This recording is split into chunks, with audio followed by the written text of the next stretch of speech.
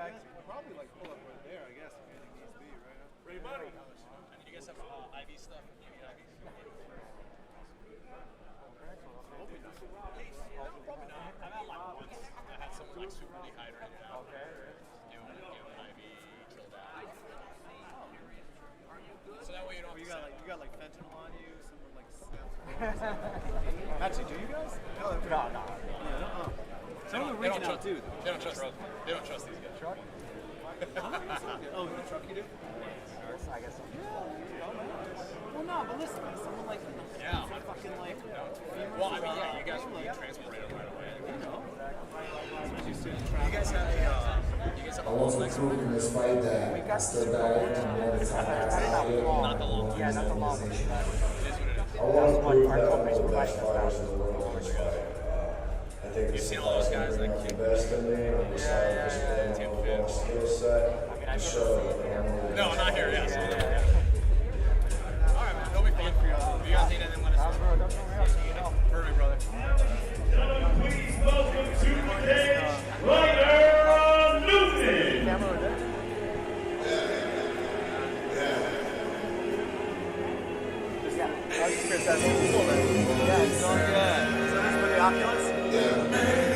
This is a camera for the audio. Yeah, it's 360.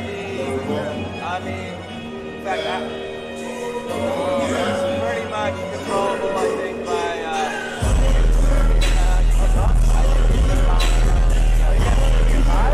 Yeah, well, yeah,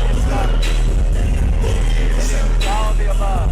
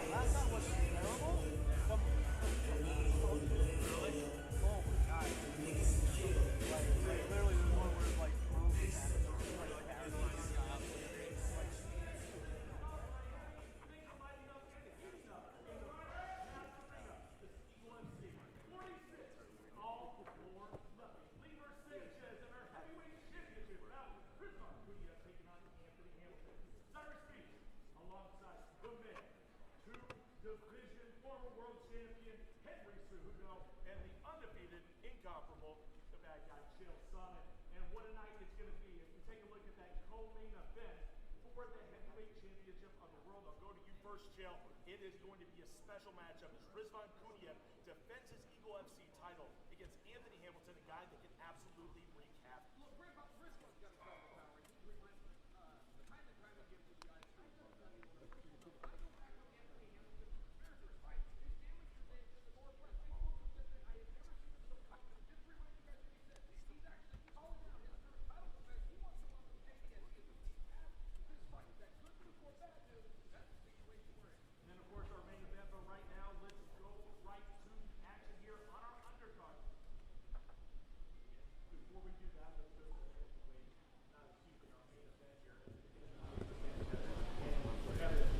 Very special fight, of course, the hype was heavy for a long time with this matchup. A lot of people counting out Sanchez, but I think that might be the wrong move. Of course, and this is the beautiful thing about it. You got two guys that take on two guys that have fought for this Super Bowl title. This is two guys that really are going to finally kind of be able to hack it out at the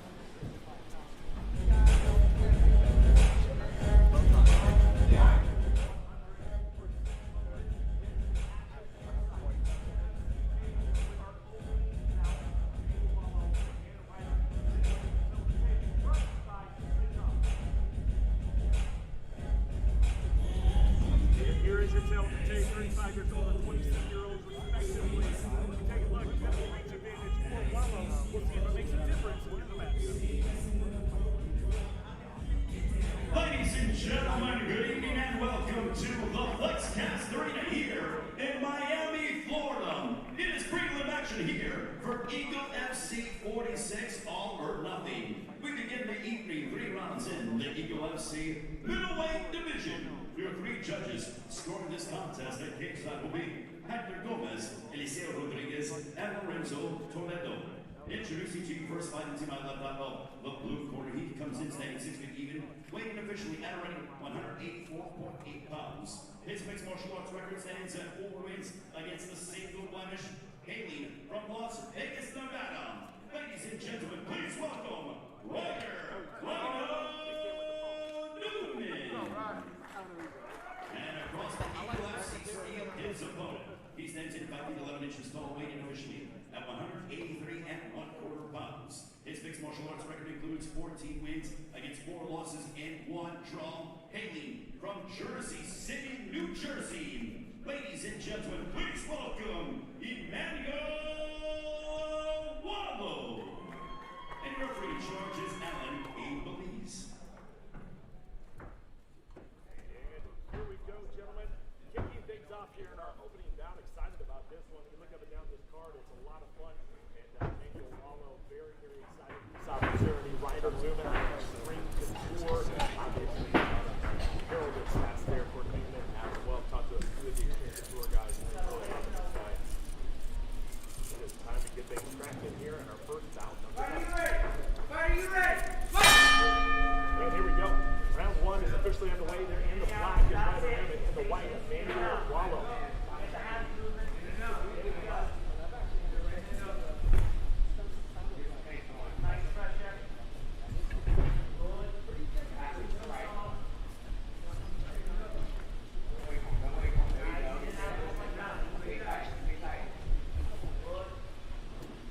I'll tell you what, on a feel-good note, well, look, Newman lost his coach. A week ago, he lost his coach. And I only bring that to you because there's a little extra incentive on this that Newman spoke to. Wait until they get on here. We've got a few technical difficulties, but there's a keeper right here. You're absolutely right. Great wrestling pedigree. But Emmanuel Wallow is a guy that's been hanging around here, talking about a 19-fight veteran here in Wallow. And he wants an opportunity to once again and to prove himself.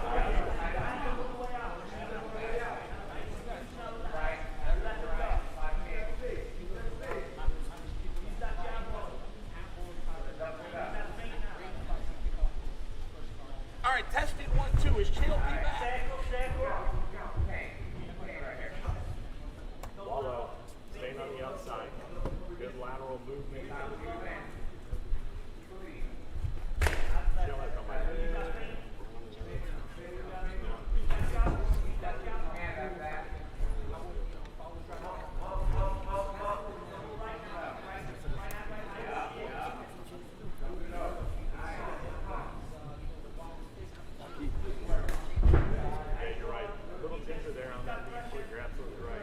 Just a few minutes in here, Eagle FC 46 is going to go this card absolutely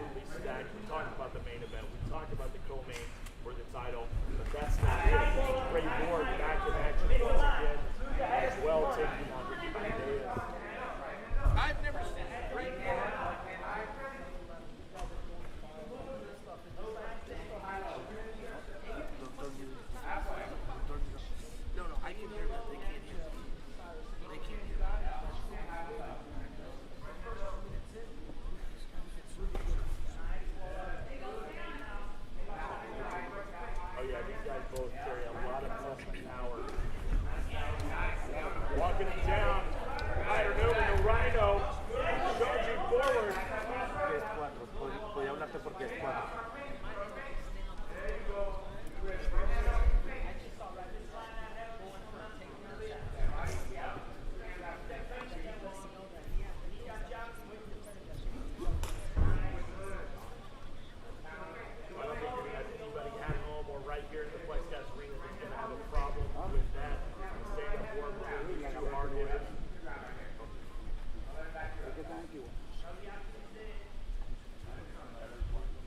All right, Cyrus, I'm going to check. You got me?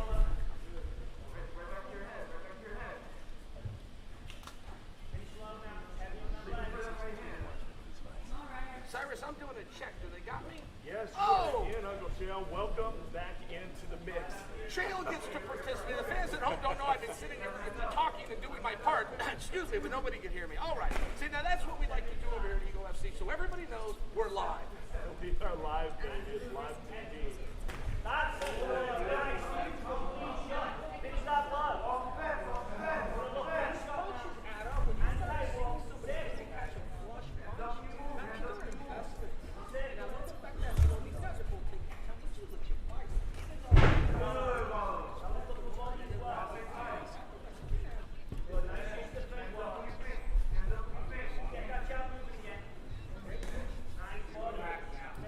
Wallow has a power that I can see. I would tell you his range is a little off. Some people would call that timing. I can see the way he throws, but he's going to connect. He's going to happen later in the fight. He's learning the speed of his opponent. There's still a feeling out process. I could see Wallow getting some pretty big shots in coming in the next round. All tied up there, up against the fence. As Ryder Newman continues to put the pressure on Emmanuel Wallow.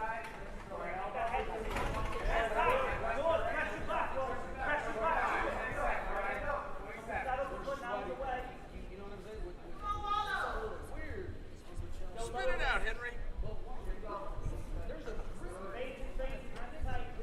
Sure.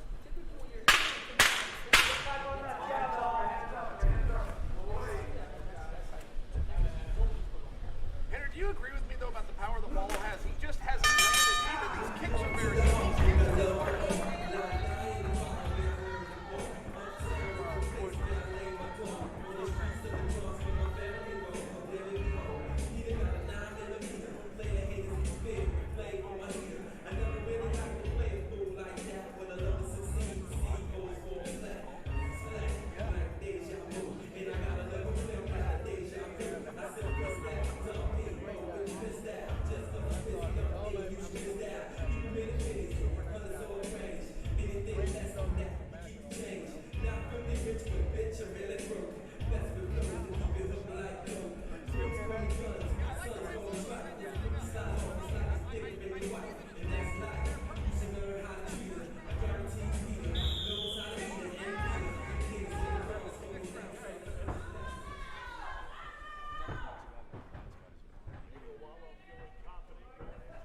Number 2, after he was pulling around in round 1. Turn things up here in the second stanza and even things out potentially on the cards. Or like you said, they can land one of those power punches and completely turn the tides of this middleweight matchup. Listen, they say a picture is worth 1,000 words. That picture that we just had of these two athletes in the corner, I've got to get Ryder the same compliment I'm going to give Wallow. They are not breathing. They didn't even open their mouth. These guys have a lot of energy left. I'm telling you, that was a warm-up process. These boys are about to get into it. Not just that, but you know what? Euban really has to gain the respect of Wallow. There has to be a take on attempt, a legit take on attempt. Because if the opponent go this way, you know, it seems like they're ready to take the ball. Beautiful kick by Ryder.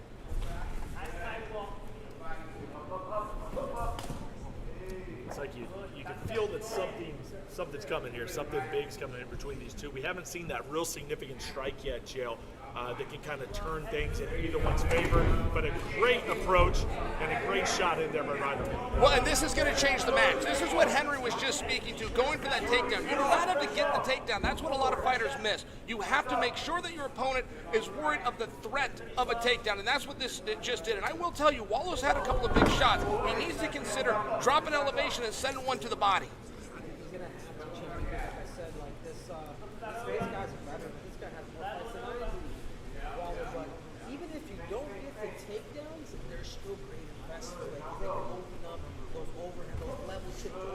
That's right. By the middle of this row, this next break, you have to start taking I agree with you. And Henry, what you're speaking of is the threat of the takedown. You want that opponent guessing at all times. You start to do those level changes, pop right back up. That's Uriah Faber 101, Dan Henderson 101. But you got to make your opponent know that you have a weapon that you're willing to use. Charging forward, Emmanuel Wallow lands that straight right. Wallow really showing some striking. If you notice too, a lot of these guys, they're in the pocket. Like what I'm telling you is these guys believe in the striking. That's 3 kicks already to the calf for Wright. He's doing a great job taking out that front leg. The meter changes. Sometimes you're gonna throw your play a little bit possum, even though you're hurt. And you can tell, it takes you a few seconds to really kind of get it together. It really breaks the pain whenever it is that you're hurt. There was a body shot we saw. Look, I love the kicks by both these guys. I would encourage them to then follow up. The basic rule that you'll learn on the first day is finish your combinations with a kick. Don't start it that way. They're starting with kicks. The hands still work. You can touch the guy once, you can touch him twice. One thing we know about both of these fighters is that they can go the distance very, very easily and do so often. So expect this fight to potentially go into those deep waters and go the distance tonight here at the FlexCast Arena. I want to thank everybody for joining us here on the Flex app, where you're going to be able to get every Eagle FC event. That includes the ones that are taking place overseas as well. That's on the FlexCast app, and it's 100% free. I'll tell you, I will say one thing I like what you're doing.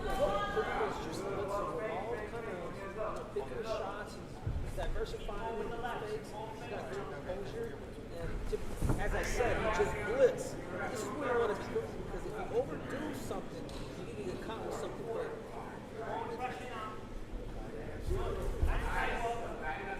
But at the same time, Henry, charging forward, going for the shot, trying to push Wallow around. That looks good on the eyes of the judges as well, man. A lot of the times that can tip it into your favor if you're the aggressive fighter. And Newman's been the aggressive fighter the entire time. Steps in with a nice body shot. There's that body work by Wallow. He needs to keep doing that. His range is a little off to the head, but the head moves. The body's sitting right there. Every time Wallow sinks that downstairs, he touches something. I'm enjoying this fight. I really am. I love it when you get two competitors that can just swing and just, you know what I mean? They kind of complement each other, right? Yeah. I mean, It's beautiful. It's the beautiful competition of knowing that you have your counterpart. Down that body again. Henry, who are you giving this to? We're almost through 2 frames here. Who do you think's winning this?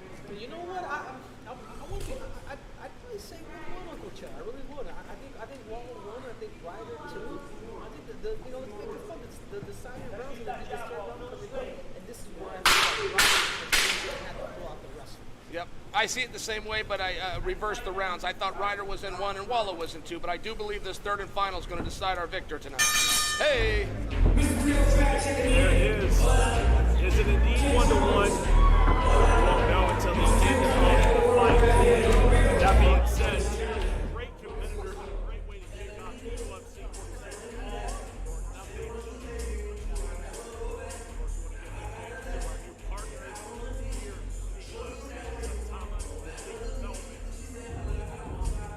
Take a look at Ryder Newman's corner.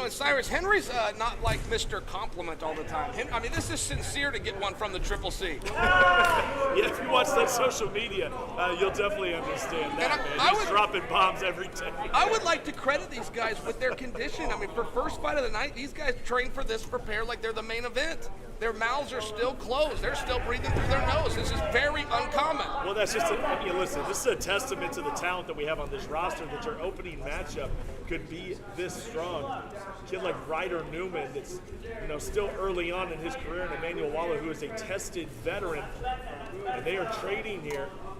And it could really go either way at this point. I mean, it has been very back and forth, and even though I trust your predictions, I don't know where this thing's going on. Right now, it's momentum's kind of swinging more, a little more towards Ryder. Again, what really counts to these, every time I see a fight, every time I'm preparing for a fight, there's just two different things that are most important. Judges, people tend to forget whatever it is. So Well said. You want to make sure to get whatever that you got to get is 2 minutes. Right now, this fight is up to you. Wallow's still digging to the body, guys. He's not going to get credit for this. That's why I keep touching on it. But he really, when he changes elevation, he is finding Ryder. Ryder takes him.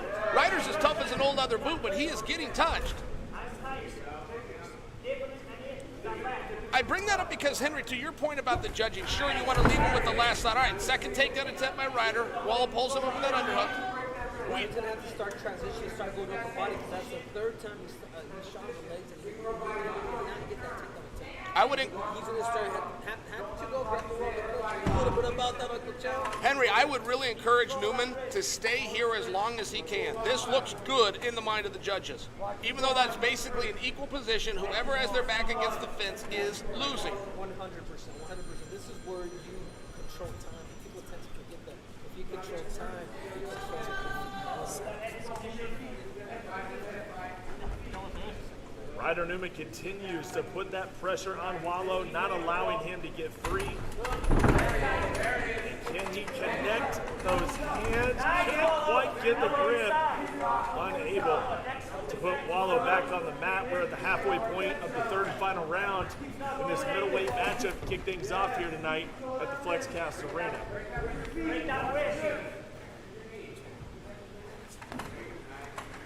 Newman's holding him here. He's got now Henry. He changed this underhook to a seatbelt. He's really got good control. This is a matter of, does Wallo agree with me in believing the judges thinks he's losing? Because Wallo is cooperating right now. Wallo is happy to stay in this position. I'm a little surprised by that. He's got options. He's going to have to move because this is the tool. This is the 2-minute. Like I said before, again, this is the most important time. You can still go back and really steal the ground. But as of right now, Ryder is controlling the rest of this fight. He's control time. And notice what Ryder's doing with his head. Every time it kind of gets slippery, like Wallow's going to come out, he uses that head of his to turn the chin of his opponent away, regains the position. He's got the grip. He's got the hands together here. If he can pull back and get Wallo to the mat. Wallo doing a great job of thwarting the takedown attempt here by Ryder Newman. Unable to get him. Big, strong fighter, man. Big tree trunk legs here from Emmanuel Wallo. Tough to get off of his feet. Yeah, at this point, Wallo's going to have to move. He's going to have to conquer the center. He's going to have to go because there's going to be a little left. He's going to have to do something that's going to really, convey these judges that he really wants this fight. He's going to have to conquer the center and turn this into a dogfight.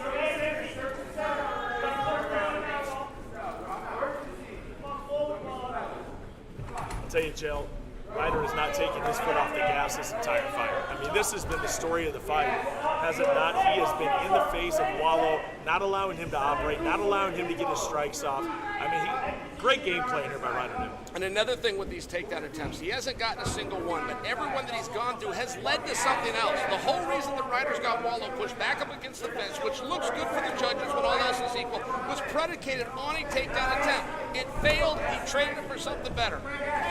Or for something else. That one counted.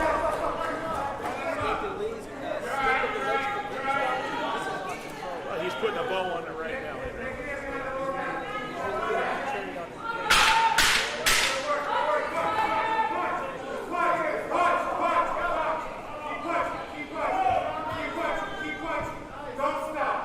And this is where we will leave it. This fight is officially in the books, and the judges will do the rest. Ryder Newman controlled this fight overall. some of the striking, he hit a few nice solid shots, but I don't think it was enough to take home the victory. Where do you land on it? I do make that case for Wallow. Rounds, going into the third, Henry and I both agreed that it was one apiece, but I'm not bullish on that. They could have both gone to Newman, but guys, they could have both gone to Wallow. I do not know the outcome here. Part of me is leaning towards Wallow, though. I'd like to make that on the record.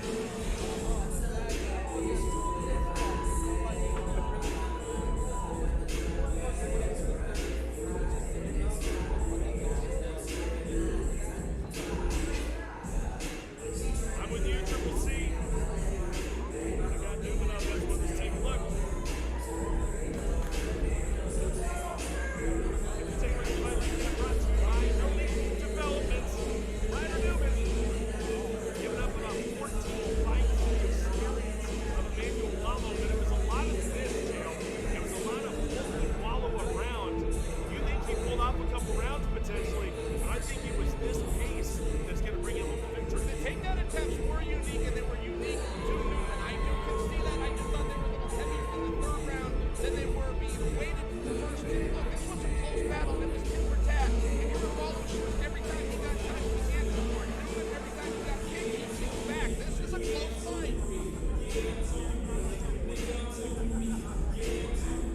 There it is. Your fight recap brought to you by Event Development. Official decision. The FlexCast Arena in Miami will line up the fighters. Ladies and gentlemen, having completed the full 3 rounds inside the Eagle FC Steel, we go to the scorecards. Here are your scoreboard totals. Judge Lorenzo Toledo scores the contest 29-28 for Wallow. Judge Hector Gomez scores the contest 29-28 for Newman. And Judge Eliseo Rodriguez has the contest 29-28 for your winner by split decision. Ryder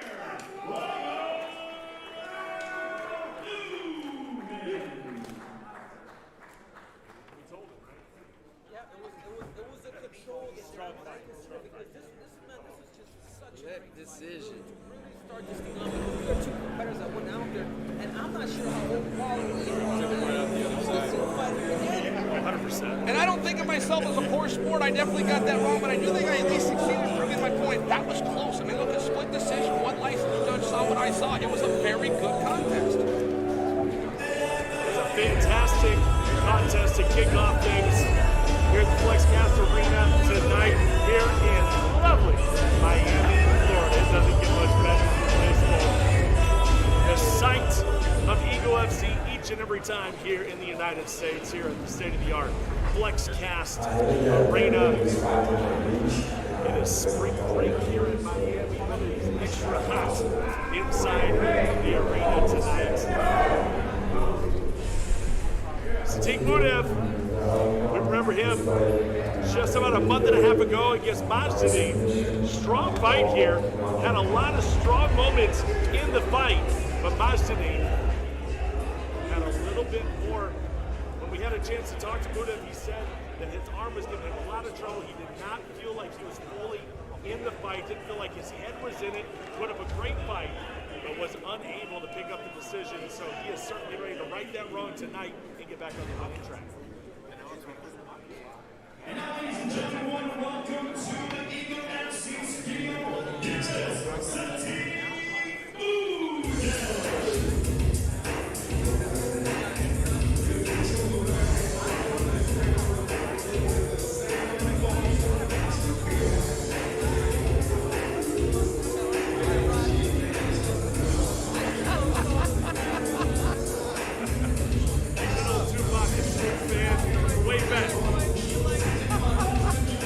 Hey, I didn't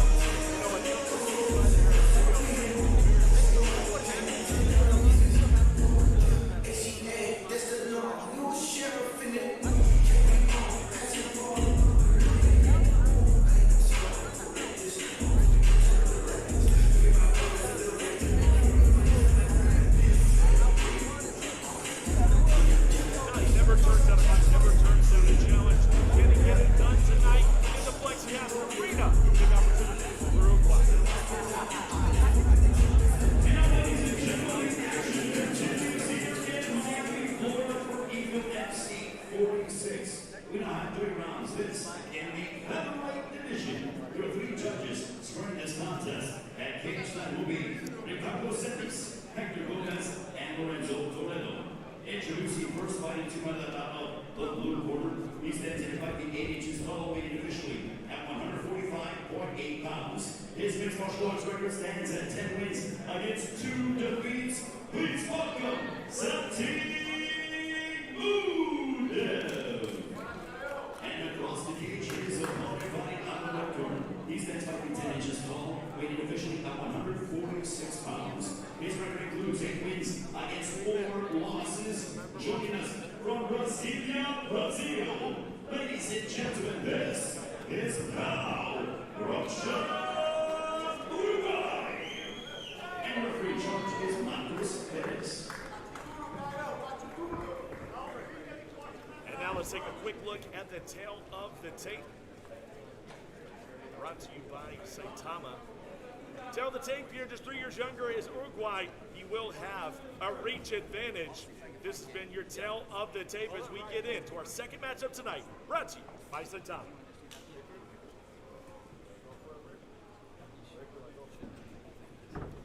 And here we go, gentlemen. We talked about the chip on the shoulder of Santi Udev. Guy Uruguay. This is his first time out here with Eagle FC. He's been on some big shows, still a big leap in competition. We'll see how he fares tonight. Uruguay fighting out of Brazil. Fights that just bring two countries, you know, not always watching Brazil and you know, people from Eastern Europe fight like it's 100%. Well, I'll tell you, I would put Mudev's last fight, which resulted in a loss, as an upset. However, nobody's done him any favors here tonight. Calvo is not to be played with, and particularly if you think that you had a wrestling deficit. They just brought in one of the great grapplers out of the great country of Brazil. It's a real contest for both athletes. You've taken with a few of those guys. That's true, I have. And I've beat them all. Every one of them. Every one of them. Santi Udev already looking extremely aggressive, guys. And yeah, Udev is really bringing that pressure. He started this fight rolling. Big difference from his last fight. I know it's only been a minute. You can see kind of where he wants to take this fight. He was bothered by that, Henry. Mudev was bothered by his output or lack thereof. And I'm quoting him, not critiquing him right now. But I think that's one of the reasons you're seeing him come out with his hard pace. He's here to train. He's here to push himself. He's here to prove that he can do it for all 15 minutes. He is really pushing his pace. It's almost like every second counts. It reminds me a lot of Manny Pacquiao when he was boxing. It's like, dude, his first round, it just never changed from the 12th. well, we remember how competitive Mudev was in the last matchup. Which you can watch. Well, there it is. Big stinging shot by Mudev. He jumps on top and landed ground and pound here on Uruguay, but he has to be careful. Uruguay very, very smart on bottom. Which is one thing that I am going to say is like when you are hurt, like it's almost bad to go to your back. I don't know if you found that, Joe. I think people tend to underestimate that. Excellent point. And I'll tell you what, guys, this entire knockdown and position we're seeing right now was predicated on a jab. It was just that Caio stepped in, so it doubled the power. A powerful jab there by Mudev, taking advantage, keeping that back position on Uruguay. Really good job in that wrist control. You can tell Khabib has really influenced that. Really, and ultimately, that's American wrestling. You know what I'm saying, Uncle Charles? This is folk-style wrestling. When we always control that wrist, when we always make this opponent fatigued by holding that wrist and keeping that weight on top of it. Mudev with a 1-2 combo right in for a takedown. He went Mad Hughes style on that one. He picked him up and started to run him to his corner. Walked him around the Eagle FC cage, gave him a little tour right there on the Saitama logo. And diving in there, nice half guard position. And Uruguay hasn't had much yet. Mudev has fought so competitively, and like we mentioned, the first fight that he had here in Eagle, he looked good. And keep in mind, he was saying that he didn't have control of one of his arms, bro. Like, that's what he told us. He's like, my head wasn't in it. He goes, my arm was giving me so much trouble. now, I mean, he looks fantastic. He looks 100%, and this is the Sadiq Mudev that we expected at 44, but now we're getting it at 46. Better late than never. And look, nobody was harder on Mudev for his last performance, which resulted in a loss, than Mudev. And I think that's the whole reason he's coming out so aggressive with such a pace. He wants to get these lungs burning tonight. He wants to know that he can reach a breaking point and push that wall back a couple of inches. Yeah, he's really trying to make a statement. Since the beginning of the fight, I mean, it's almost like he's a bit embarrassed. Yeah. And you sense that, and this is how a fighter like that is. Get the back of the case, Kyle. Kyle back to his feet. I got to give him credit. Kyle's been overwhelmed a little bit here due to the pressure. However, he's not giving up. He's had 2 opportunities to walk through that door, Henry. He did not take them. He's coming back to his feet a 3rd time. Well, I will say something. If he doesn't get up, it's just going to choose moving around anyway.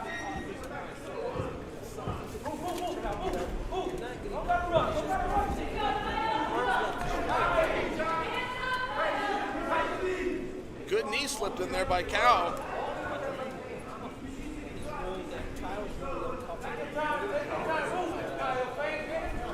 Mudev has drawn blood.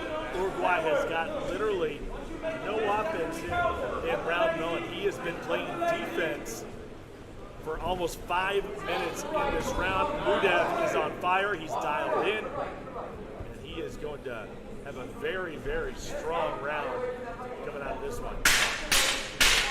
And the story of the fight as far as the aggression of Mudev wasn't just this forward pace, it's that jab, guys. He's really letting that jab go and finding a home for it. Well, put that one in the bank for Sadiq Mudev. Bouncing back after the loss at Eagle FC 44. Mudev looked on point tonight. Here at Eagle FC 46. Flexcast Arena as VIP is still trickling in.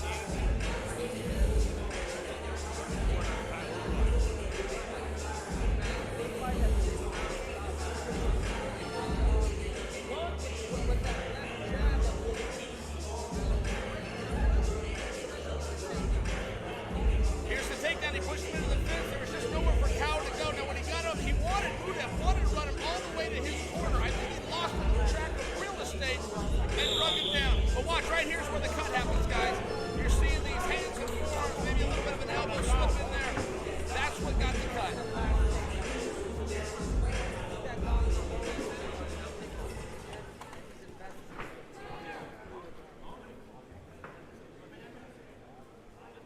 And here we go. We go into round number 2. Let's see if Uruguay can answer back in this round, if he can somehow turn the tide on a very determined Sadiq Mudev tonight in Miami. He's initially doing a really good job of not letting him set. As I'm watching this right now, Uruguay is he didn't have to change the screen. He continues to keep fighting backwards. He's had more success than we're watching now as he's kind of stays set. It's a problem for Kyle. I'm noticing that as well. If one guy's coming at you, you have nowhere else to go. You either got to stand your ground. I don't think he wants to make a grapple exchange, or you got to back up to get that space. Kyle needs to figure out a way to double cross this. Get a jab off, come forward, step in with a couple more shots, start to stand his own ground.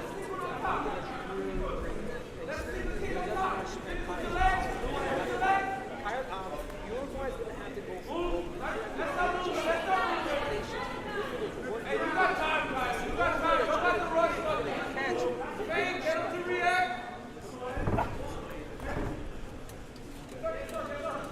Continuing to piece up Kyle Uruguay is Sadiq Mudev, a man with a purpose tonight, waiting for Uruguay to pull something off. But here comes Mudev. He's going to get another takedown. Up and down once again.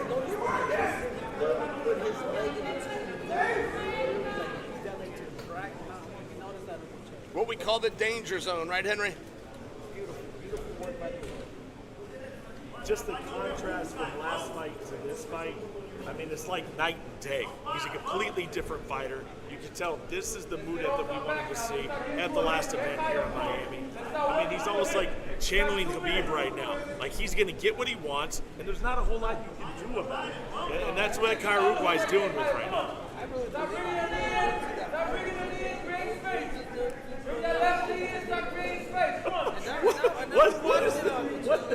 What is this impression? That's Mudev. Hey, Mudev's bleeding somewhere, guys. I didn't see where this happened, but this blood you're seeing right to the upper right of this mat, that's coming from Mudev. Somewhere he took an elbow or a shot. I think it's in his hairline, but he is dripping blood. You know, some guys still do a good Bobby De Niro. He does a good Sadiq Mudev. Somehow you rattled the chest. Uruguay really cool with 125, Kyle. 125. We gotta work. Yeah, I mean, he's bleeding all over. This blood you're seeing is coming from Mudev. Stop working the elbows inside. Stop working the elbows inside. Up. Well, Kaio's got a lot more fight in him. He's had an opportunity to check out of this thing 3 or 4 times now. Instead, he's getting back up to his feet. Kaio's a competitor. Still to come tonight, guys, as we got a minute left here in round 2. We'll see the debut in Eagle FC for Henderson Ferreira, for Impa Kasanganai, Zach Jusela, Ricky Bandejas, Anthony Hamilton. So many big names here tonight in Miami. Kaio's still backing up, though. I want to see him stand his ground. I want to see him take ground and start moving forward. His range is just a little off because he's stepping in the opposite direction as he needs to be attacking. Easy for me to say, hard to do when you got a killer like Mudev walking you down, but that's still what Kaio's problem is. He's got to plant. The problem is, though, is that Mudev understood his range.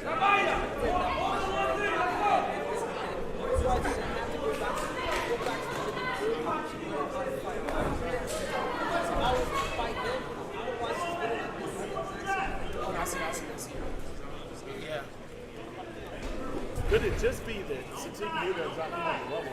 I mean, he is. We heard the song earlier, right? The ASAP Ferg new level. He's on a new level tonight. He is.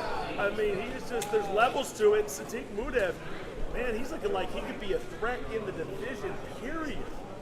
Think about it, it's like, oh man, like after a big fight, like there's a round left after this, but after, just waking up that next day, it's so, you're like sticky, you're hurt, you can't move, like these guys are feel that tomorrow.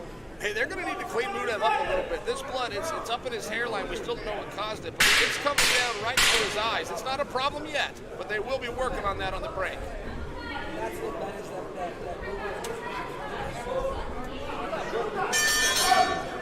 Sure.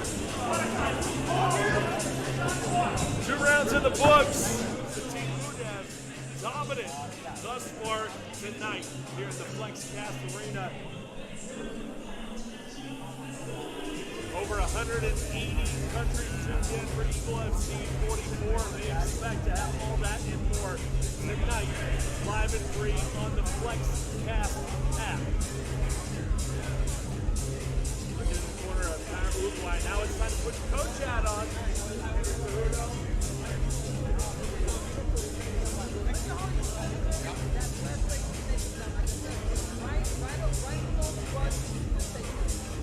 And rinse and repeat, Mudev gets on top, gets to what we call a half guard here. When he starts to strike, he stays real busy, referee likes it.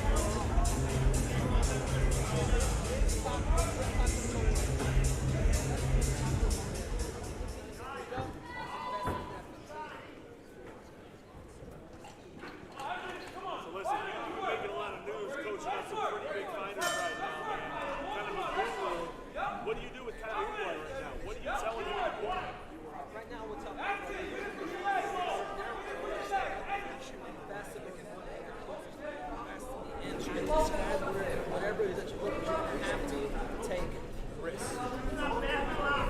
See if Kyle Uruguay is willing to take some chances. Henry, he's listening a little bit. Kyle is at least planting his feet. I want to see him do more. I want to even see him step forward, but at least he's not running backwards, at least not right now. Oh, baby! Mudev with the boom shot, and he's looking to finish.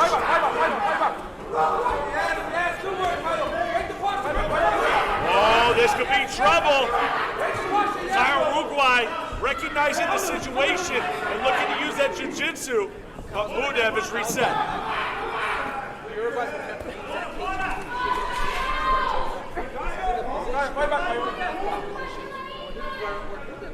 bring some punches, elbow, behind the cage, to get up.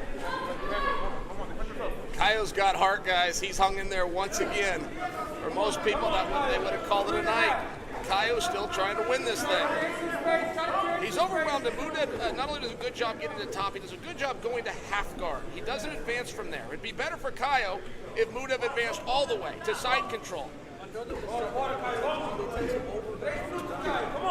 able to control the elbow, and Anderson Silva did a really good job with that. If you're able to control those biceps inside, you get rid of a lot of the strikes from top.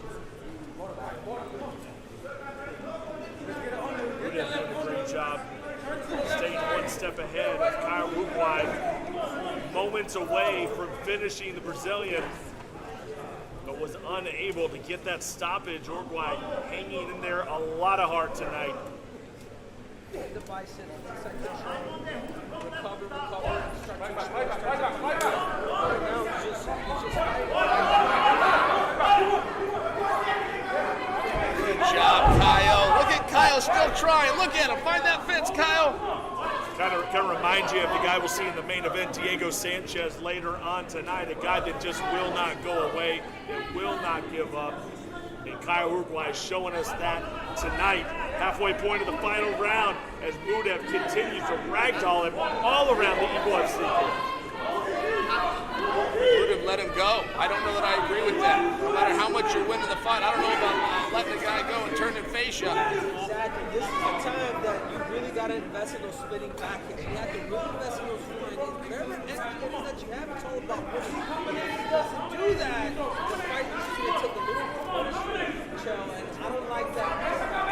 And Mudev had one goal tonight, guys, and was to show himself that he can push, that he can be offensive for every second of the contest. Now, we got a minute and 52 seconds to go, but he has at least shown that thus far. Surviving. There's something to be said, though. If you're able to go to the distance after getting beat up, like, it's almost like, you want to get stopped. Nobody wants to get stopped. So I think at this point, you just have to survive it. That's a tough pill to swallow. Mudev continuing to line it up. Has been devastating with the strikes tonight, especially that powerful jab. If you're in the featherweight division, you gotta keep a good eye on Satin Mudev, man. This is not somebody you want to be across the cage from. Showing it tonight, making the sacrifice, the blood flowing tonight in Miami.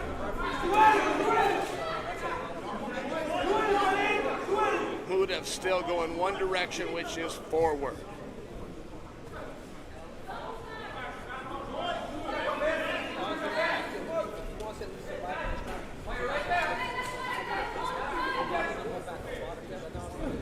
I'm surprised he hasn't done that hit with the clinch. I mean, the worst thing in a clinch, you take those punches away and maybe the guy ends up on top of you, which is where Kaio's been all night anyway. I agree with you. It's the moving back and even the lateral movement that is shutting his offense down. Kaio's fighting a fine fight. He just doesn't have offense.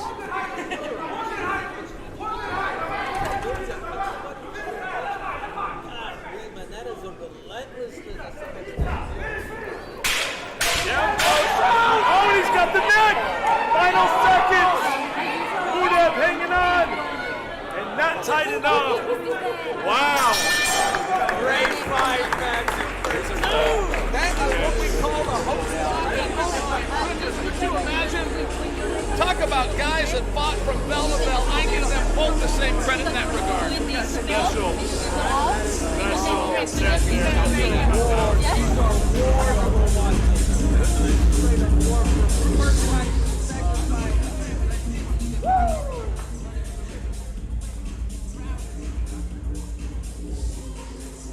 A lot of DNA inside of that cage tonight.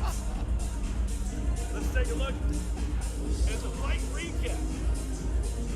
Brought to you tonight. Every fight recap by Elite development. Drops him right here. Now again, this is only the second round. This is when Muda really started to open up with the jab, and then he starts working jab to takedowns, and those takedowns, 3 for 3, they were there all night.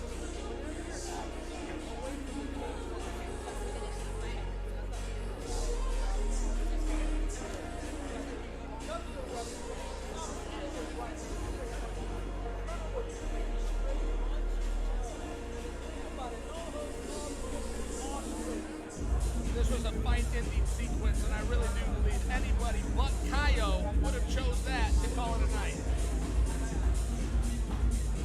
And that is your fight recap brought to you by Elite Developments. As we await the decision on this matchup, very one-sided fight. Sadiq Mudev putting on a clinic tonight. Striking, wrestling, grappling. Almost bell to bell, it was Mudev.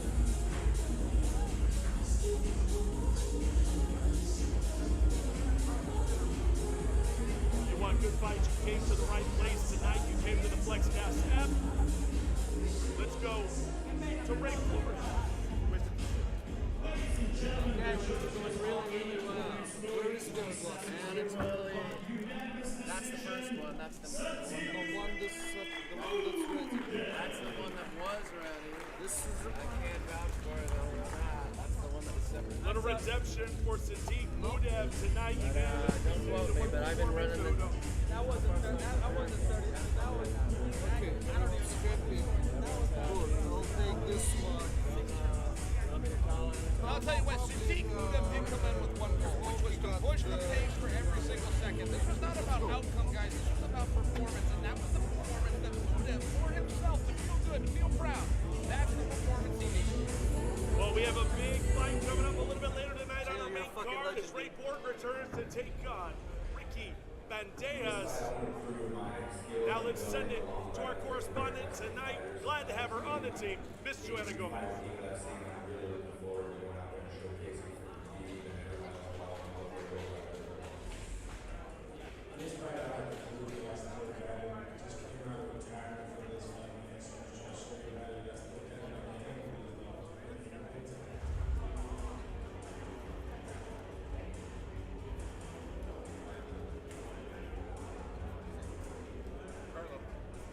My guy's got a...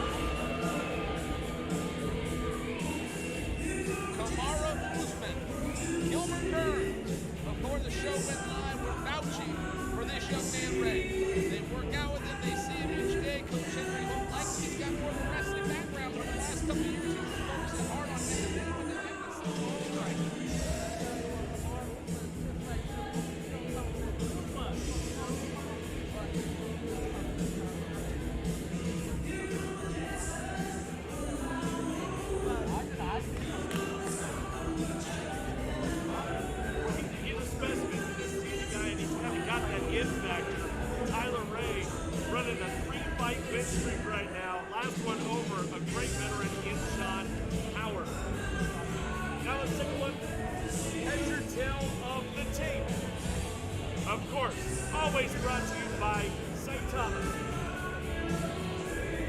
29 and 38 respectively.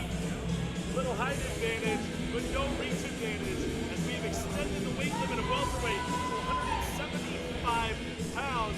This is your tail of the tape brought to you by Saitama.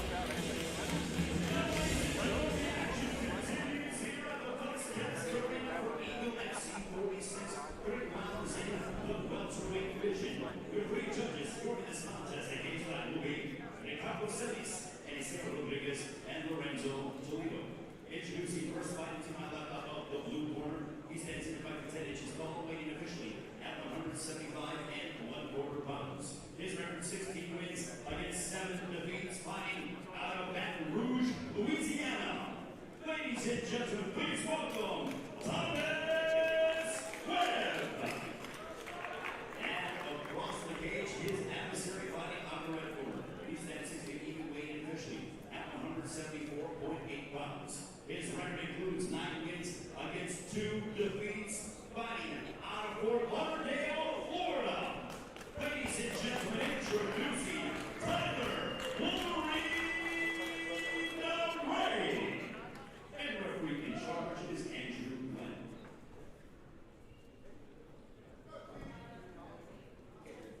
Both fighters right on that 175 limit. A lot of folks in the community loving the limit for welterweight being moved up to 175 now. Great changes that have been made here within Eagle FC. 2 fighters looking to make a leap here, 100%. Tyler Ray is on a crazy tear right now, gentlemen. Let's see if he can keep that going or if Webb's going to spoil it for him. In the black with the blue trim, Tyler Webb in the black.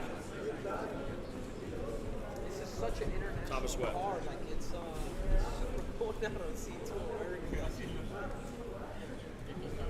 Boy, I like Ray's position. I got to tell you, a guy that puts his chin down and puts his hands up, you're winning me over right off the bat. Henry, when I see guys out there avoiding the basics, it drives me crazy.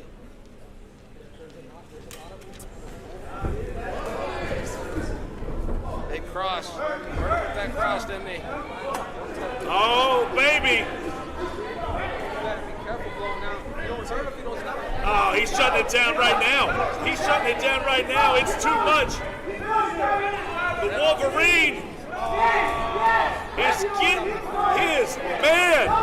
The ref's got a decision to make, and I'm not sure what is taking him so long.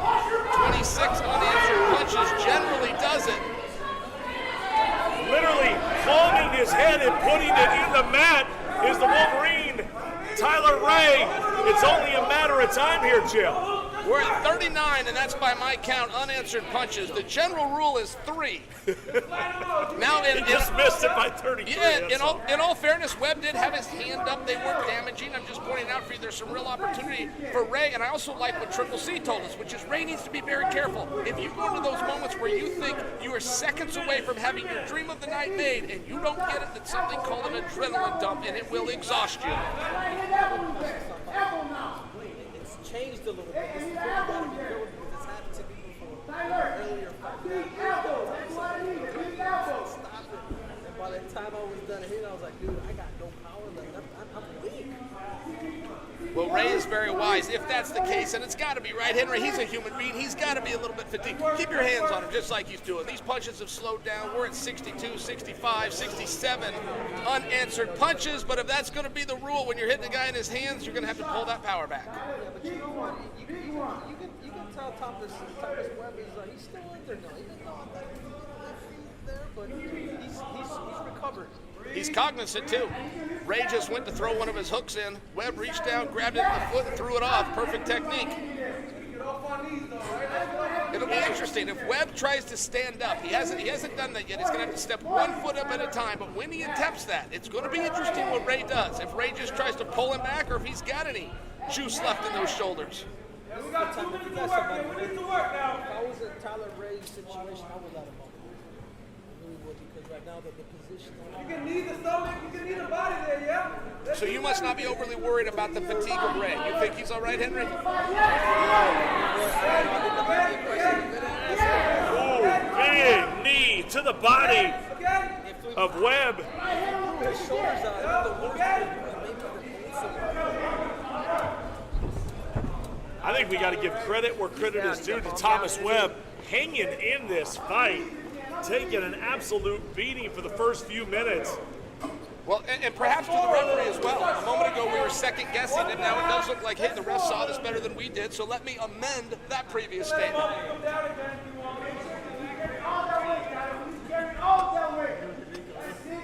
Really putting his weight on Thomas Webb, not allowing Webb to get anything started, not even to get to his feet. The Wolverine has had all of the answers tonight thus far.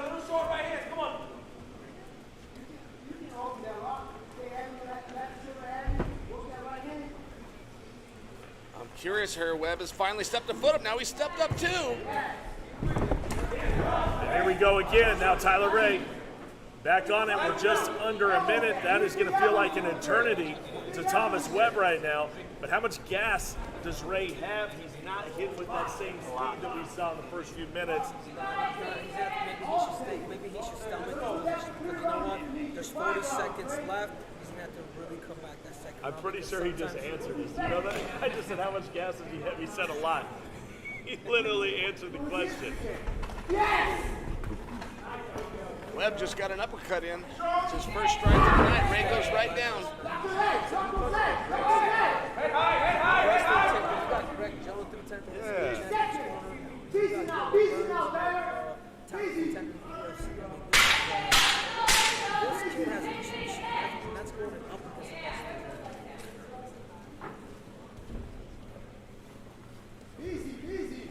This is where we'll leave it. Somehow, some way, Thomas Webb hanging right around Chael. I thought his move was cooked. I thought it was over in the first few minutes of round one, and I think you would have liked for the ref to step in. But that being said, Thomas Webb able to hang around. Now he's got to reset. He's shaking it off like there's no problem. But I don't know if I want to see Tyler Ray after a few minutes rest. I think he's going to come out firing again. It was 93 strikes to 1. Very lopsided round.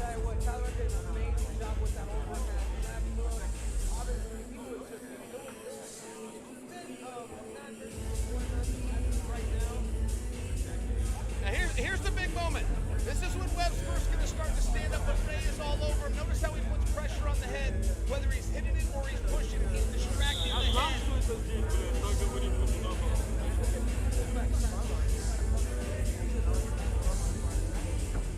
What I can do is this. Yeah, bring that here. Ray is recovered. We can tell that just by looking at his body language. But I must give credit. I think that Webb is now a little ready for this storm than he was 5 minutes ago.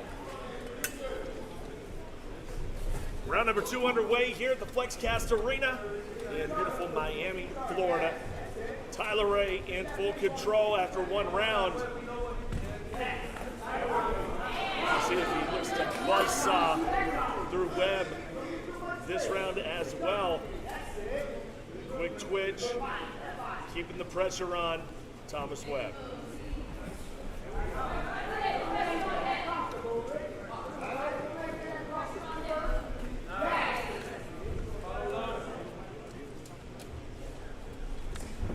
Tyler Ray, a huge signing for Eagle FC, but it looks like unintentional low blow.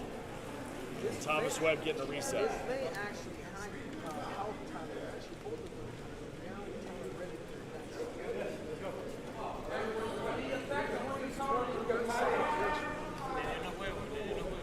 Whether it was a legal, low blow, whatever it was, Ray doing a good job getting inside. I like how he's burying his chin. But Henry, when he throws that jab out, we got to see that cross come right behind it.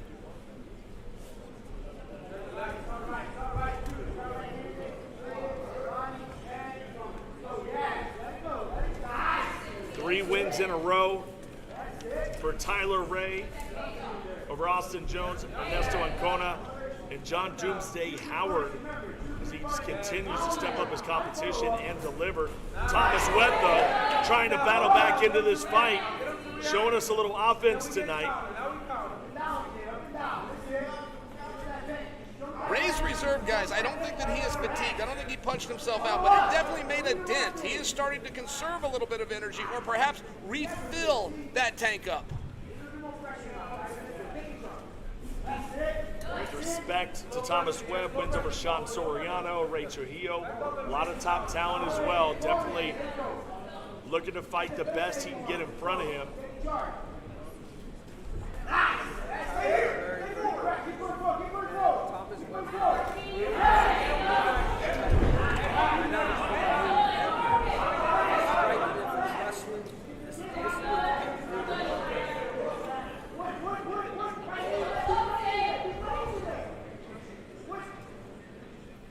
Ray would like to get that right leg in. Every time he goes for it, Webb blocks it out. So he's got one hook in, which is good. He's in a fine position. But to finish this with a submission, rear naked choke like the audience is probably looking for, he's going to need to get that second foot in.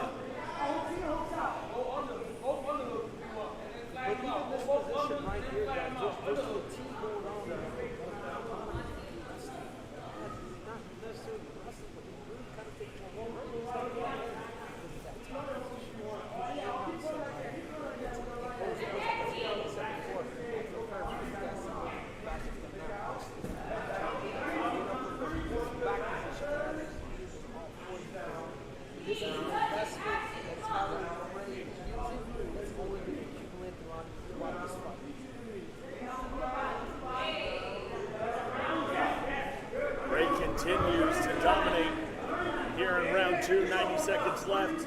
Still to come tonight. The debut, Impa Kasaganai. We'll see him in action against Magomed Aliyev. That one will open up our main card. Zach Jusela will make his first debut here in Eagle FC, a guy that has bounced around. We're looking forward to see what he brings against Henderson Pereira. All that and more on our main card tonight. You don't have to go anywhere to watch it. Stay right here on the FlexCast app. You'll see all the action. Thomas Webb. Boy, he's still got a lot of gas in the tank, Henry.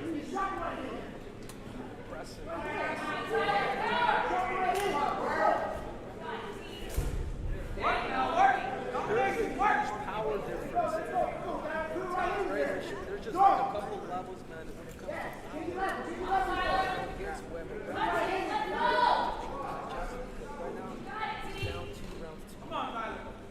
And Henry, how's this affecting Ray?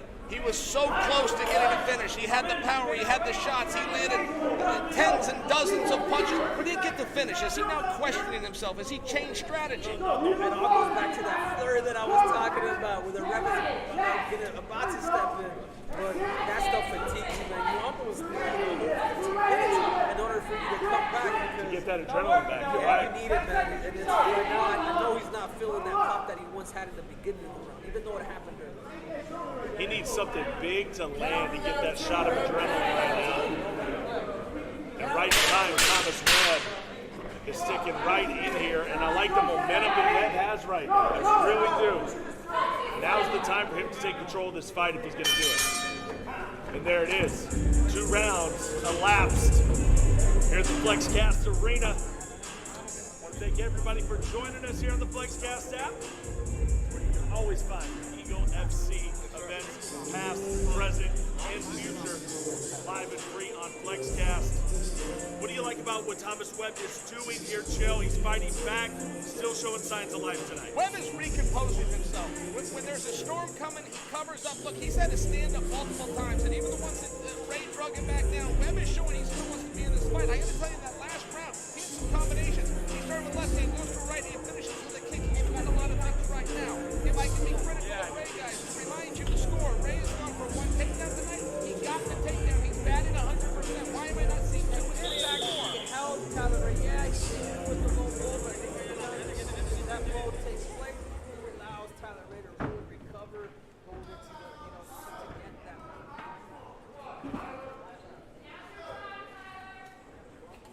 Tyler Ray looked absolutely unbeatable in the first few minutes of this fight. Since then, has slowed down a bit. We'll see if he brings that tenacious mentality into round number 3. If he's still got it, he's still got that speed. Hey, Webb's loosening up a little bit. I do think that Ray's best strategy would be to go for a tackle. He's gone for one. He got one. That's 100%. Go for two. Go for three. Keep him down because Webb is starting to get comfortable and also realizes he's got nothing to lose. That's a dangerous athlete. I'm gonna critique Tyler Ray because he throws a lot of power. Sometimes he cannot punching. And as you notice, what Thomas Webb does is he's able to hit, but vice versa. There's no power back behind those combinations.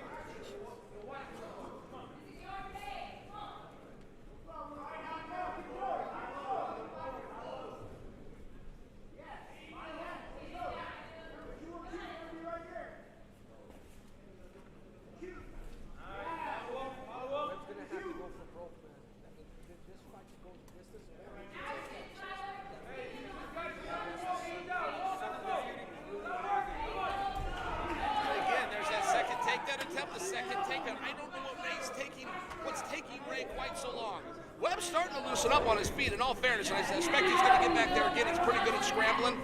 He just doesn't quite have the power. He is landing shots. I got to give him that. He's doing combinations. I got to give him that. The power is what's missing. Henry, that's where the spinning kicks or those flying knees that you referenced a moment ago, that's where they really come in handy.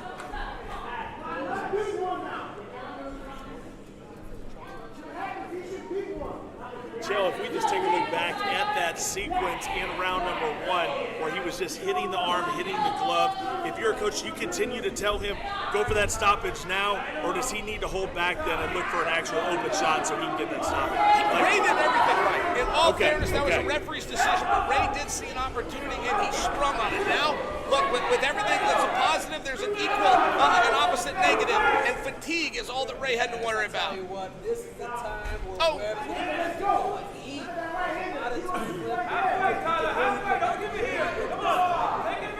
But Henry Webb is doing such a good job of throwing. He's throwing punches and punches. He's finishing with combinations. He's just lacking that pep. He's lacking the power that he's going to need to stop Ray.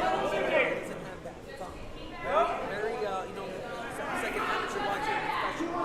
Other amateurs have great combinations, but they don't have that pep. Sometimes it doesn't translate. That's something he's able to go back to the gym. Ray's gone for two takedowns. Neither of them were beautiful, but they worked perfectly. I'm still questioning, why isn't he going for number three? I see some pep in his step. Here's his third shot. First one that Webb stopped. You think that Ray would go right back to it? Webb's going to have to put the pressure on him. Put the pressure by taking his chances now.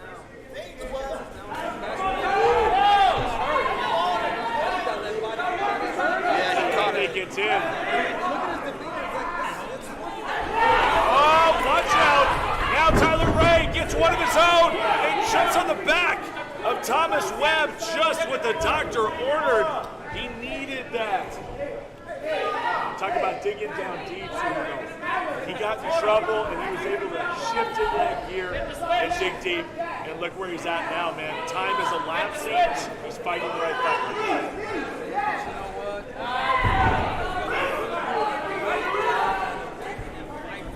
Hey, you got 1 minute and a half. You stay here. Let's get another one. Come on.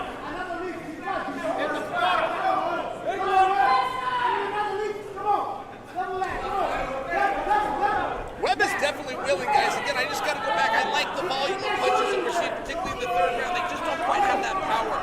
He is going to need to go for a spinning attack, elbows, knees, things that are just inherently powerful. He's got to get Ray out of here. I'm stating the obvious. I know we're all saying the same thing, but I'm so impressed with the heart and the grit of Webb, who's back to his feet and has a dominant position. All the same, time is ticking. He's against the clock. He's got to stop his opponent. Thomas Webb with an opportunity here as he continues to pressure into that corner post right there on that Saitama logo. Nice left hand by Thomas Webb. Like you said, doesn't have the thump, doesn't have the power to shut him down. I tell you what, guys, if it was an extra 2 rounds, I would feel so comfortable for Tyler Ray to actually get the victory because you can tell Webb using head position. Webb staying busy. Webb might steal this third round. This might be 2-1, which would be a big moral victory for Webb. what a fight, man. What a fight. Competitive. That seems to be the theme of the house, right? We're going to the distance, man. We are going all 3 rounds. And there's something to be said about this because you know, man, this UFC, you're not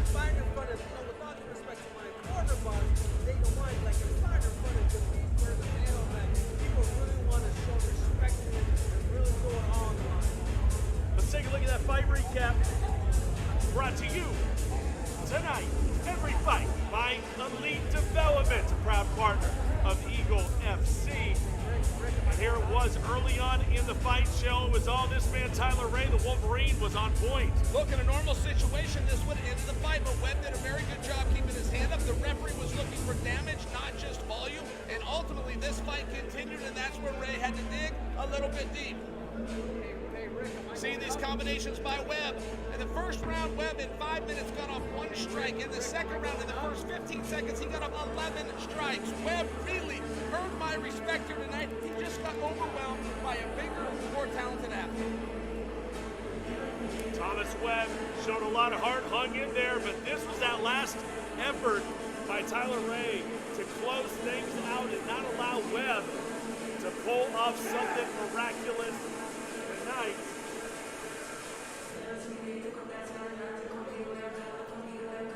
Ladies and gentlemen, having gone the distance, we go to the scorecards. The judges score the contest 30-27, 30-26, and 30-26 for your winner by unanimous decision, Tyler Wolverine Ray.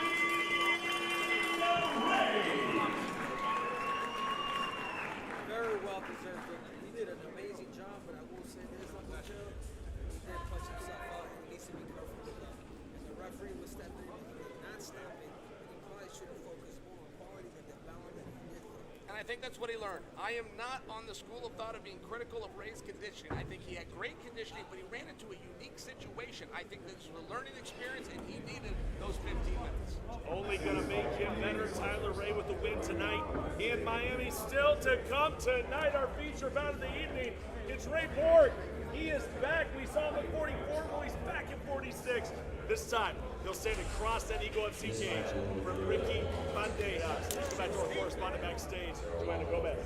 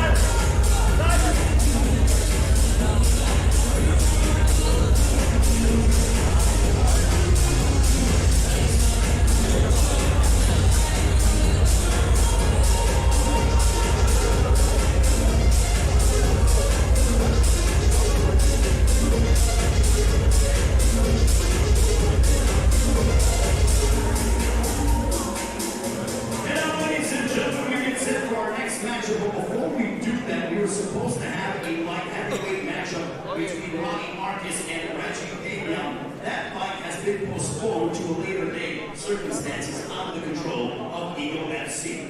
And now let's meet our next two combatants here at the Flexcast Arena. Please welcome Dylan, the Quiet Man.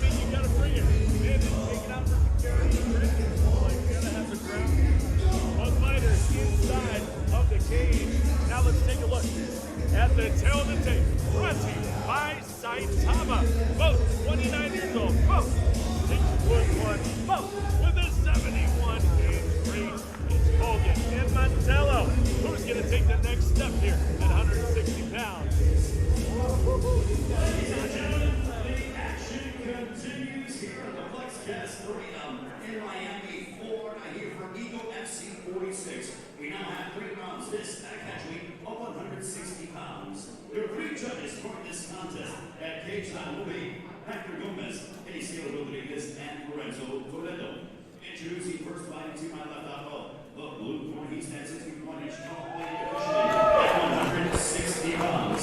In 5 professional bouts, his record includes 4 wins against a single blemish. Joining us from Long Island, New York, ladies and gentlemen, introducing Dylan, the Quiet Man Mantello.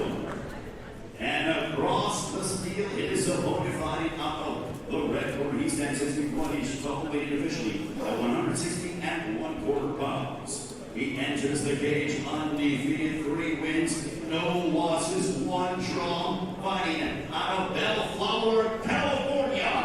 Ladies and gentlemen, introducing Archie King Hogan. And referee in charge is Michael Spence.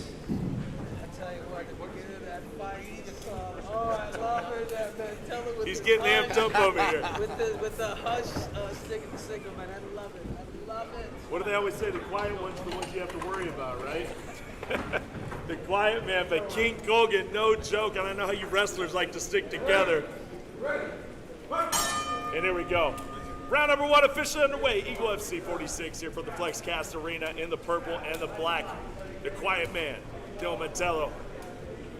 In the red with the black trim, King Hogan. I referenced a moment ago Sam Federico, lifelong coach to Archie here. Sam has texted me, he heard the shout out, he said the whole team's over at my house. We're having some food to support our guys. So here's to everybody in Colorado. Archie with a big right. Well, it's hard to deny Hogan, unblemished in his records, got that incredible wrestling pedigree. But Mantello, no joke whatsoever, welcomes the challenge tonight.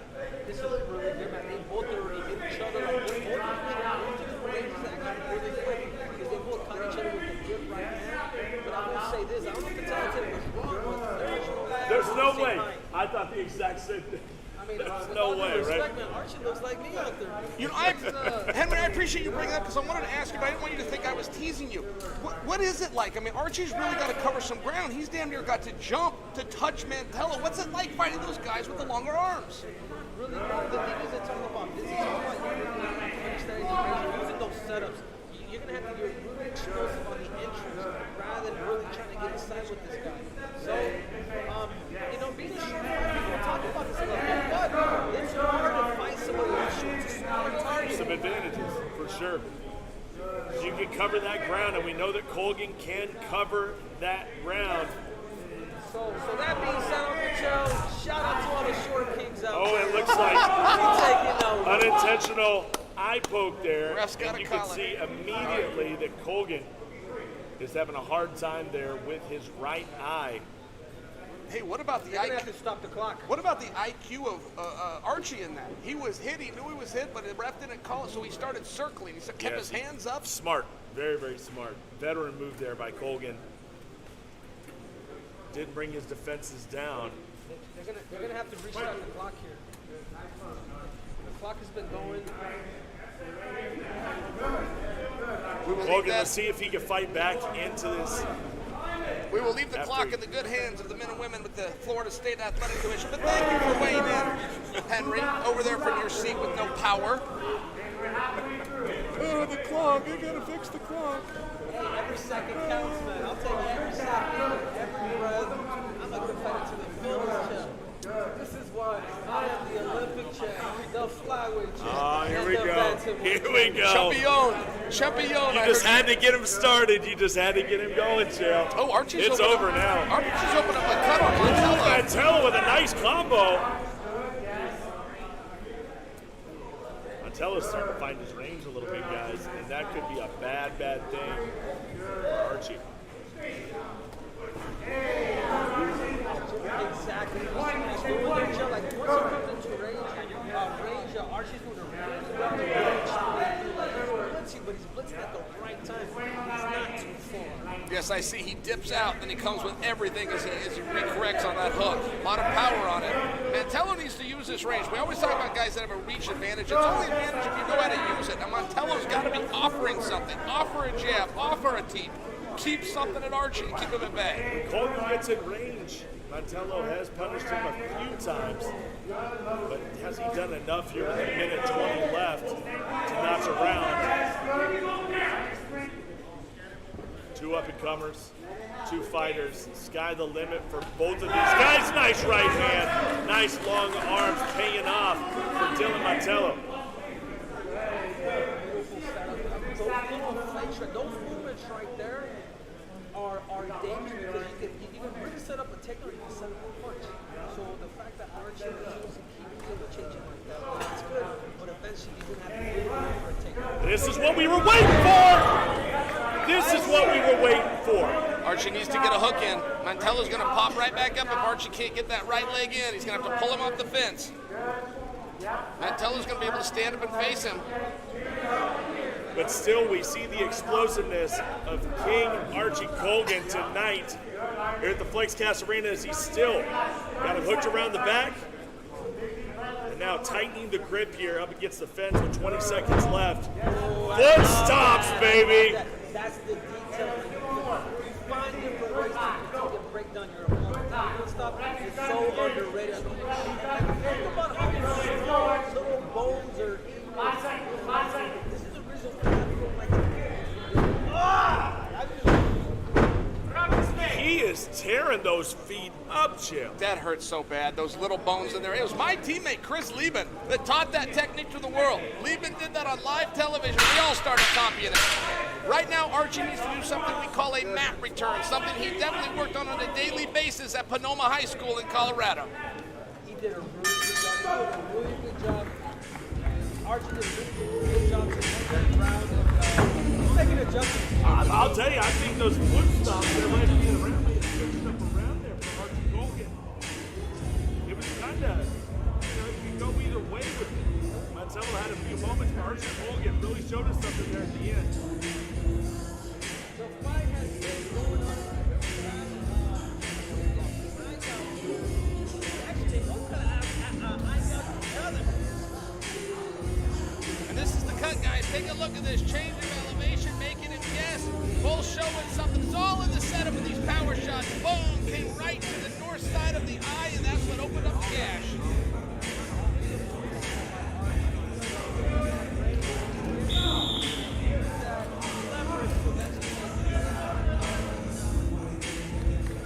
At this point, momentum in the corner. Archie King Colgan going into round number 2. Mantello is so ready, man. You can't keep his head out of his corner. I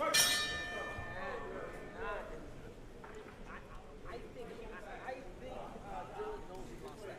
Oh, I think so too, man. Coming out of that school, Sarah Longo, and then Longo Weidman, man, just great folks in his corner. Ray Longo in the building right there in the corner of Mantello. He's got some real nice voices in his corner to coach him along. Let's see if he makes the adjustments, Chael. Well, Coach Longo's never going to lie to one of his athletes. When you talk about you think Mantello knows he lost, yes, you don't have to put on your Columbo rain jacket to figure that out.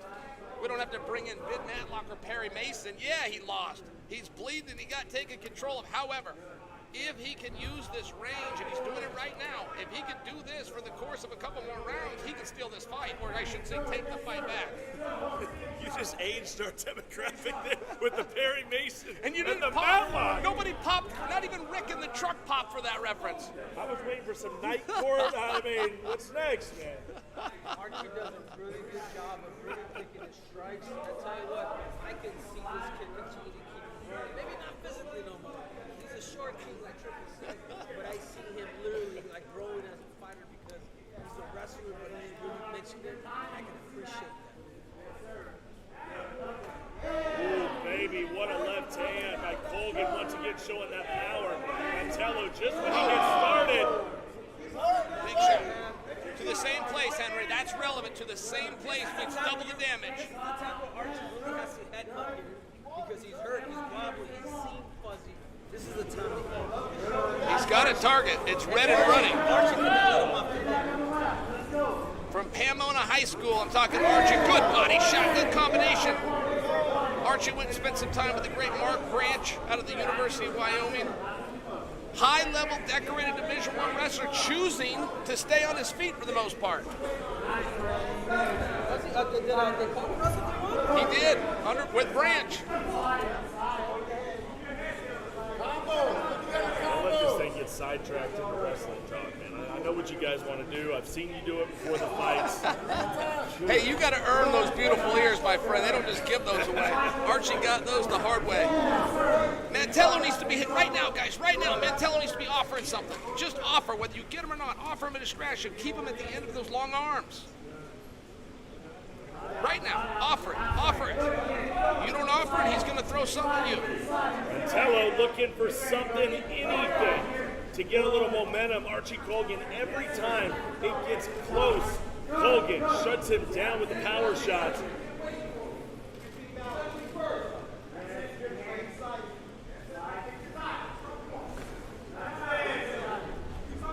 Listening to his coaches is Dylan Mantello. Two very different fighters here inside the Eagle FC cage. 160 catch weight tonight. You know, he's going to have to be careful jumping into Archie's range because Archie's going to keep that right. He needs to keep a better range. He needs to keep him that way, and he needs to really pick a shot because he's entering into Archie's fight zone as a shorter fighter, and that's not good because you're about to run into some real power. Like so. Big shot. Big shot. That one was the cheek as opposed to above the eye. It didn't really get Mantello's respect, guys. Quite frankly, it pissed him off. Mantello's now hunting him down. Mantello wants to get that one back. Mantello leaking blood onto his chest, on his face. Has taken a lot of damage tonight here in Miami. But with a big knee, Mantello still showing signs of life. This young man's still very much in the fight, guys. Oh, yeah. No, Mantello's not going anywhere. Not at all. He's wearing that crimson mask, and I would like to see him be busier. Aside from that, he's fighting a good fight. Look, Archie would like to get his hands on him and drag him down. He's not doing it because he's not seeing the openings. That's because of the footwork of Mantello. Mantello's doing his part here. He's just running out of time. Mantello's still very, very dangerous. Speaking of blood. I just got blood on me, Joe. Look at this, Joe. Joe, this is Oh, my goodness. That is blood. I thought it was raining blood, literally. I mean, I thought you were kidding. Now, see, we need that for Close up your drinks, our boys. Eagle FC TikTok page. For the people at home, this is not an expression. Henry has blood on him. and it's not just a little bit, it's a freaking blood. Mantello's starting to fight back, but right here, guys, we got to see him busier. Offer something. Man, I am digging Mantello right now. I'm digging this comeback. Archie Colgan had him where he wanted him, but he hasn't been able to close the door on him, Jill. I'm loving Mantello the way he's hanging around, blood going down his face, extra dramatic. He's looking to make the ultimate comeback here. So look at the corner of the quiet man, Dylan Mantello. This has been a threat so far, but if you got Colgan going and Archie measured him. There's a big kick right there. I'd have loved to have seen him follow up with that Federico double leg. right hand, left arm. Here's that takedown. Compliments of Pomona High School. Big takedown by Archie, but guys, he wasn't able to lock it down. It'll be interesting how much credit the judges give him. I want to know how much money Pomona High School put into your pockets tonight, I am Jill. going to say it until San Federico texts me and thanks me for the shout out, this prick. Right when I thought we were friends. You know what, man? Pomona High School has always been a powerhouse in Colorado. They've always been a rival. As a matter of fact, I had a wrestle kid from Pomona High School to win my 4th state title. So the school has built tons of legends, all Americans. It's just cool to see another product of Pomona High School out here. And guys, I got to get myself some credit here because all I've wanted all night is for Mantello to stay busier. He's now doing it. Beautiful snatch. But Mantello he's not going to get taken down, guys, as long as he has these straight strikes. Now, again, that can be jab, that can be cross, that can be a T. But he's got to use that range. Colgan going back to the well. Nice takedown, trying to step over. Coming around the back. Mantello in his corner, listening to his cornerman. Has done a great job all fight long of getting back to his feet, guys. Not just resigning to the ground. Great fight here by Dylan Mantello. But Colgan is all over him, swarming him tonight. Oh, no, Mantello dug in there. That's beautiful. Mantello, he's got to get his hips off the fence, but he can break this lock now, Mantello. He did everything right. He's got what we call an over-under. Now it's a matter of hip control. Now Mantello right now, he needs to fire. He's got to be busier. Already seeing VIPs in the house tonight. Gilbert Burns, Joanna Filance. This is where Archie's got to be careful. He cannot create a fight now. There's that dog hitting because Dylan can come back and really hurt him. Take down by Archie. When you create fights with the wrestler, that's what happens. When you create a fight, you're going to get taken down. But sometimes wrestlers are stubborn, Joe. Yep, Archie's going to stubborn. They can get hurt. He's going to need 2 legs if he wants to hold him down. By the way, who is Joanna Violence? Is that Deborah Jasek? Is that who we're talking about? When did we switch it to Violence? I like that, but I haven't heard of that. I thought it was Joanna Champion. Joanna Champion. There you go. Double champion. Violence, champion. No, I'm into all violence. of the above. I like it. I just think you might have coined I it. can literally came out of my mouth, so there had to be something there. I'm about to call her over and ask if she's changed her moniker. Fees. I think you made that up, and it just happened to work. Accurate. Even a broken clock's right twice a day, Cyrus. Having Global Force Wrestling flashback. There was one fight that my nephew said, the whole Eagle FP card, he said, really watch out for that Archie. This kid is vicious, this kid is strong, so shout out to him. He's living up to the hype, man. This kid is the real deal.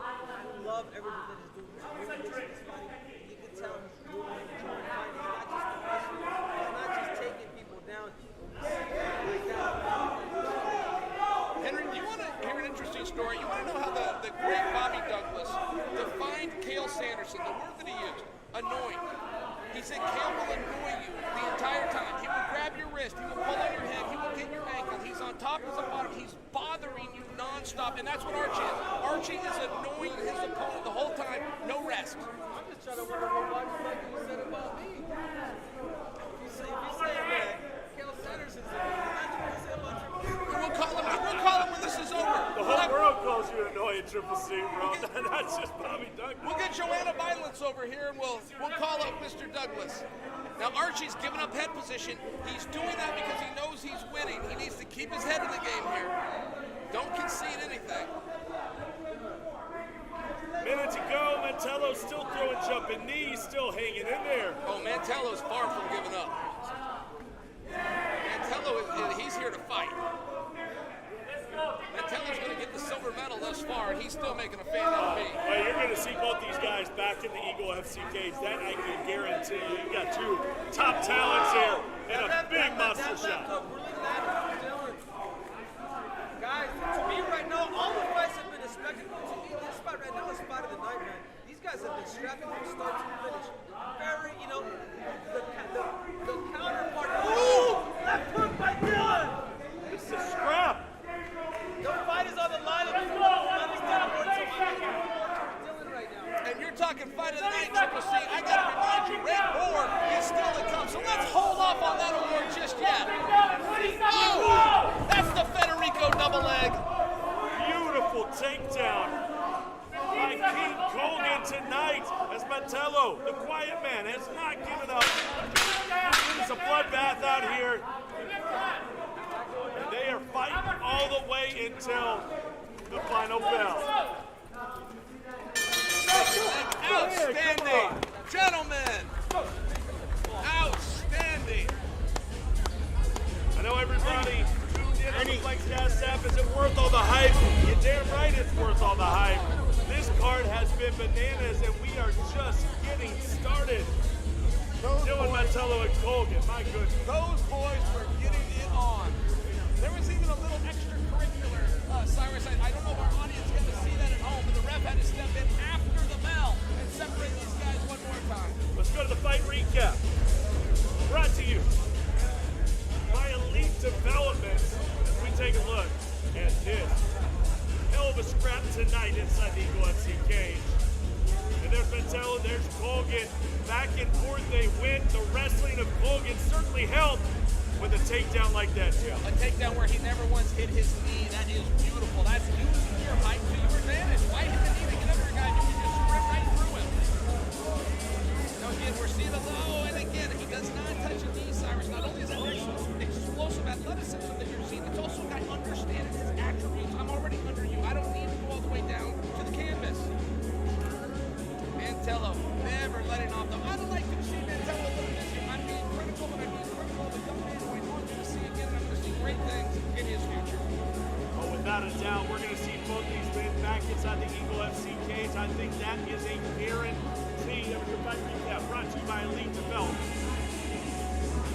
Ladies and gentlemen, having gone the distance inside the Eagle FC studio, we go to the scorecards. All three judges have the same 30-27 winner by unanimous decision, and still undefeated, Archie King Colgan.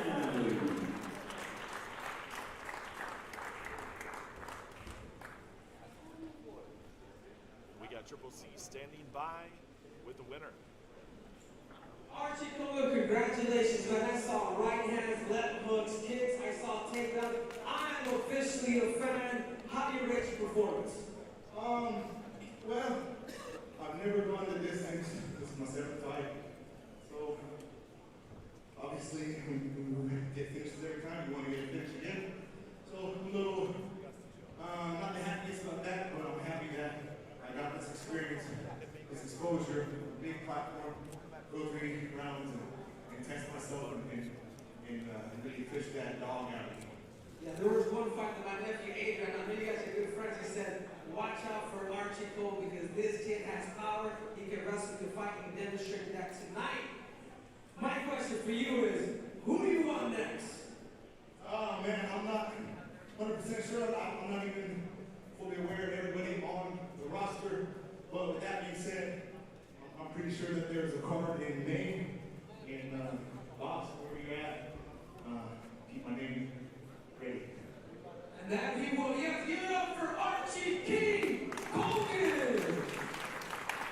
And we may be able to make that wish come true. We would love to see Archie Colgan back here. Now our next fight, of course, has a lot of weight with it, as it's going to be Erwin Rivera taking on Pranav Hasanov. Let's go backstage with Joanna Gomez. How I see this fight ending is in the first round, because I have so much things to just let out. And I've been waiting for this moment for very long. Я думаю, я в стойке хорош в этом бою, и факты, и также могу бороться. Я готов на это.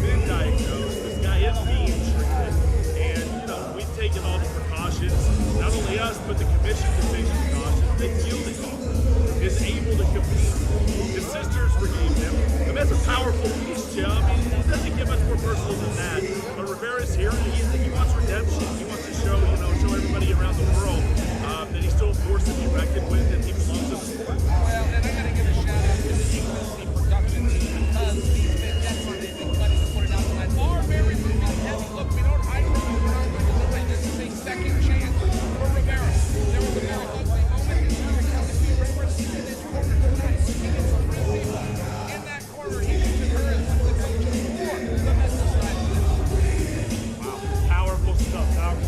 Tails tape brought to you by Saitama. 6 years younger is Hasanov. Height reach, identical tonight. Tails tape brought to you by Saitama. Cast Arena in Miami, Florida, as we have 3 rounds this in the EFC Bantamweight division. Your 3 judges scoring this contest at cage side will be Ricardo Cetis, Hector Gomez, and Lorenzo Toledo. Introducing to you first, fighting to my left of the blue corner. He stands in at 5 inches tall, weighing officially at 136 pounds. His record stands at 8 wins against 3 losses. Joining us from Philadelphia, PA, ladies and gentlemen, introducing Bertas Hassanov.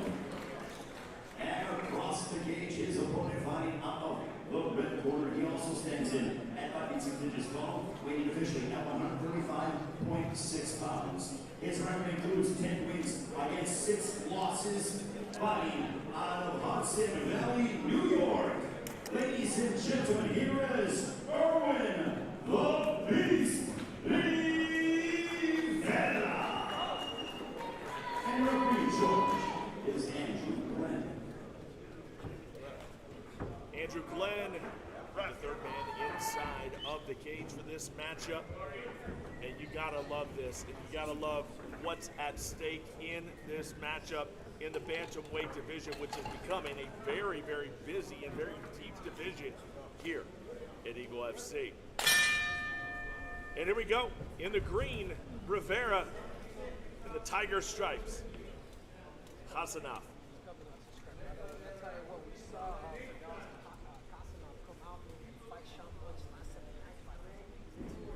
This kid is super technical. He's fighting, you know, the veteran Rivera we saw in the past.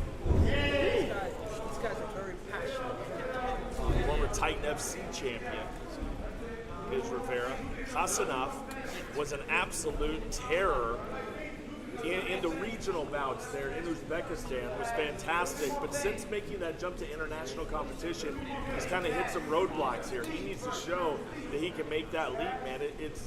It's easy to be a big fish in a small pond, but when you get up here, you got to start making some hay. Of course, it was much. Yeah, you lost a lot of much here at Eagle FC, but Sean Woods is getting two-time Absolutely. world team member. As tough as they come. Hasanov fighting with some purpose. Joe, we remember the Bunch matchup. Bunch looked fantastic. We're looking forward to seeing it back here inside the cage. Hasanov has a lot to prove tonight. And could have gone either way. In all fairness, I didn't know until Ray read that result who won. And my only point there is Hasanov looked great, and you're going to be hungry. I told you I saw him warming up tonight. I saw that look in his eye. He is here to win. He's going to stay focused. That I can tell you. Hasanov is out here. It's the same thing with Mudeyev. You know what I mean? These guys have that chip on their shoulders. They're back and they put them on display something because they want to stay there. Good follow-up by Rivera. Got 2 in there. I think he probably could have got in 2 more.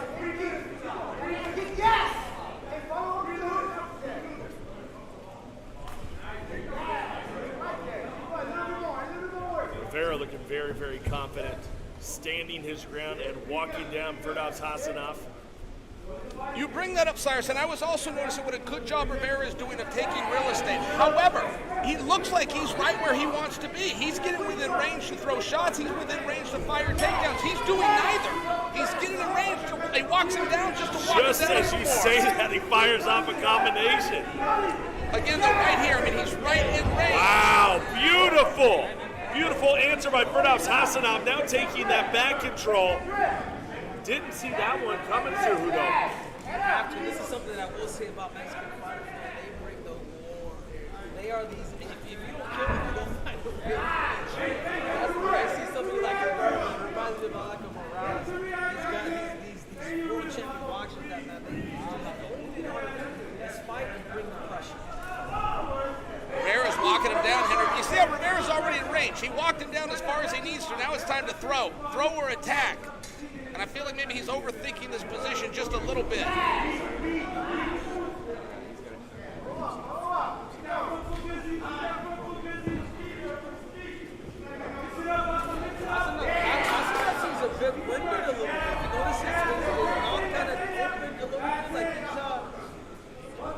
still got some pop, though.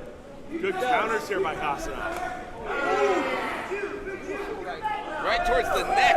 That is the chest. I think it's deceiving, Henry. I really do, man. I think Hasanov's still very, very gas tank full. Remember, Hasanov, the majority of the fights have been at fight. So when you bring somebody that has that fight, it is different.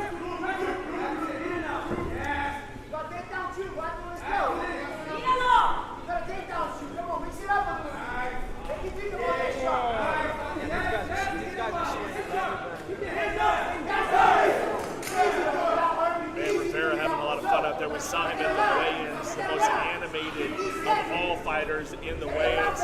He was ready, man. I'm a fan. I love it, man. I love it. But Hasanov is getting creative with the strikes, Chill. We're seeing head kicks, and he's countering so well.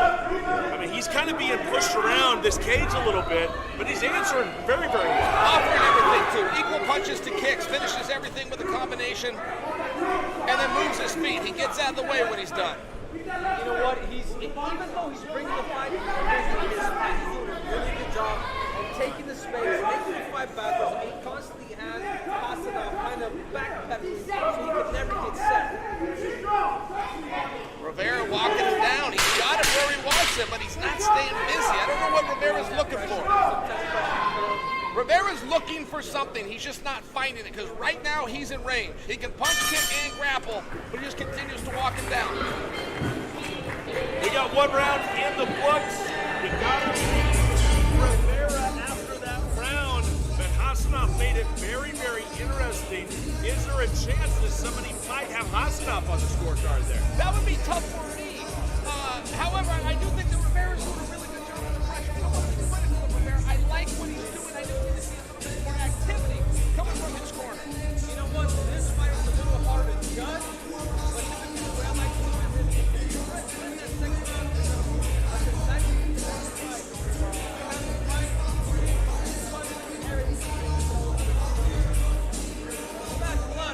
and Rivera almost looked happy to have it. Every time he got punched and kicked, he had a smirk on his face like he was enjoying it. Look, I do think Rivera's got a little more. I think he's setting him up.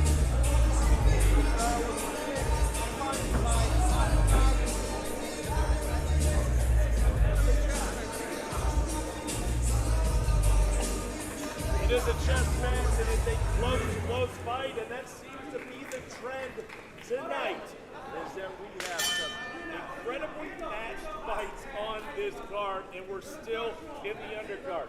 Cyrus Bees, Chael Sonnen, and Triple C, Henry Cejudo will be joined in the main card by the pound-for-pound king, Kamaru Usman.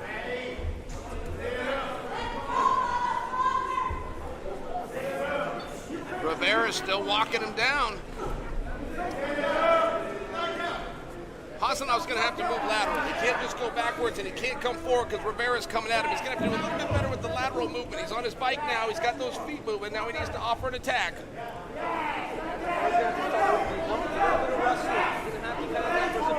That way he can set the kicks, the punches up. He's not doing that. Hasanov has to continue to move forward. He's continually being backed up by Rivera, letting Rivera dictate the fight. Hasanov has to be more aggressive, guys. I fully agree. They're both in range. They're looking for something. I know I keep using that term, but they're definitely looking for something that they're not finding. Because where I'm sitting, they're both ready to attack each other. There is not too much distance. Hasanov is pretty much just going right. He hasn't necessarily thrown much with that right hand. He's catching it. Caught it flush, did Hasanov with the right hand. Rivera has to be smart. Hasanov is dialed in, Jim. He's landing nice counters. Yes, he understands what he needs to do, and Rivera's not going to change. Guys that come forward and march you down, they walk you, they stick with that all night long. Now, Hasanov's still got a problem. How am I going to hit him, and then how am I going to get out of the way? That's where the lateral movement becomes extra important. Let's take a look at the face of Rivera. Almost a smile on his face.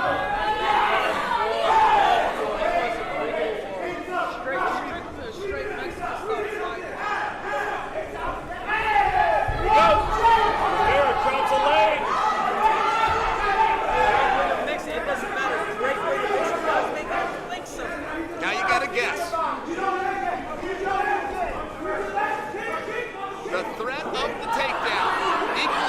board as the takedown. Now a threat by Hasanov.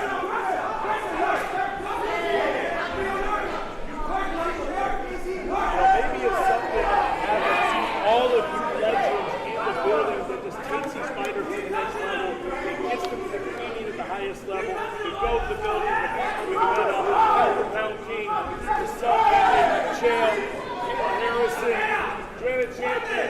They're all here. This is, like I said, man, this is legend.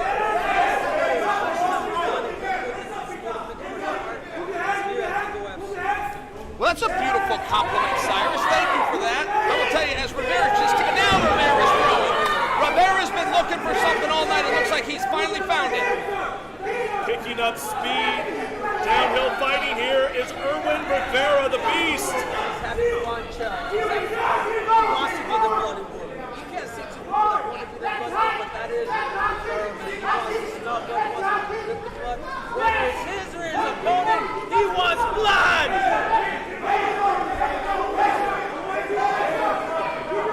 Oh, Rivera's distracted. Okay, Hasanov could use a takedown. No, Rivera's out. I would encourage Hasanov to go back to that. 2 and 3 shots in a row. Get some chain wrestling together if you want to get this man down. The king of the ring, Tyrone Spine, has made his way into the arena as Irwin Rivera continues. Nice combination by Rivera, and now you can see the damage. Oh, and he throws the axe kick. Hasanov. Still dangerous.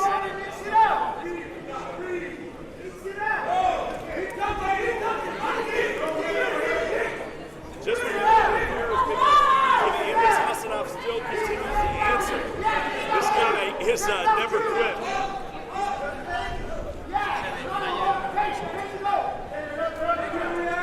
Watch it live and free on the FlexCast app.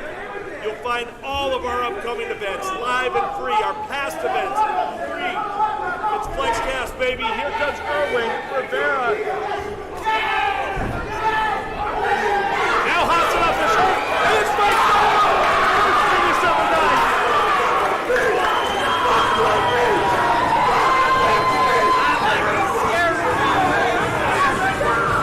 Big finish. I believe he was putting that down. I believe he was losing that fight. I think I might have had it different than you guys. It's revisionist history anyway, but I do think Rivera just had to come back. I thought Hasanov easily won, or clearly won the first round. Right point B. I told you all night, Rivera was looking for something. He just had to find it. He was walking down. He was looking for the shot. Ultimately, he found it with that kick that he went into the solar plexus. And this one is over. A beautiful finish by Irwin Rivera. We talk about second chances. This guy got the ultimate second chance here with Eagle FC. Look at this. Look at this. Speaking to his sister right now, Jill. She forgave him.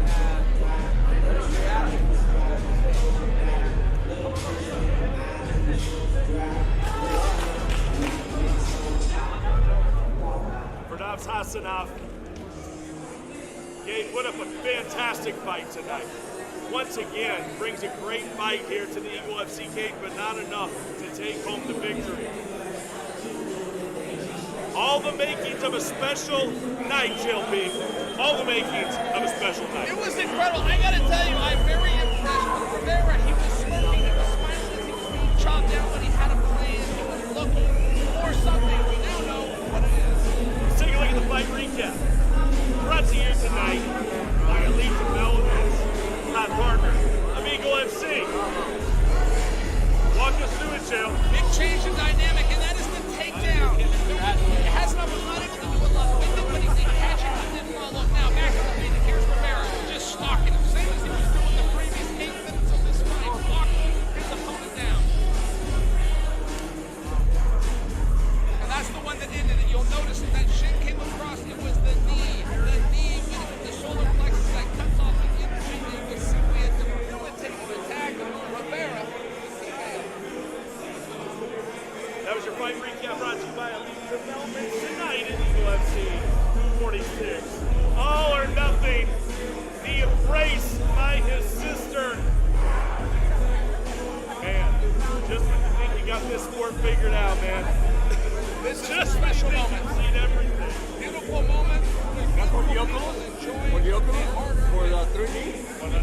like 360. Yeah, and he can manipulate it. And, you know, the guy running it in Moscow. Yeah, the inventor, the genius in Moscow. He couldn't come out here because a little free. You know, he asked me to come here and represent him. But where you can watch it in 3D? On the Oculus or not? Well, you can, as far as I know, if you have the right equipment, you can manipulate it. Big win by Erwin Rivera. Look around everything. He's going to be joined inside the cage by Triple C Henry. And that's it. It's got a back and front. It's a 360 thing. Super cool. They can find us. And I think it depends on what you know. And of course, they can create something later. They can do whatever they want. Different one at a time. Wow, that's pretty nice. Yeah, and that one is for guessing right now live? That is, yeah, more or less. I'll show you what it looks It's like. for the Oculus. I can give you the link. Let me get that phone. Almost 2 years. I was locked up for murder charges here in the state of Florida. They tried to give me the electric chair. They told me I was in shit. They treated me like a fucking animal. Every fucking day. Oh, yeah. I think I need to have my Oh, then there's that whole thing. That's that. That's that one. That's the 3D. That's the different reality thing. Right. There's two things going on here. And there's that. So there's that as well. So not me, but somebody's going to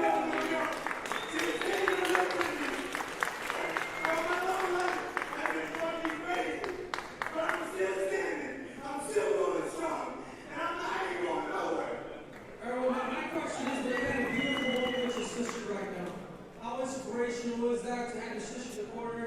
What does it mean to have familia in your corner? Oh, it's everything. Because I think this would be here. My whole story, like I told you, is crazy. You know, insanity is something that's very, very real. I tell everybody, what happened to me can happen to anybody. I don't do drugs. I do everything right. Everybody who knows me, they know I do everything right. I always do everything right. I don't have mental trauma. I don't have crazy shit, nothing. I went insane because my mind corrupted me. The mind can corrupt anybody. I can sleep for 8 days, and I went insane. And that would happen to anybody, but it happened to me. And I'm here to tell you guys. I live, I'm alive, and I'm here to tell you guys insanity is very real. It's very real. So please, everybody, just please be careful. Sleep is very important. Very inspirational, everybody! Joe, I'm going to you. I mean, that was powerful. I appreciate it. Powerful, Joe. I always appreciate honesty.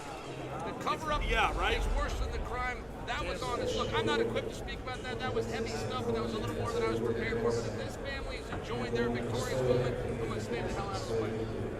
No doubt. I hope we get it back soon. May 20th, put it back inside that UFC cage. I would love to see Rivera back. Oh, it's Miami, Florida, baby. Take a look at that skyline. The co-main event heavyweight championship is on the line as Cunha defends against Anthony Hamilton. Let's go back to Joanna Gomez.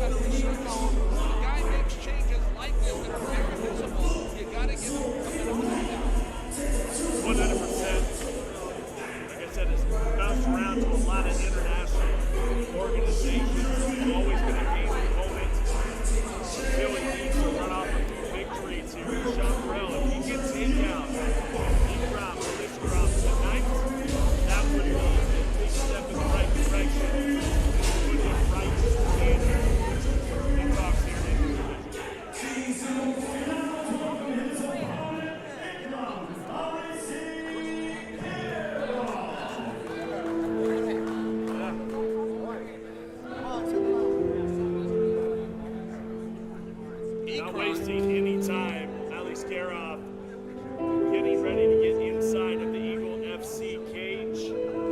That's a talented guy, Joe. Somebody to look out for. Ali Skaroff is certainly a guy in this division that can make some serious waves coming out of Dagestan. You just saw the special on Dagestan, and it's a whole different breed out of that area of the world. Not to mention, Ekron is trying to hypnotize his opponent with this boring-ass music he walked up to. Wow! Whoa, buddy.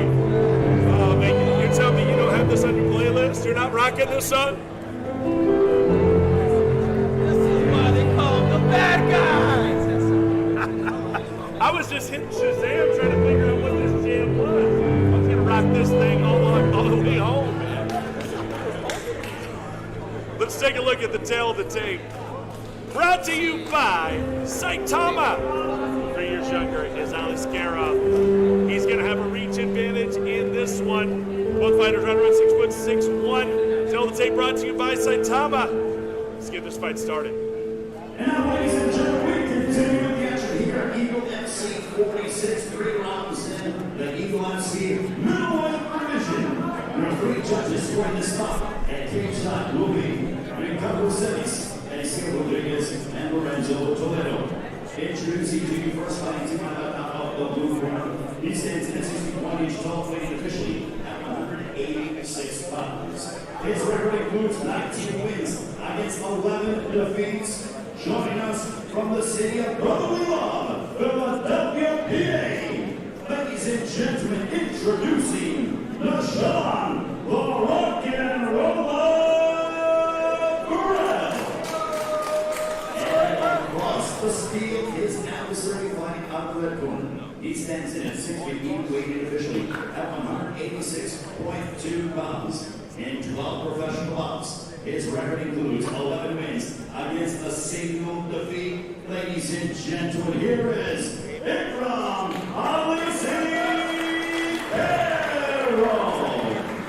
And referee charge is Alan A. Lucas. So this is going to be our final matchup here on the undercard tonight for Eagle FC 46 here at the FlexCast Arena. You have tuned up with the FlexCast app, live and free, where you get this fight, all future fights, and all past fights 100% free. Ali Skaroff in the black and the red, moving forward. Burrell, the black, the aquamarine, and the pink.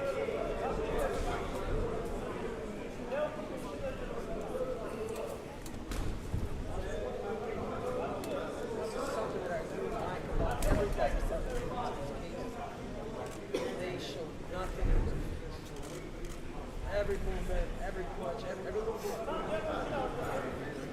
Very tough, right here. Very tough to know those guys from Dagestan. Are you tired? Are you scared? Are you confident? You don't know what that poker face means. Even the great Fedor Emelianenko wasn't necessarily from that region, but he did the same thing. You never knew what the son of a gun was thinking. It's an Eastern Europe thing. Well, I'll tell you, Sean Burrell has been on one heck of a run, 4 straight wins in a row, and has been winning in dramatic fashion. Burrell has seen a big resurgence in his career, and the guy's not that old either. He still has a very, very good shot to make some real noise here in this division.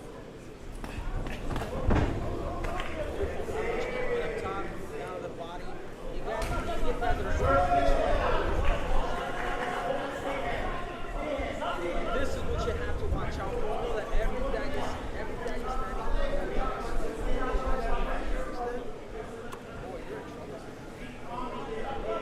Ali Skaroff on a 3-fight win streak as well. Last time we saw him in action over Miro Jerkovic.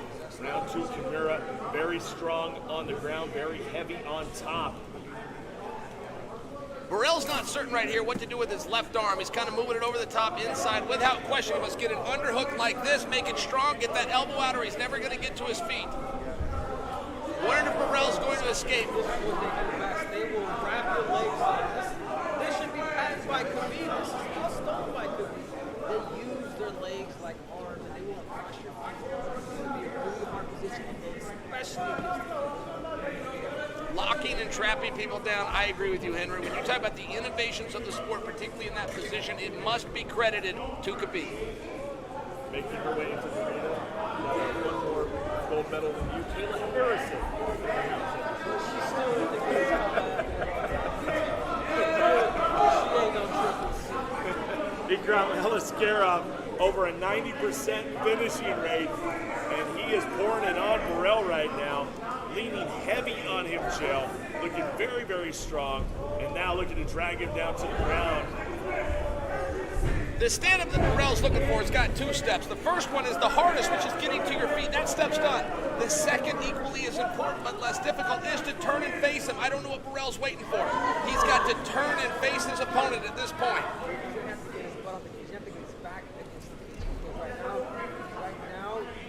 Taking some knees, if you're taking those punches, he needs to get his back towards the cage. They both got it. They're in a 50-50 switch right now. Henry, one of them's going to have to sit down to commit, and it was Burrell. I love it. And you know what? Sean can actually steal the round in this position. Possible guillotine for Burrell. He passed up on it, but you do notice that Ikram got that underhook, and that's what allowed him to come right up to his feet so quickly.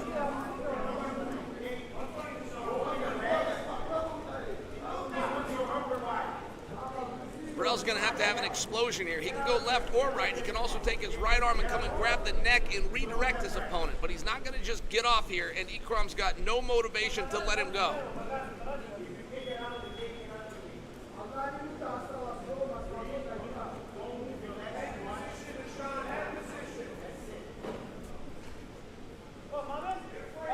Digging his head in here, Aliskerov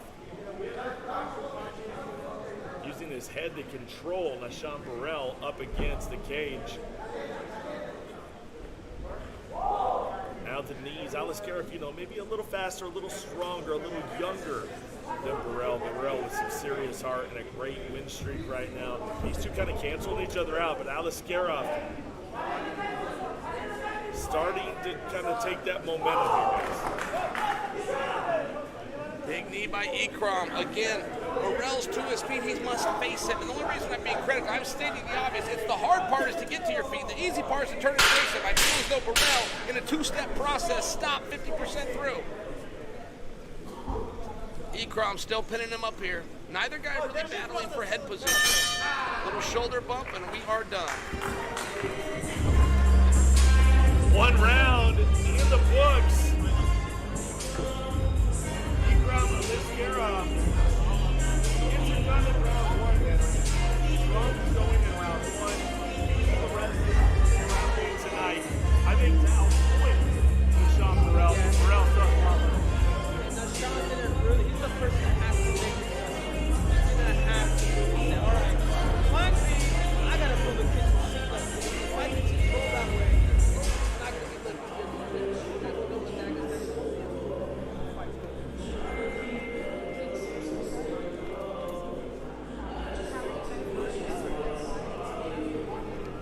Looking into the corner of both fighters tonight. Flexcast Arena, state-of-the-art facility, VIP. Invite only here in Miami. This kind of goes with the trend of Miami. You got to have that VIP invite wherever you go here. Round number 2.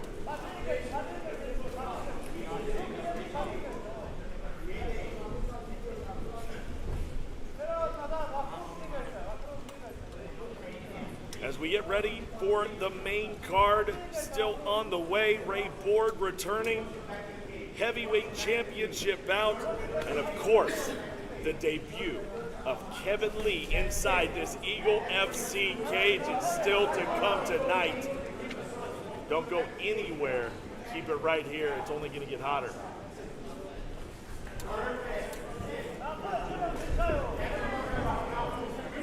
Matchmaking has done Eagle FC really something. I mean, seriously. I mean, you can't argue it right now. Their counterparts have been super good to watch. The level of competition, the fact that you do find your counterparts. There ain't no Burrell, every time he's active, he's getting some good shots. He's got good, powerful leg kicks. I mention that because he needs to up the volume, up the percentage, up the work rate here. Burrell's in position. He's got the skills. He's got to believe in him and start throwing. And Henry, in fairness, Ikram has slowed down just a little bit. I don't know if that's fatigue or if that's strategy, but he has taken his foot off the gas a little, which gives Burrell more opportunity. Kick to the face. Notice he did that with his hand. He followed him right by that left. I've called a lot of those fights, and now where he's added this striking component, he has become relatively unbeatable. Big knee there. That whole takedown, that whole sequence was predicated by a big knee. And then Ikram followed up, went to the back, dropped down below. He's improving his position. He's thinking side choke. If that fence doesn't stop him and he can clear his whole body, okay, he's out. Ikram did let off the gas just a little bit, but now we know why. He was upping that energy for a big sprint. And here we go. If Ikram can clear his body all the way.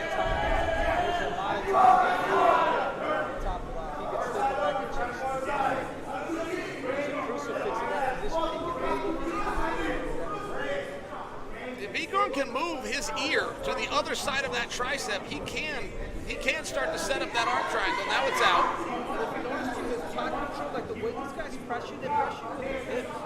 It's like the upper body's just control, but it's really the hips that are heavy. Really make somebody not want to get into the if you do decide to get out. And here we go. Could be the beginning of the end. He's got the arm, and he's not let go of it. Oh my goodness, Burrell continues to survive. Let's go. Burrell did everything right. He rolled. He could no longer stop the pressure, so he rolled to alleviate it. Ikram did the same thing, which is why they were both rolling, but I've got to give that sequence defensively to Burrell. Oh, beautiful. Beautiful to roll through it. Looked like that fight might be over. Burrell has been around the block a few times. He's been there before and was able to get out of a very, very dire situation.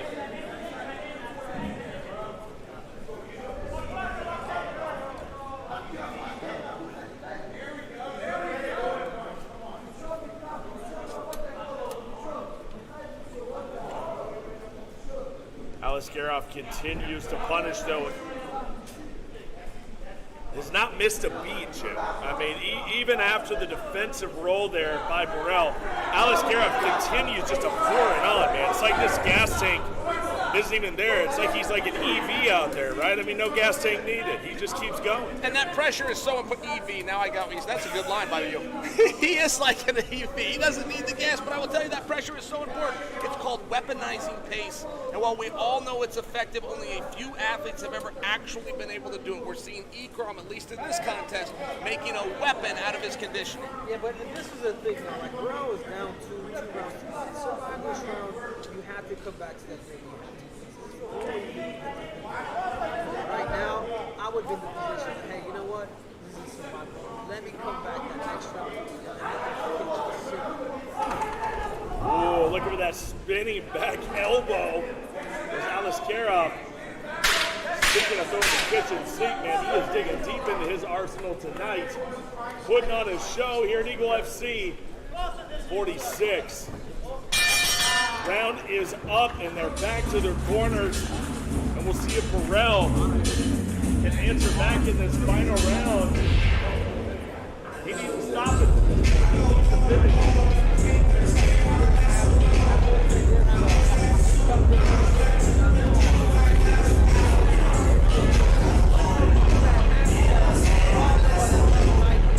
Watch the sequence. Watch how he sets everything up. That knee landed. Burrell took his butt. And he got his back taken by Ikram. And ultimately, after Ikram distracts him, he drops below the waist, finishes the takedown.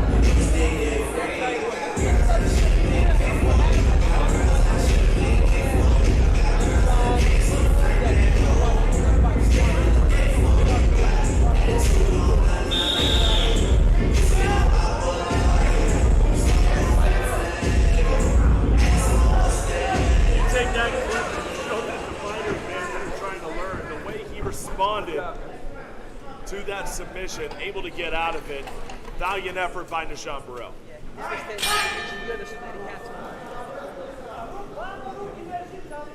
And here we go. Third and final round. We've been here a lot tonight, gentlemen. Nice high low by this shot. Wow, perfect approach by Ikram Aliskerov. That was the timing issue. Caught Burrell coming in. All Ikram had to do was change elevation. And you know what I want to see, Charles? I would love to see a lot of Dagestanis go up against D1 wrestlers. And I really do, because when all that nullifies themselves, like a D1 wrestler, you know, it's a different situation. Like the best riders, the best top control in the world actually comes from Division 1 style of wrestling. I would love to see more of Dagestanis go up against D1 wrestlers, just to see kind of how the grappling game somewhat goes.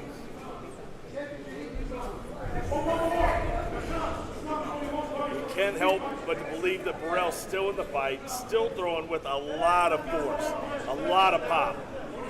Aliskerov still has to play this thing very, very smart.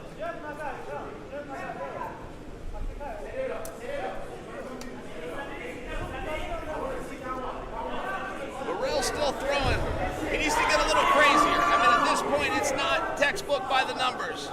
It's wild, it's power, it's get this guy out of here. I tell you what, if you hear Burrell's going right now, this coach, he's got a deep, you can hear him from here. Tell him the right thing. Set up that big shot. Set up that big shot. Be patient. It's going to come.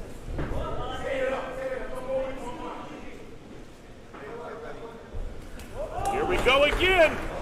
Aliskerov once again bringing the offense. Not allowing Burrell to breathe. We got 3 minutes to go left in this fight. We have been going deep into the round since the beginning of our undercard tonight.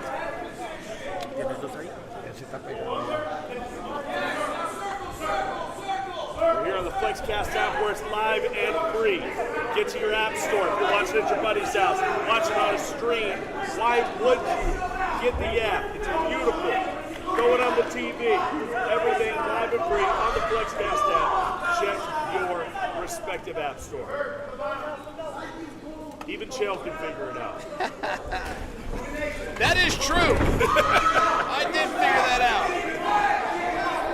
Took me a little less than 2 minutes. All right, hey, Burrell's still in this fight, but I think Henry and I really have hit it on the head. It's not going to be enough to outstrike him at this point. It's got to be that one big power shot, whatever it takes to distract him, whatever it takes to set him up. Flying these uppercuts, jumping hooks, it's got to be powerful, and it's got to be somewhere in the next 2 minutes. It's going to have to be where you can actually kind of the problem is, and by the time you really try to set up that big punch, you're tired of He makes it, he kicks a little bit for Burrell. He's been headhunting. He's looking for the finish. That's exactly what you have to look for, those uppercuts and left hooks. You got to go short punches now. Straight punches you never see. Go short, go uppercuts, left hooks. See where you can take one. That's not what you wanted to happen. Aliskerov pounces. Great timing by the Dagestani fighter. Now putting his weight on Burrell, and it's going to be tough for Burrell to get out of this spot. This is managing the clock, is what this is.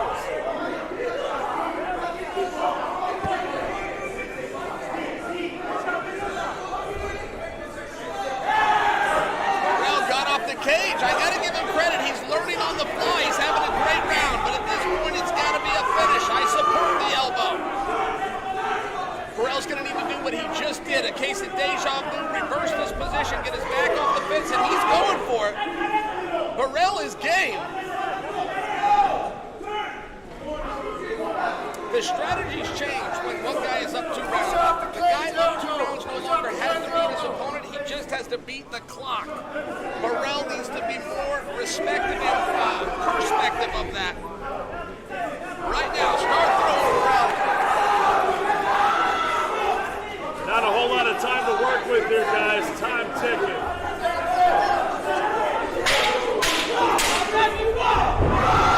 Oh! A trip and a fall by Aliskerov. Burrell trying to capitalize, but the time will elapse on this bout. A competitive bout But Alex Scarab seemed to have all the answers. Take a look. Rizvan, Habib, Ali, the boss seems to be pretty happy about that performance from his Dagestani brother tonight. What a performance by Alex Scarab, making his debut in Eagle and showing the world what he has to offer this sport. It's going to be tough to deal with. Terrell couldn't quite get his offense off tonight. Let's take a look at the fight recap. Brought to you by Elite Development.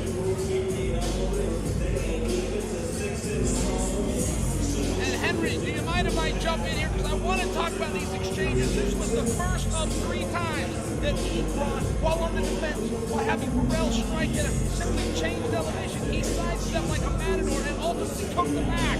This might be my favorite of the night. He changes, he gets all the way behind him, he realizes I don't want to deal with the weight, so he just drops down about 12 inches, comes with the knees to finish this exchange.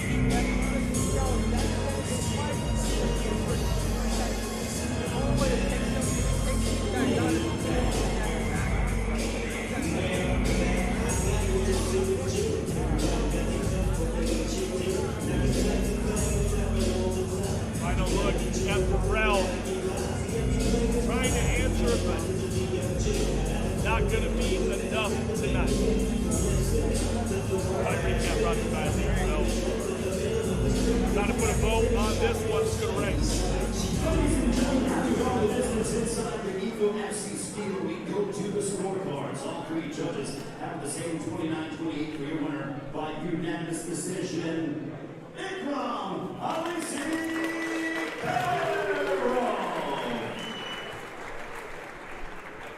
So there it is, Ikram Alaskarov getting the win tonight in the FlexCast Arena. Great style on that one, showing what he has to offer. This guy going to be very dangerous going forward. Unanimous tonight here at Eagle FC 46. More to come here from Miami.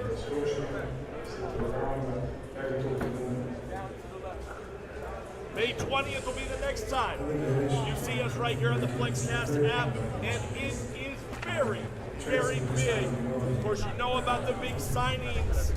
Junior Dos Santos, Thiago Silva, Hector Lombard. Yes, it is going to be historic. Eagle FC 48, May 20th, right here for the FlexCast. This is going to be the toughest fight of my life. After Junior, nobody gave me tougher than Junior, so I'm gonna be ready. I can't wait actually to be competing and to be showing the whole world Junior Dos Santos fans. I'm still here. Perfect. Everybody's super happy. But then you guys went on phone, you guys went to Google now, so the chance to be here, very glad to be here, which is what none of you guys know. So I'm always going to be Extra stuff. I embrace the role. Some of the guys with the cameras and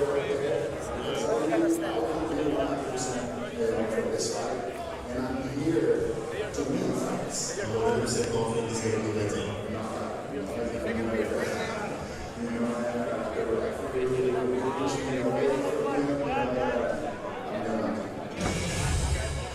Sure, let's do it. All right,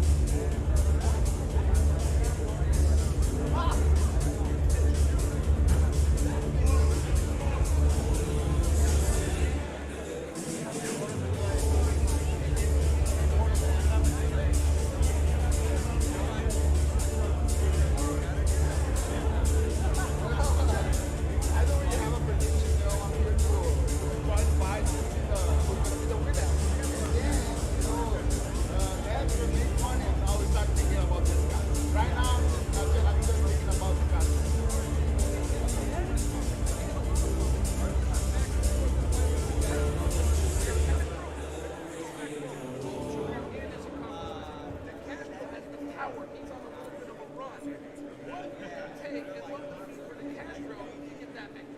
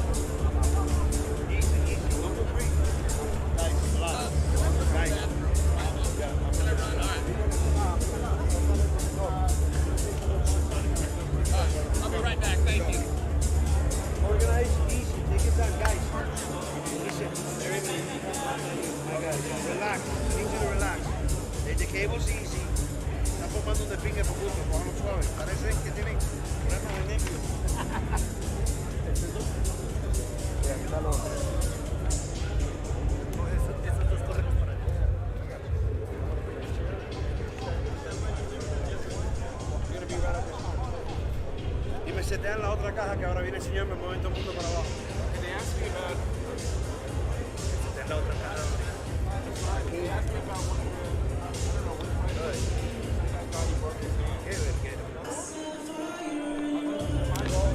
What's up, man? What's up, big dog?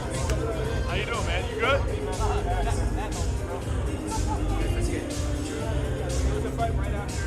Welcome back, bro. I saw your ride last night. I was like, what's up, Bentley? I'm like,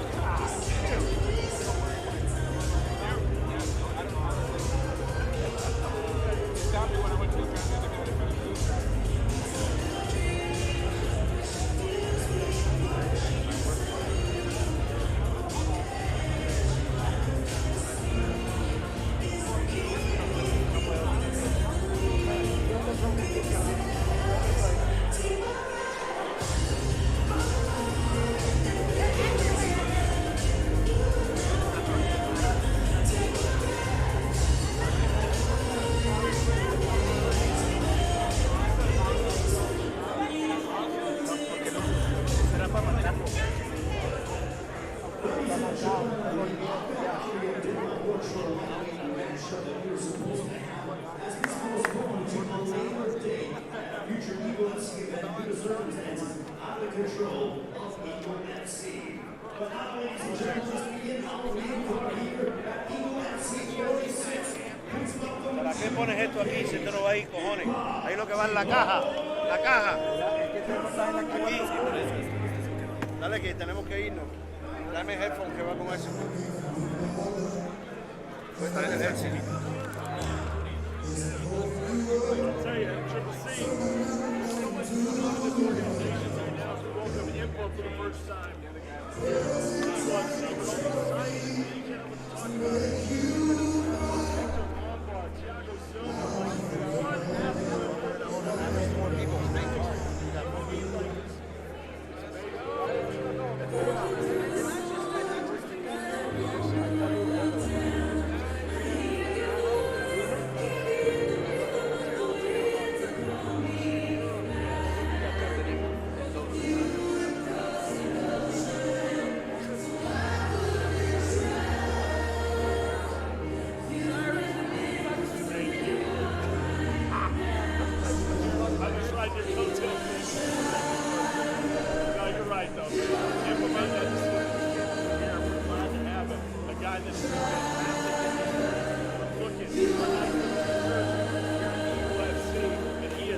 task here with Rahman Magomedov.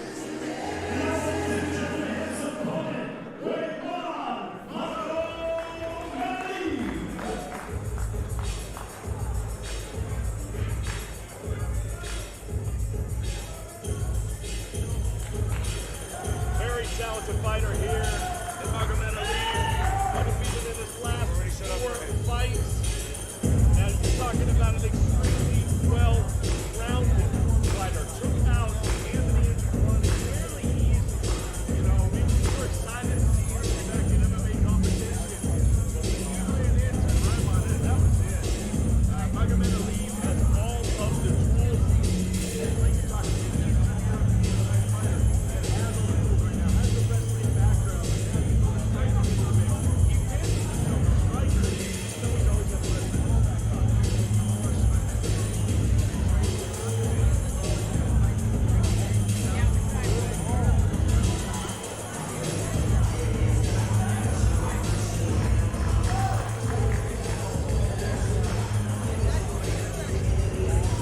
Here's your tail of the tape brought to you by Saitama. Younger is Impa. Will have a bit of a reach advantage, had a hard time making the way, but the fight is still on tonight. Here's your tail of the tape brought to you by Saitama. Ladies and gentlemen, from the Westcast Arena in Miami, Florida, it is now time to begin the main card of EFC 46. 3 rounds in the UFC welterweight division. Your three judges for this contest, ladies and gentlemen, Aaron Gomez, Eliseo Rodriguez, and Lorenzo Toledo. Introducing to you first fighting tonight at the blue corner. He stands 5'11" inches tall and officially at 179.2 pounds. His record includes 9 wins against 2 losses. Hailing from Charlotte, North Carolina. Ladies and gentlemen, here is Impa Chilopo Casaganay. And across the cage is a opponent fighting out of the room. He stands 6'1" officially at 174.25 pounds. In 10 professional office, he holds against martial arts record that stands at 9 wins against a single blemish. Ladies and gentlemen, presenting Rahman Magomedov. And referee charge is Andrew Glenn. Andrew Glenn will be the third man inside of the Eagle FC cage. Round 1 on the way. Magomedov taking on Impa Casaganay. Impa, 4 pounds overweight. But he ain't wasting no time, right?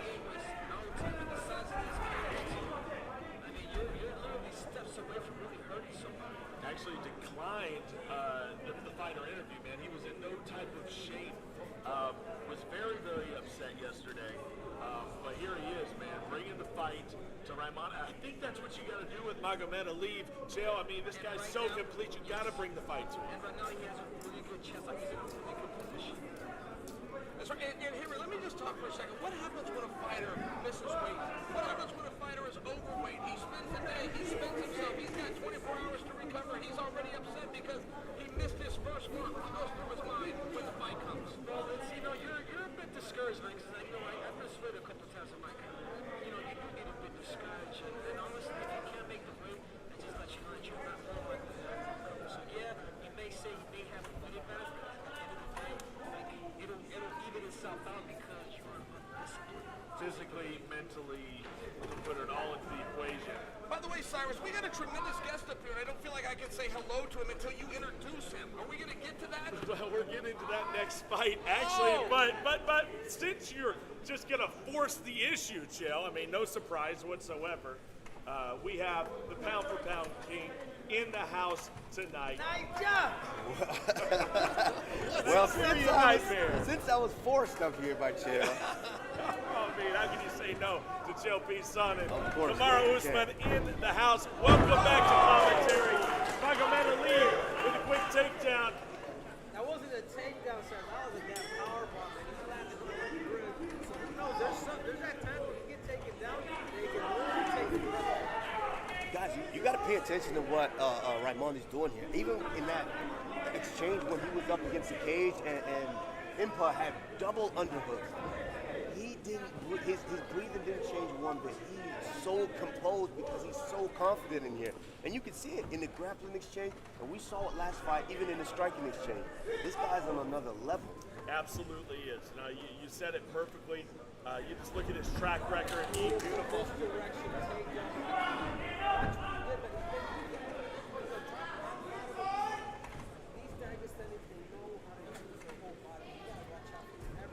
When you look up and down the roster, one of the most underrated signings on the entire roster is Raymond. I mean, this guy is special. You can't say underrated to Khabib. No, Khabib knows what this guy is.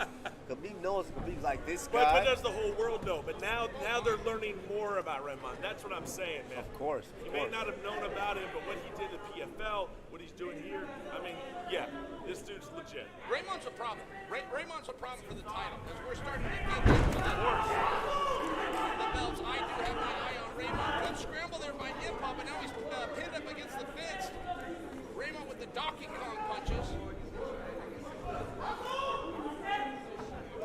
Oh man, and you see how he was caught in that transition. He fell down, he got the roll, but he didn't let go of the leg. He kept the leg, and he was able to keep top position. And that's control. The element is control, control, control. That was what the story was in his last fight, and he was able to get the finish. And he's starting to break down Impa right here with the control. And let's keep it on right now. Like, I know you guys are watching it. He's chopping at the knees. Ouch, Henry! Ouch! Henry, that hurts my foot just watching. You know how small the toe is? Did somebody do that to you? You have any buns? I don't know if you have any buns. I know somebody can get rid of it. I'll tell you what. Of course, you brought up bunions. Bunions. All right, that kind of comment, I don't fully know what a bunion is. I thought that was like on the bottom of the foot. I don't actually know. Oh, bunion is, to be honest, I don't exactly know what a bunion is too, but I know I had a bad one 2 fights ago, so bad to where I thought about surgically getting it removed. On your foot? On my foot. It's on the corner of that big toe. This production's taking a left turn on Bunyan Street, baby. Hey. It's just all bunions all the time. Well, and Impa's doing a good job with underhooks here. He's got the head position, the underhooks. Now, fitting in, I had to finish. He's going to have to change that lock, but it is a big difference. But There's another strategy that could take place too. You could wrestle and wrestle, you could wrestle and wrestle. The fight can easily start. yeah, see, Impa is doing that good thing because he doesn't want to stay at distance. You know, this is very, very smart. This is very smart. One round in the wood. Impa showing signs of life tonight. Still a young fighter. It's Jessica Nye. Right now, Raymond is showing him what he's all about. Showing why he's one of the most talented fighters on the roster here in the UFC.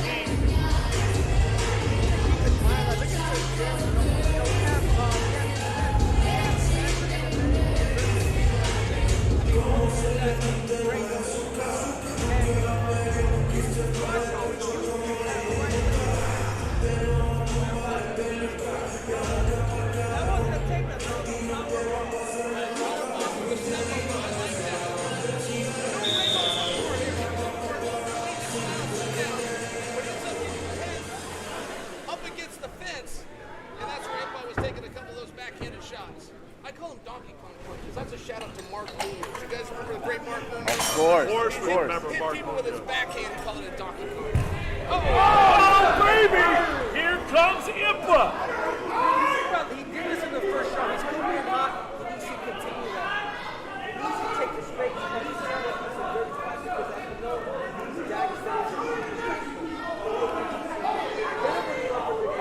Impa's not afraid to fight. I gotta give him that. I mean, he is stepping into his danger zone here. He is not too fatigued. He's still got energy. I think it's a guy that knows where he can compete and where he has an advantage because he understands. He saw it last fight. Raymond fought a striker, one of the best strikers, and you saw him pick him apart from the outside. So let's keep it high right now. Raymond's on top of it. see this guy on Impa's on top. Yes, Impa's on top. Yes, you don't see this very often. Yeah, but Impa, he knows where he has an advantage, and he's taking full advantage. Oh, he's got to be careful. He's got to be careful. Oh, that looks tight. But the knees bent though. There we go. He's out. That's the team. When you don't get it technically, you go out there and try to get it. You could also, it's almost like punching yourself out. So you gotta be careful. You gotta know when it's done because you're gonna use that power for those extra rounds. And it looks like Come on, give me a prediction here. Is Impa going to just hold this position? Is he going to try to eat up some clock? He's the half guard. It's going to make it hard for the ref to bring him up, or is he going to look to do some damage? What's going through Impa's mind right now? No, he needs to do some damage, but I understand he doesn't want to be back upright because that's a danger, you know, with a striker of Raymond's caliber. So what he needs to do here, he can't let Raymond elevate him the way he's doing. He's got to be able to slide his hips back down, maybe control one of those legs so he can posture up and roll them side to side, and then start to really do some damage here. But just holding him down, I understand you don't want to be back on your feet, but I don't think it's enough to really send that message to the judges. What a round so far here for Impa Kasagame. Continuing to lay it in to Raymond. And this half guard's a bit of a problem, Cyrus. It's a problem because a better position is if you pass all the way. However, if you pass all the way, you let your opponent explode more, lets him get more escapes. So it's harder to escape from him, which is also difficult for the referee. Even in the event of lack of activity, it's difficult for the referee to bring you up. It's a very tactical position that Impa has frozen himself in. He could stop it at any time.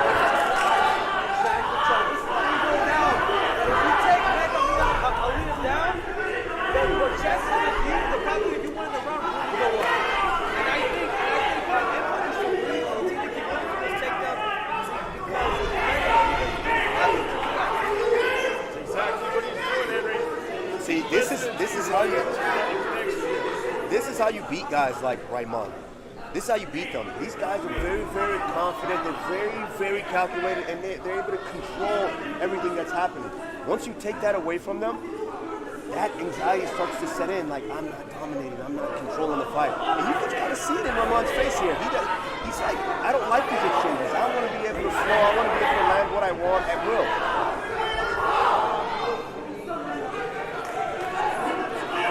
Impa's got still very, very dangerous. Come on. Here comes Kasagame.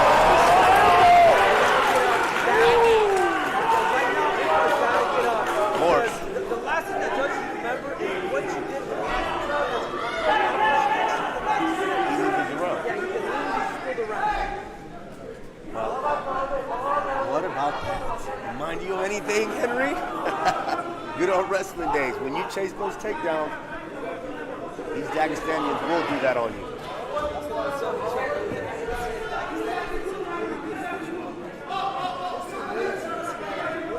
Oh, yeah.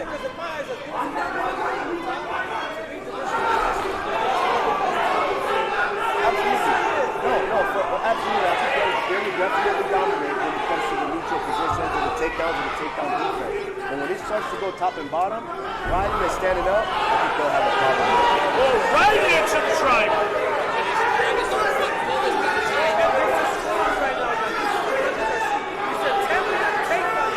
Yeah, but you can tell Raymond is smart enough to know, okay, I'm just going to stay here and bring the contact.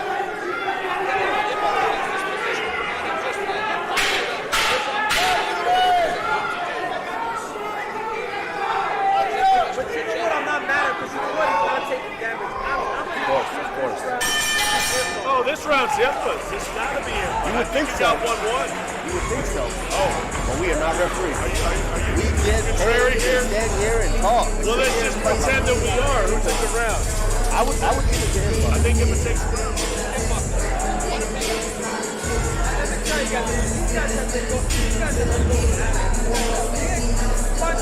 That right there, it could be a 10-9 round.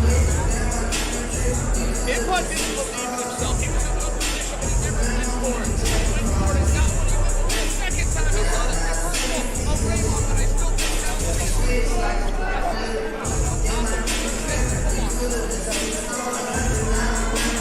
I think the momentum certainly in the corner of that man, Impa.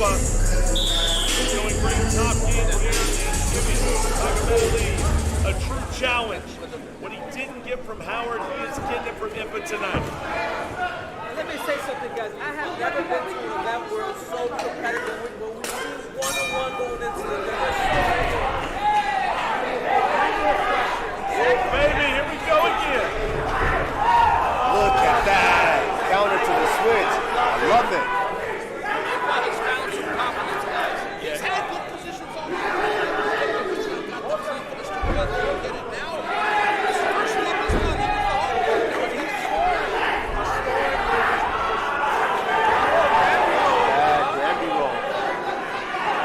We're seeing it all tonight here at Eagle FC 46. But I'll tell you what, though, these guys are showing the level that they have. Impa, former UFC vet, now here in Raimon is showing everyone the level that he's in. it's noticeably different now. Like Raimon is the country. You see him take those presidents because he knows that he can do this as he's putting and laying that weight on top of Impa. one thing that Impa has lost on tonight is the strength. He had this taken as soon as ready to get this second fourth. Raymond keeps doing it. He needs to keep up with it. He also needs to get some deep breaths, refill his gas tank, and he's going to have to go on a sprint. Okay, guys, pay attention to this here. Pay attention to this. Yeah, but you see the leg battle. You see that leg race battle that we're just facing there. There we go. Yeah, Impa's not. He can't give his back down. He can't keep it back down. There you go. That's what you call you using all the resources that you have. We are turning up tonight in Miami, and these two fighters are bringing their best game. Rama will take control. Good position. Look at the leg scoop. Look at the leg scoop. Pay attention to the leg scoop. If he's able to lock these legs down, I think Impa's going to be sitting here for a while. Great job by Impa. Great job.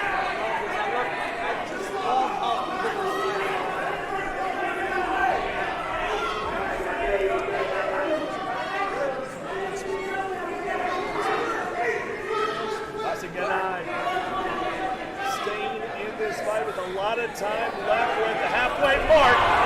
Good move by Impa. If he gets the tank that I'm like, this is stressful.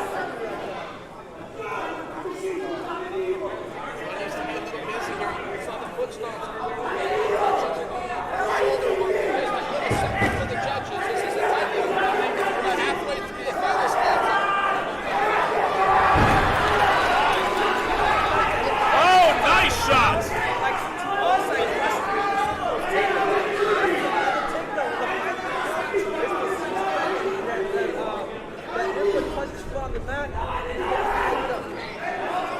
Taking the back. That's a takedown there. Impa has to score here with those knees. Those are free knees to the thighs here, free knees to the butt. You got to score here. You can't just hold. You got to be scoring. Shut up or shut up time right here for Impa with about 90 seconds left in this bout. Ramon comes in as the favorite.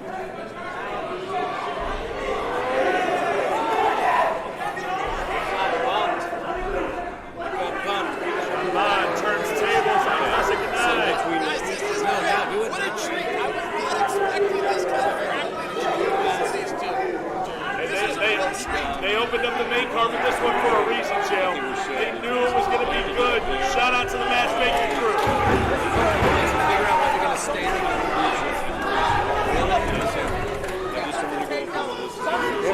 Impa is pressing forward.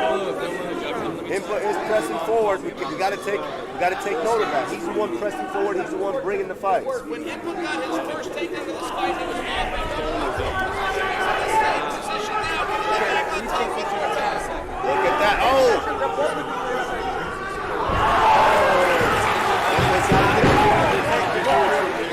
You can't give up here. That is not a good position. Well, let's see him. Let's see if he works up. Let's see if he works up here. You got to get all the way through.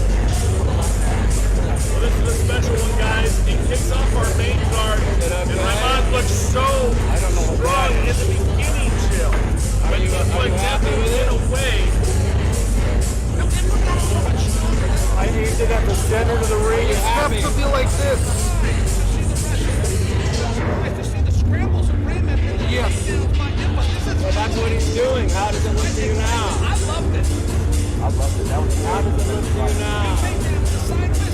Yeah, exactly. Is that acceptable to you right now? Yeah, more. Anatole, is that acceptable to you? Yeah, that's it. Everybody here, everybody watching at home on the Flexcast app, one with that one. Okay, But only one person is going to walk home with the victory. That's your fight recap. Now let's take a look at the stats. Here's your fight stats right here. You see the striking. It's going to go to Raymond in a very, very big way. They tied out takedowns, they tied out submission attempts. But I still think it can go either way, so that's why we got to go to our guy. We got to go to Ray Flores. All right.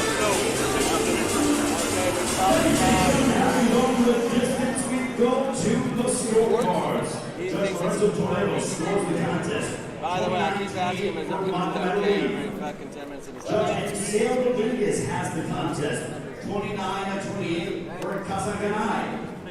And Judge Hector Gomez scores the contest. 29-28 for your winner by split decision. Ray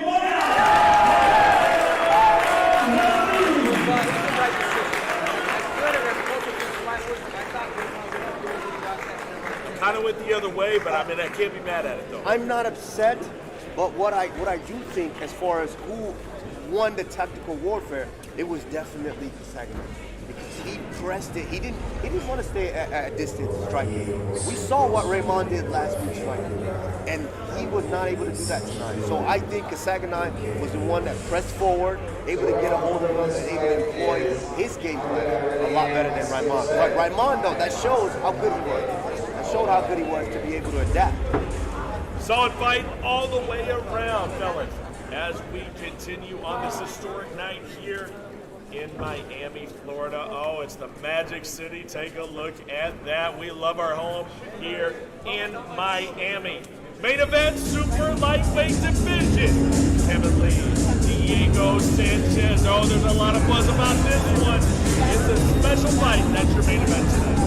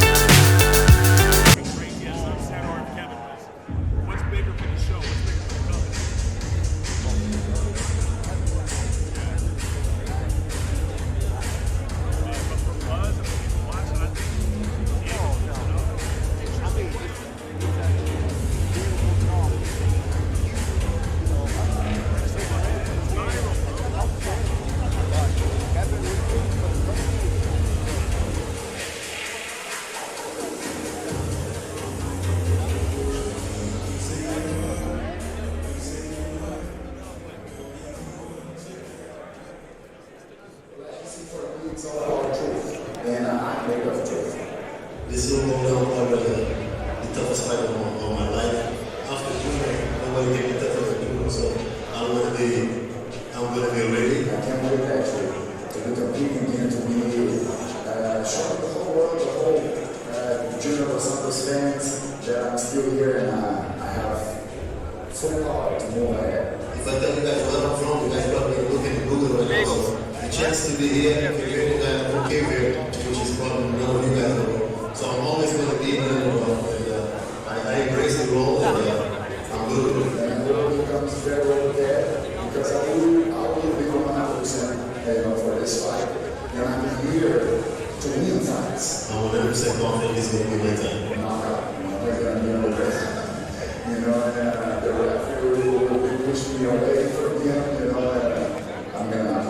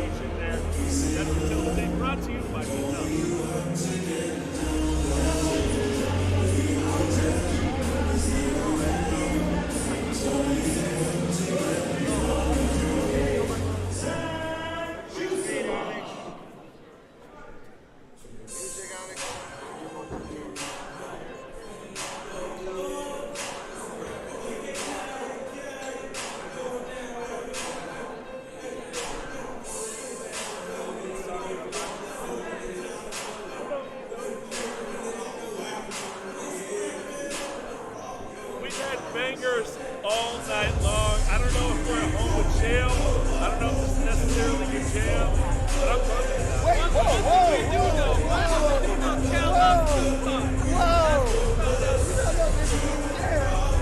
Bill knows his word for word. You think he's scrappy? You think he's down with scrappy?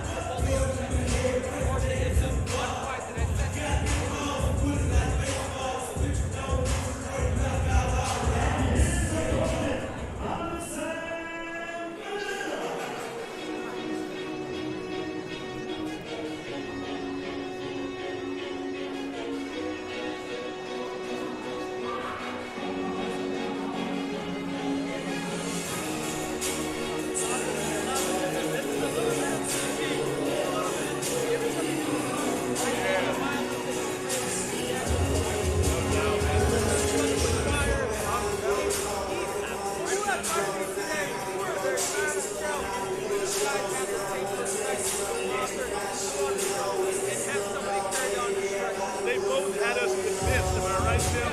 They both had us convinced that they were winning this fight. I mean, really.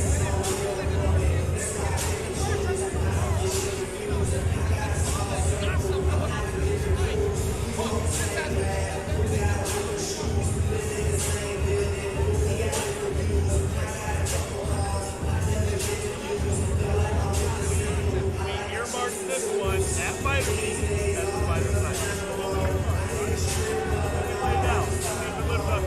I don't know. Ladies and gentlemen, the action continues here at the Flexcast Arena here in Miami, Florida, with Eagle FC 46. We have 3 rounds this in the Eagle FC Super Lightweight Division. Your 3 judges for this contest at ringside will be Ricardo Celis, Hector Gomez, and Lorenzo Toledo. Introducing to you first fighting tonight out the blue corner. He stands in at 62 inches tall, weighing officially at 165.6 pounds. His mixed martial arts record stands at 12 wins against 8 defeats. Fighting out of Minneapolis, Minnesota. Ladies and gentlemen, presenting Zach Jusela. And across the Eagle FC's field, his adversary fighting out of the red corner. He stands in at 6'1", tall, weighted officially at 164.8 pounds. His mixed martial arts career includes 17 wins, 3 losses, 1 draw. Joining us from João Pessoa, Uiranga, Brazil. Ladies and gentlemen, introducing Anderson Guerrero. And referee George Allen, a police. I'm excited for this one. This is the one that I've been telling everybody. He's like a little kid on Christmas, man. You can't help. Gonna throw some fireworks right now. Here it is, folks. Another big matchup here as the card just gets deeper and better as we go. Let's get it. Anderson Pereira coming out of the red corner in the black and the white. And the black, that is Zach Jusela. Oh, baby! Pereira with a beautiful shot to the body. And here comes Jusela. Look at that takedown defense. He was deep on that double.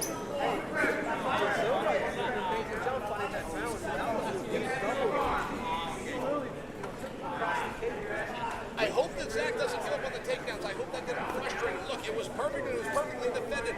I do see some athletes then not go to it a second and third time. I just got to remind you guys one more time, Zach is a college wrestler. Look at the turn there. Look at the turn here. A guy that's kind of turned his life around a little bit as well, Chael. Zach Jusela kind of got into trouble, found his way to a great team in Extreme Couture, and seems to really be benefiting right now. Jusela, they were bringing him in, for the McGregor fight. He talked about, some sparring sessions with McGregor where he rung that bell. I mean, he was telling us some good stories, man. He did, but not only did he, this is ironic because not only did he have an opportunity to spar with McGregor, but he also had an opportunity to spar with Khabib. So this guy has brought got in the mimic, yeah. Exactly. This guy has gone the fields from different aspects. So he's a true veteran. Sometimes the record may not show it, but in reality, you have that experience in the onside. This man's a veteran. I mean, you just see kind of how Ferreira is able to just turn these positions. He's in there with a guy who's on paper a better wrestler than him. He was able to turn the position. He almost got that sweep a little while ago. And Kumar, you notice how this fight has already slowed down a little bit. How many times do we see guys that come into a fight with emotion and this ends up happening? They get their hands on one another, they start sizing them up, and they stay there just a little bit. I will offer for you, this is going to go away, but it could take a little bit of time. When you come in with that emotion, happy, sad, or anywhere indifferent, a lot of times we get some hugs. Oh, baby! Pereira beating up that body. The strikes of Henderson Pereira. Why'd he go boom? Body kick. That right kick is money. It hurts the body. Typically when somebody hits you with something, you hit with the same thing, that's because you hurt. That's because it really hurts you. Look at the color. Oh, that's nasty. It's a dark red. That's a dark red on the midsection. Oh, nice combination though. Zach Jusela. Pereira is on a 3-fight win streak. Pereira's going to have to be careful of over-wrestling. No matter what, the rule of wrestling, going to a D1, you cannot wrestle a wrestler because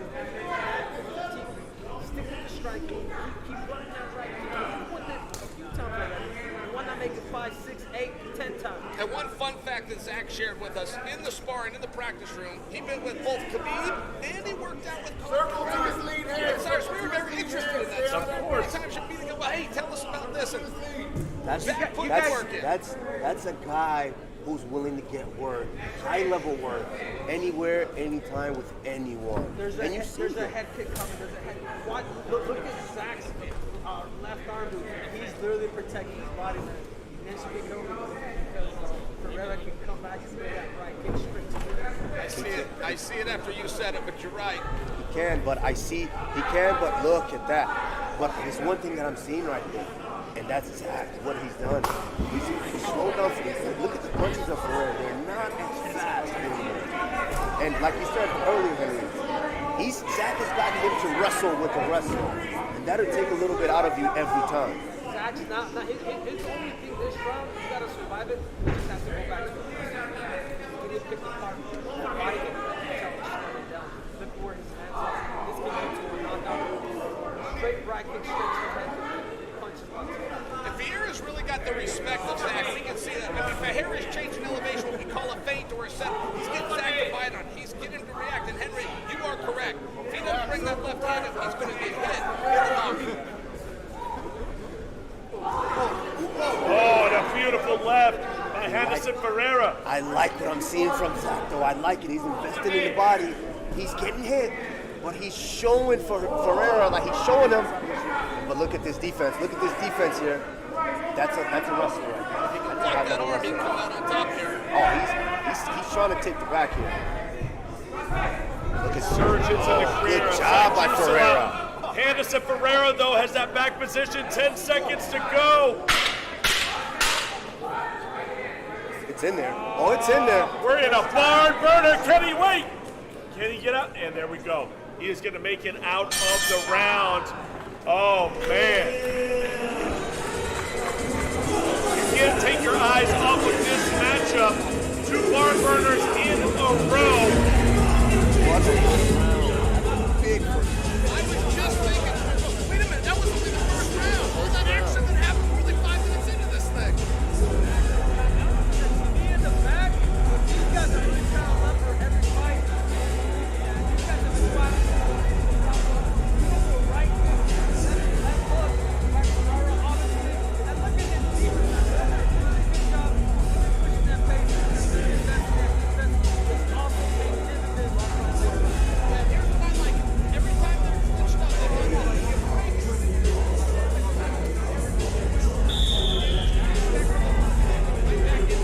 And look at the boxing by Ferreira. He misses with one punch, but he's able to step in and then follow up.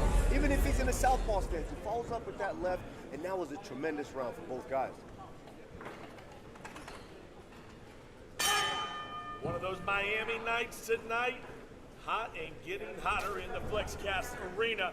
Ferreira turning it up. He continues to invest in that right hand. Kudos to him. If somebody can't stop it, continue to keep throwing because they don't see it. They're numb to it. And a beautiful roll through by Jusela. Great scramble. But Ferreira stays on the back. Is it just me? But I'm extremely surprised by Ferreira's wrestling. Extremely surprised. Not just that, you have to keep in mind too, as fighters, it's like the wrestling game does change. You know, and sometimes it's all about the confidence. Mentally take it. You drive forward. Because somebody just teach you a good double, a good single leg. You're good.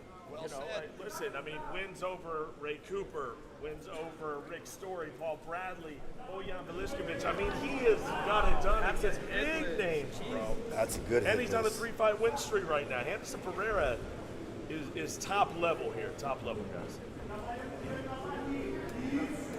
Zach's waiting. You can't wait in here. He's got to change it. Now, here's this same head outside single that Zach almost had luck in reversing in the first round. All right, back off the feet. Now, again, Zach's got that collar. He gets a dirty box from there. But I'll tell you what, though, he's getting Ferreira to wrestle with him.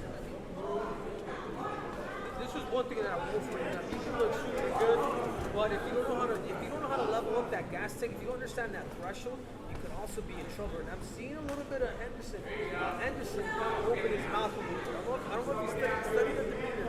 Look at his face right now. He continues to keep open his mouth. These are things that Jusela has to take advantage of. Saw the numbers. Jusela has the advantage with the strikes. He's landed more strikes, surprisingly.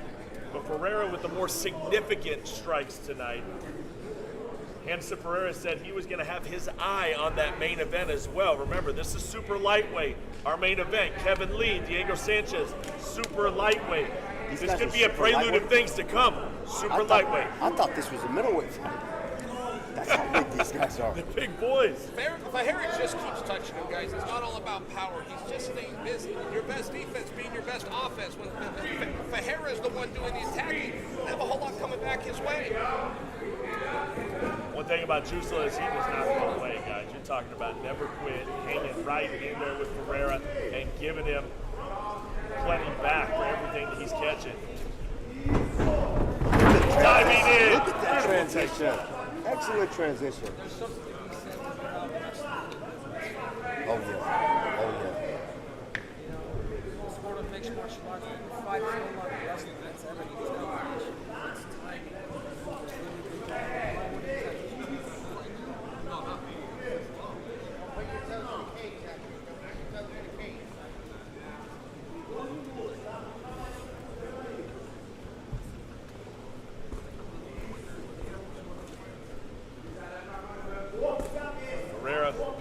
Jusla here on the ground.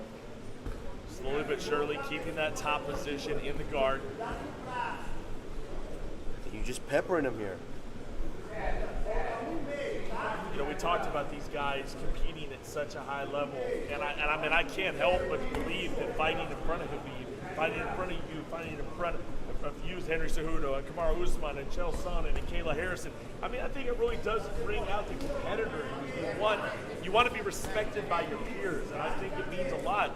And these guys are taking it to the next level, Joe. I mean, I think that's a real thing. I appreciate that. I mean, it's a beautiful thing you're saying. I hadn't thought of it as perspective, but I will tell you, I used a similar shoe. I'll tell you what. Because it's an intimate setting. It's not like it's a huge arena. Obviously, you see a lot of other events, big arenas, you got a lot of stars. But here you can see them in the second row and the third row. They're right there. It's very intimate. Cyrus, my second fight in the UFC, I'm an undercard match. I walk out, third night of the night, and I walk right by a guy sitting in the front row named The Rock. And it all, there is something on that. That is very real when you see somebody that you're used to sitting back and Why watching. didn't you call DJ and bring him out here? We're in Miami after all, man. Don't you got him on speed dial? Make the call, Joe. Instagram DM. He only takes about 4 months to get back to me. You got Tyson, man. I mean, Tyson out Why here. don't we have Iron Mike out here? You guys are all That's buddies. a good question. What's up, Triple C? You're gonna have to bring a Christmas tree. The Christmas tree. Herrera looking to finish. One thing he needed with his weird posture. As soon as he got it, 2 big elbows, and now he's got an opportunity for a finish. Great job with the elbow. Well, no surprise, we are going to go to a third round in this matchup. Super lightweight matchup. Jusla and Pereira putting on the show out here. Pereira starting to kind of run away with things a little bit, you know. Jusla not quite have that same pop, that same explosion, and he's starting to get worn down.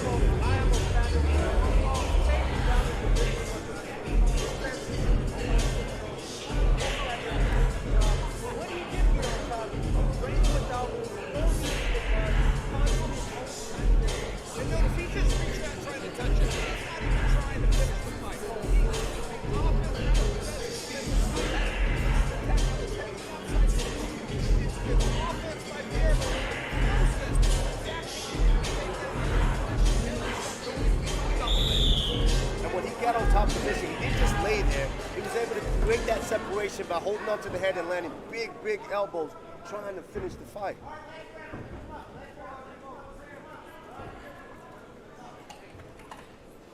I don't know how it is. I don't know how you can hug somebody, man. You know, when they're throwing all these damn bricks at each other. In the throes of war, the sign of respect. Exactly. Gotta love Notice it, he just went high. Keep that in mind. That he's starting to look for that knockout. Jusula's got the power. Don't discount it. Still very much in this fight in the third and final round. He is, but I think he's waiting. I think the strategy was to wait and then try to get him tired, but you're getting out wrestled. So the strategy's not working that well because this guy's not just a striker. He's not just a power puncher. He's good everywhere. Right now I have it, two rounds in the back.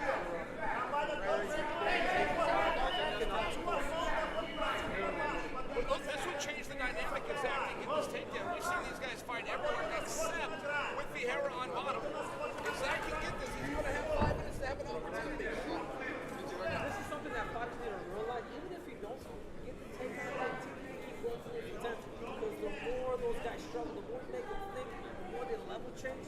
As a wrestler, the more the fight goes your way. So you only went for one takedown, that was it. In round 2, you take a look at the strike numbers right there. Pereira taking that lead. Jusula had round 1. Pereira has round 2. Through 26 strikes, he landed 23. I'd say that's pretty damn efficient. Having a Steph Curry night there with the strikes.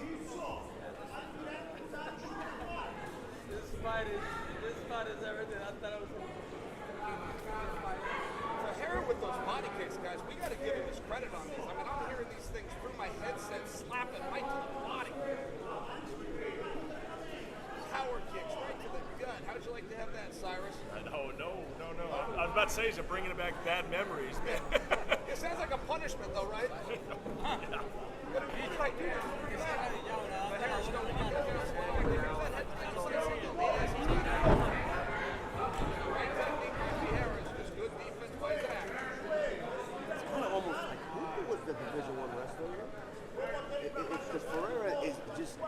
his transitions, get into one leg, then switching off to double leg, and getting the takedown. I mean, just impressive. I'm going to bring something up, man. Obviously, I'm probably about my back is actually, everybody from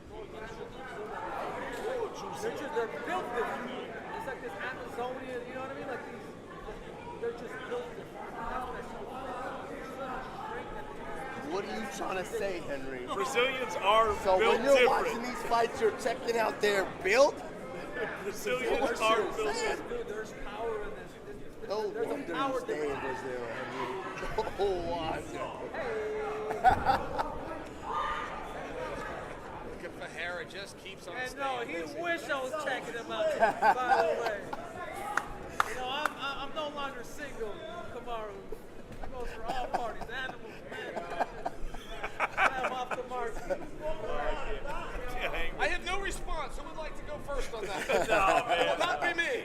We just got to lay out after something like that, man. Hey, Let it all I'm the sink king in. of Prince. That was That can never be wrong. definitely a declarative statement right there.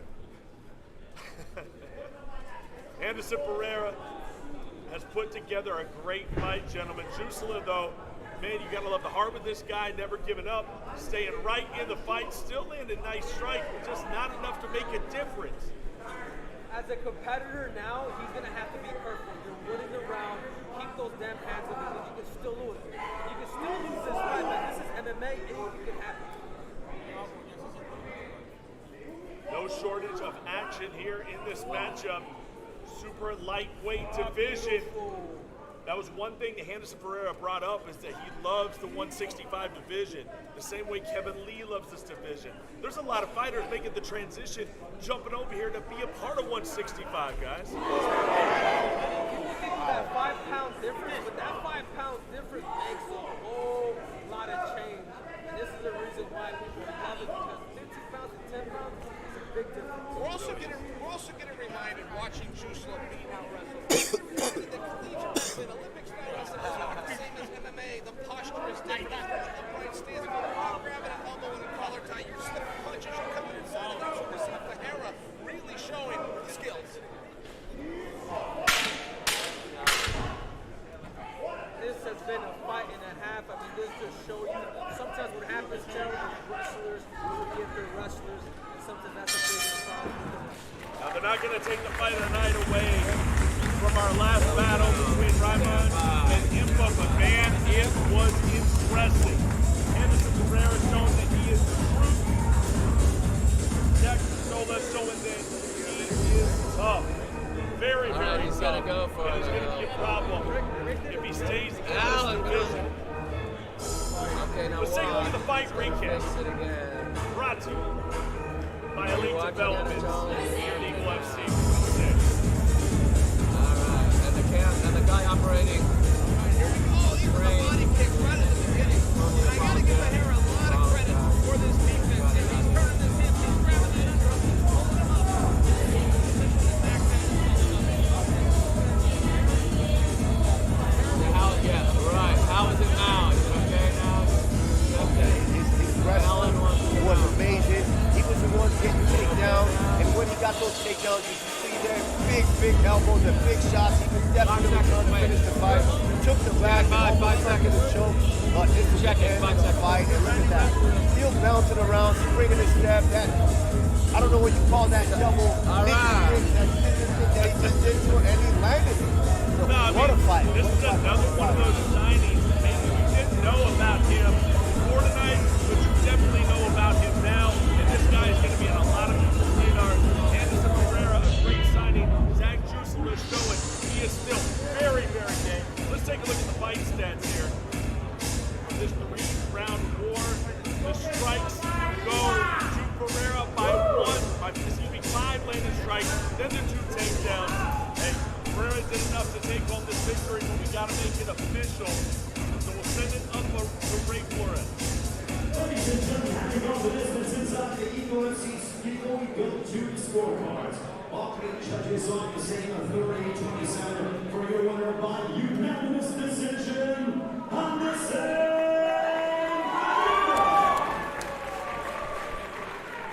So there it is, guys, and we talked about it in the interview he told us, I'm going to have my eye on the main event tonight. Kevin Lee, Diego Sanchez, could Hamson Pereira get a shot at the winner potentially? You gotta stay up to date with all of our social media to find these things out. Those post-event press conferences, the scrums, you'll be able to find that out on all of our social media at Eagle FC. Now the main event, I mean, it's real simple. You've been hearing about this time and time again. We're in Miami, and we're talking about Kevin Lee, and we're talking about Diego Sanchez. Is this the last time we see Diego Sanchez ever in an MMA cage? And can Kevin Lee live up to all the hype? He's the primetime player here in Eagle FC. Will he get it done tonight in the FlexCast Arena?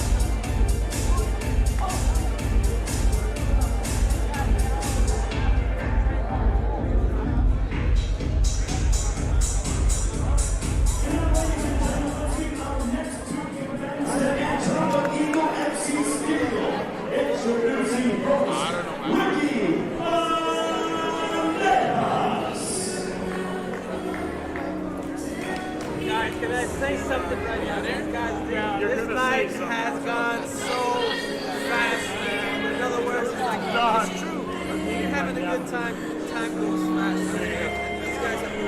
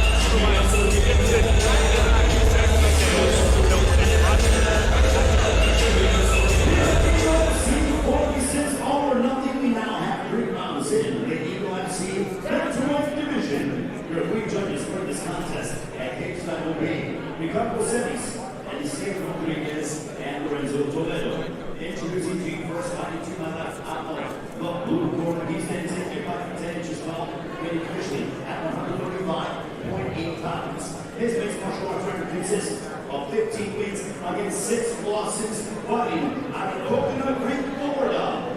Ladies and gentlemen, here is Ricky Bandejas. And across the Eagle FC field, his adversary fighting out of the red corner. He stands back from 4 inches tall, weighing officially at 135.6 pounds. His mixed martial arts record includes 15 wins against 5 defeats. From Albuquerque, New Mexico, ladies and gentlemen, please welcome Ray, the Taz Mexican Devil Ford. And referee Charles. Marco Perez will be your referee for this feature bout here at Eagle FC 46, live and free on FlexCast.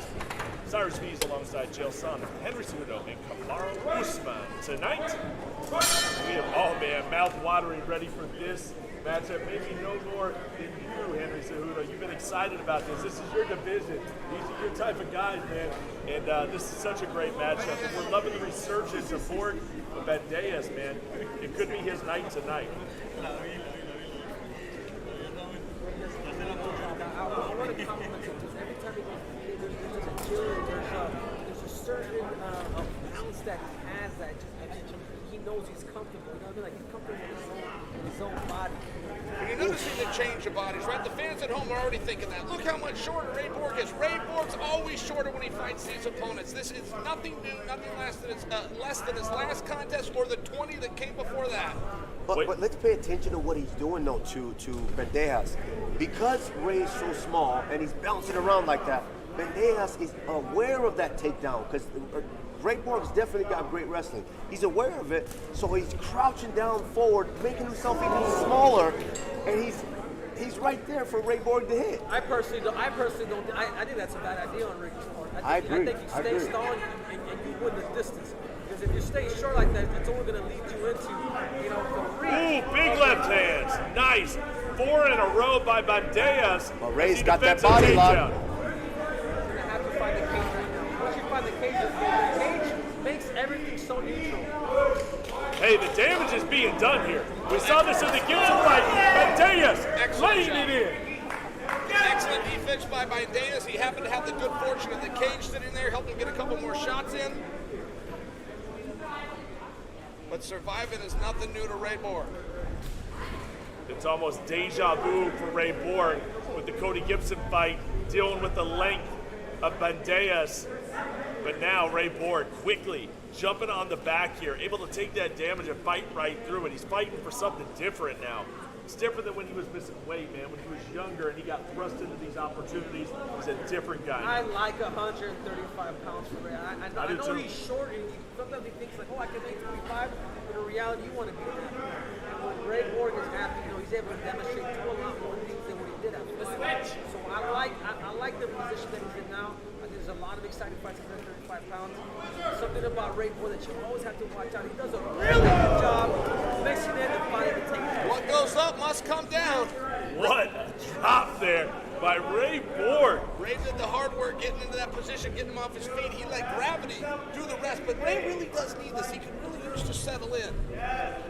Just get a few good moments here. He's got passed. side control. Start to look for knee on belly. Start to look for just a couple of strikes. Ray doesn't need to get greedy. Go to full mount and really press this position. Rick is going to have to move. He's going to have to find that kick because this is not a good position right now. His full back is on the ground. You never want your back. Right now he's getting pancake. If he passes well, but if he goes to half guard, Ray Borg can be in position where he can put it.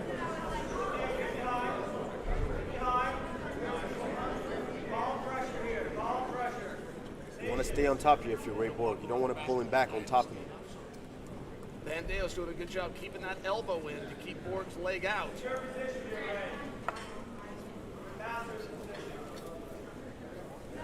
Stuck to Bandejas like glue is the Taz Mexican Devil. Ray Borg managing that clock here. With just over 1 minute to go here in round one still to come. A potential 5-round heavyweight championship bout that is next.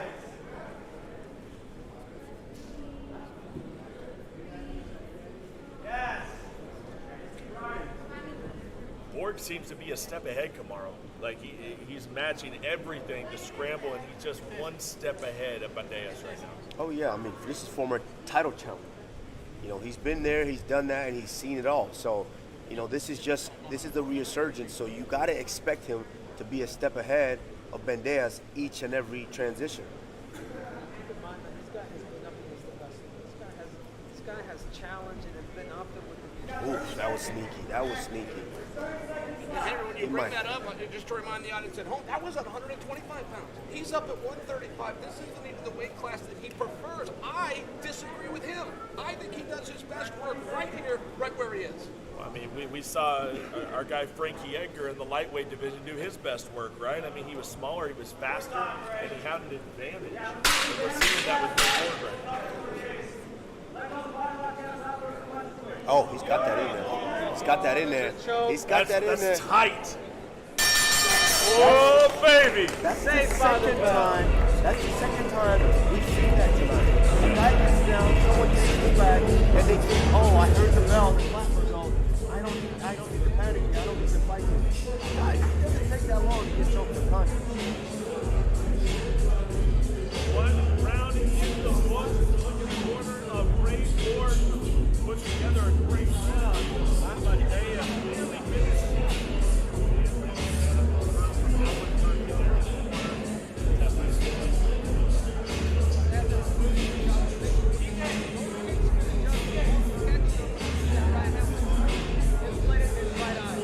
Ray Borg staying busy here. He's stepping in with multiple punches this time.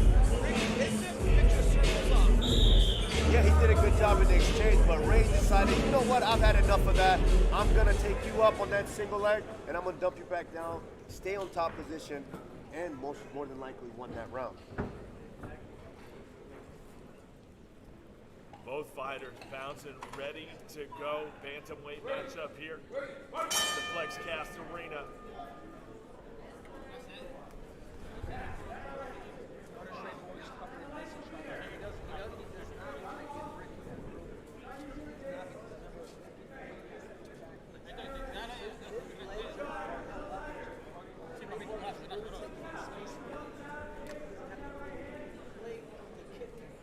for all the fights that I've seen from Ricky Bandejas, this is one thing that boxing does. It's a bad habit, and he still has it. Is that he keeps that chin up in exchanges. He tends to pull away in these weight classes. Most guys are shorter than him, so he tends to pull away, and that chin comes right up. And the way Ray Borg's bouncing, he could find that chin and potentially end this fight. He's putting that chin right out there for the take. Ray Borg's eye, we got to be careful with that. I think it's starting to shut. That one eye shuts, and you know you're gonna be able to do a lot of things to that left side. Look at the striking numbers here, guys. I mean, not really. You know what we've seen here with the results of the fight. Bandejas 32 landed strikes to 8 Ray Borg strikes. Just great pressure by Ray. You know, anytime you're dealing with one of these body type disparities, you got to move forward. There's a difference in bouncing and moving and going forward. Mike Tyson asked. Mike wasn't bouncing on his feet, but he was moving. He was moving well. He was gaining ground. That's one thing that I'm really going to give more credit for, and it's the reason he keeps on being the dominant one in these exchanges. Orson, you know what? Just to go back to the punch stats, is like, yeah, they're hits, but the quality of the punches, I really have to go with Ray Borg. You know, they're extremely active, but at the same time, it's like, how many of these points are actually quality? Yeah, I mean, significant strikes make a huge difference. You're absolutely right. Still digging in for a potential takedown here, Ray Borg. He's been able to have his way with Bandejas, keeping him on the ground. Can he dump him once again? Borg's going to need 2 legs here. Right now he's around 1. He's going to need them both. For somebody this tall, even if Ray lifts that leg up, he'll just stand on the other one with Bandejas. Ray's going to need them both. I tell you what, Ray knows the game plan is to stick up against the cage. Like, he knows that he could not give him range. And he had the choke at the end, so he's going to take this fight back to the ground and look for that rear naked choke.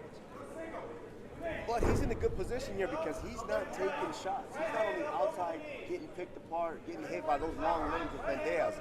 He wants to keep him in these wrestling exchanges because he knows he has the advantage here. More methodical approach here by Ray Borg than what we saw in the last bout. He was an absolute rabid Wolverine there from the second round on, Henry. Just absolutely destroying the body of Cody Gibson. Right now, man, he's just put together a great game plan, and he is just executing right now. That was a mistake by Ray Borg. I said it earlier in that first round. You don't want to pull a guy on top of you. You want to keep that top position so you are able to maintain that control. This is exactly what Ricky needs to do. Keep sticking that jab. Find your distance. Right now, he's at kick range.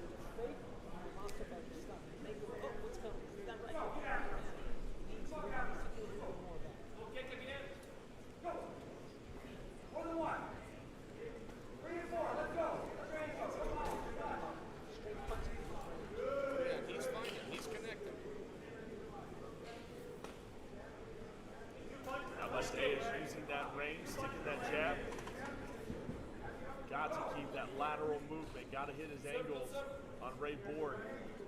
Always dangerous to take down. See the face of Ray Borg, man. Really swelled up. Those punches are really starting to add up on Ray Borg. Said right, like you talking, wasn't there? The fight looks like Ray Borg with Stormer's back. I think that's it. Beautiful right there. Bandejas has got to keep his range. Bandejas has had some good luck in the last couple of minutes of this fight, but it was all based on distance. It was no new techniques. It was punches and kicks. It was at the right distance. But you know what? I'm not sure. I don't know either. But momentum is serious. If you look at the left eye of Ray Borg, that thing is sealed shut right now, gentlemen. And that means you're not seeing it come from that side of the face. That could be a major problem for Ray Borg. He may just get hot in the right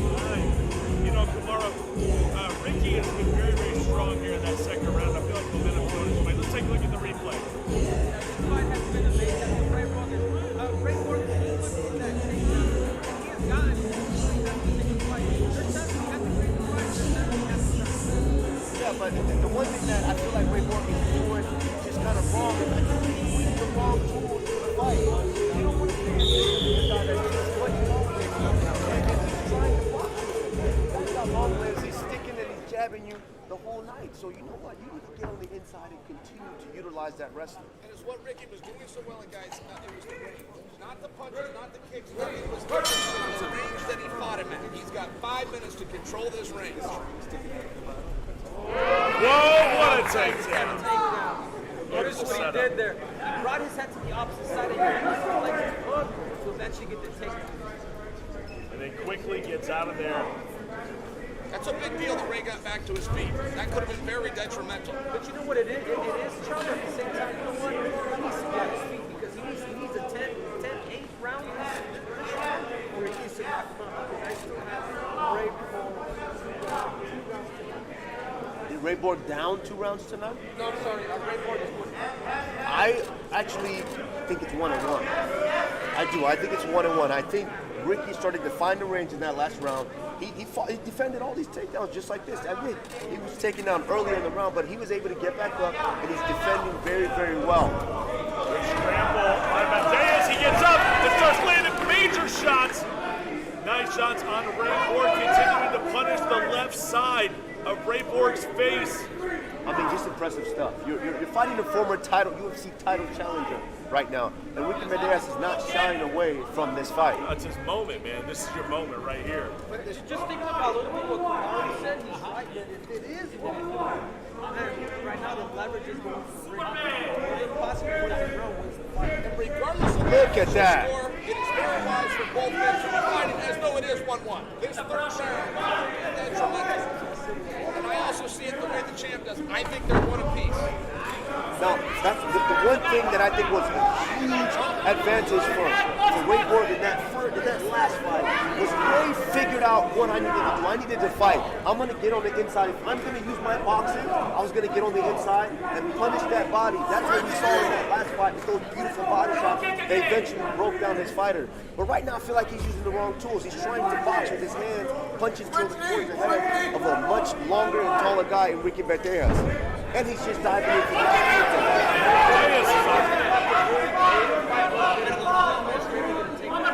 Create a scramble, create punch, and then dive into a shot, but you cannot throw a naked shot because Ricky has caught on to the timing. Wow. One little risky throwing that kick while he was on 3 points. Right to the body, and you know what? Mendes is scoring. He's in the zone right now. He's in the zone right now. Making this fight Mendes, at least by appearances, looks like the fresher of the two. He doesn't even look like he's been in a fight. Meanwhile, Ray's been going 10 minutes with an eye shot. again, same takedown, using that outside hook to eventually try to Man, but just look at Ray Borg's body. He's not going the body language of Ray Borg still. I think he hurt him. He hurt him. He hurt him. He hurt him. Ricky Mendes is hurt here. He's hurt. Ray's got to see that. He's got to see that he's hurt here. Go to the body and go back to the head. But it starts from the body. It starts from the body. Once you touch the body, then you drop that hand, then you hit him.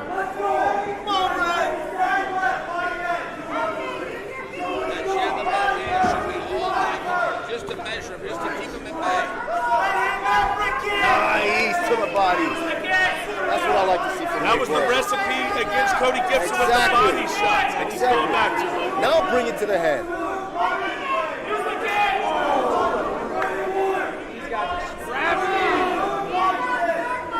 Look back in that USADA pool, Henry. Come on, bro. I know you think after watching this, I don't know all these fights.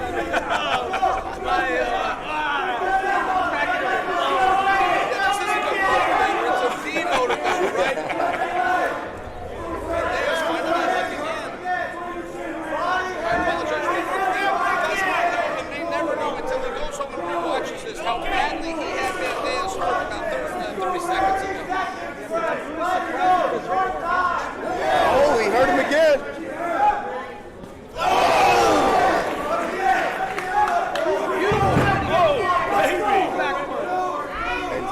Just ate it like it was nothing. Ooh, another big right hand. He's trying to end him right now, boys. He's trying to end Mendes. Is this a little bit too late? He's got got to sit him down here. He's got to sit him down here. He has to. Woo! Give me more! I want more! What a fight! Oh my God! That's a fight. That's a fight. That last minute right there was absolutely breathtaking. What a finish to this fight. Even man should hang his head after a performance like that. Absolutely incredible. Borg and Bandejas, give us a classic. There seems to be a trend here, and Ray Borg is the common denominator.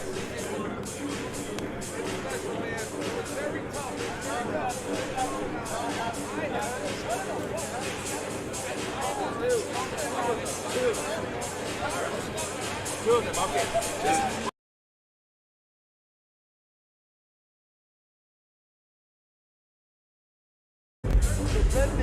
Tremendous comeback from Ray Borg. I wonder if it's enough. Ray Borg on top of his game tonight, but Bandejas certainly gave a fantastic performance. Who did enough? Here's your fight stats. Strikes thrown, strikes landed, about 44 landed by Bandejas. But are they significant strikes? Are they some different? The takedown attempt, the submission attempt, they all go through this aspect of the devil. Will it be enough to get the decision victory? Let's find out. Ladies and gentlemen, having gone the distance, we go to the scorecards. Here are your score totals. Judge at Kingside, Ricardo City scores it 29-28 for Bandejas. Judge Eliseo Rodriguez has it 29-28 for Borg. And Judge Lorenzo Toledo has it 29-28 for your winner by split decision. Ray!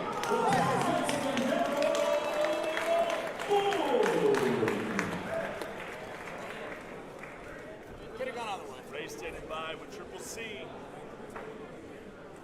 What a fight, Ricky Bandejas, but you call it Ricky Toledo. What does it mean that you share these three rounds with this story? It's legend, you know? They kind of close fight. I'll go back to the gym, I'll get some stuff. What did you think of the fight? Did you think you did it enough? Also, it was a close fight. We all saw it. I would probably say the fight of the night. Did you think you won the fight? Yeah, you know, but I can see where I need to push more. Instead of settling for not think they're going to work out, but I think I got it done. So you guys give it up for Ricky Bandejas.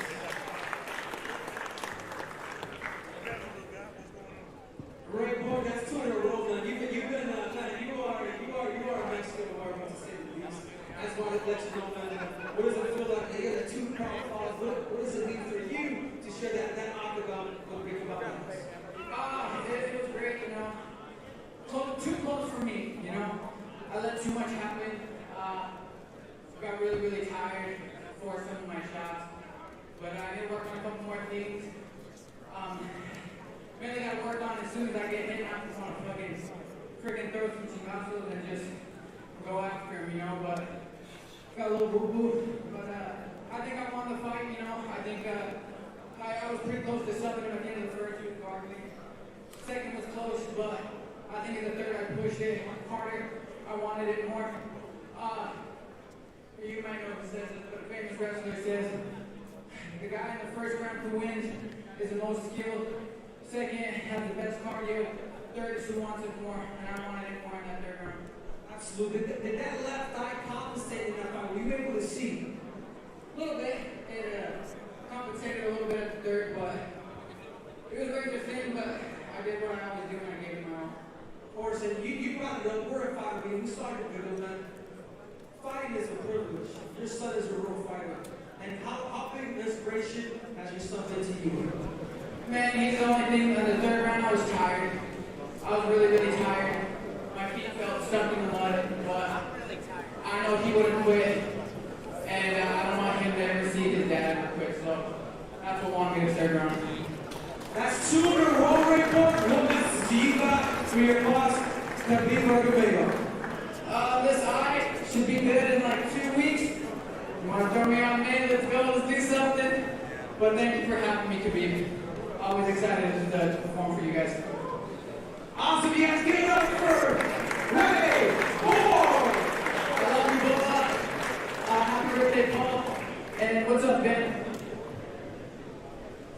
there it is. Ray Borg, man, emotional, guys, so emotional. And every fight that we see him here, it makes you like him even more. There was a time when he had a stigma, he missed weight, he wasn't showing up. But now, man, it's like this dude is the sentimental favorite every time. You gotta love Ray Borg. This guy is he is Eagle FC right now. And I was surprised to see him talk about how fatigued he was, because I didn't see it. I never saw him slow down, and I never did see him quit tomorrow. I saw it. I saw the fatigue there, but we all know it as wrestlers. When you start diving in for takedowns and the guy had you timing, and he starts stuffing them off, that drains you big time. Ray did what he did best, and that was fine. He was able to find that, and he was able to push through and push until he was able to start landing those big shots. Because I said earlier, he was fighting the fight with the wrong weapons. You're 100% right. I'll tell you what, the right decision was made. Ray Borg, the takedown. I think the more quality punches in that third round was the difference. I love that. So listen, guys, we moved from 135 to 265. We just double up. We're going straight into that heavyweight division. We have our current champion with Eagle FC, Rizvan Kuniev, taking on Anthony Hamilton. Hamilton is coming off the loss. Let's just be real about it. This guy's a wrecking machine. He doesn't knock people out. He knocks them out in 30 seconds, 20 seconds. I mean, like, serious power here from Anthony Hamilton. He's very familiar with Kuniev. They've had similar opponents. I love this matchup. Kuniev knows what's on the line. He knows how important it is to be here right now. Plus the guy that didn't get picked for contender series has that chip on his shoulder, and he loves that new belt. You know, Jill, we talked to Kuniev. It's like very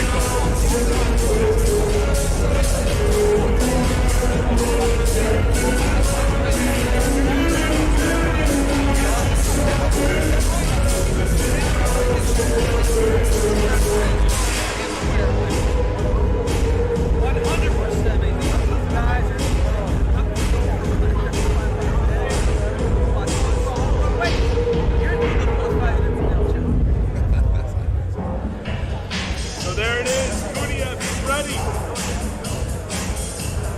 And there he is, Anthony Hamilton. You know, Kamaru. Anthony Hamilton's a guy that spent a lot of time in the UFC, an absolute wrecking ball, joins up with the Eagle, and he's serious that he wants to get the knockout. He wants to take on this title. You know, he knows he doesn't have a whole lot of fights left, but he wants to be able to knock them out.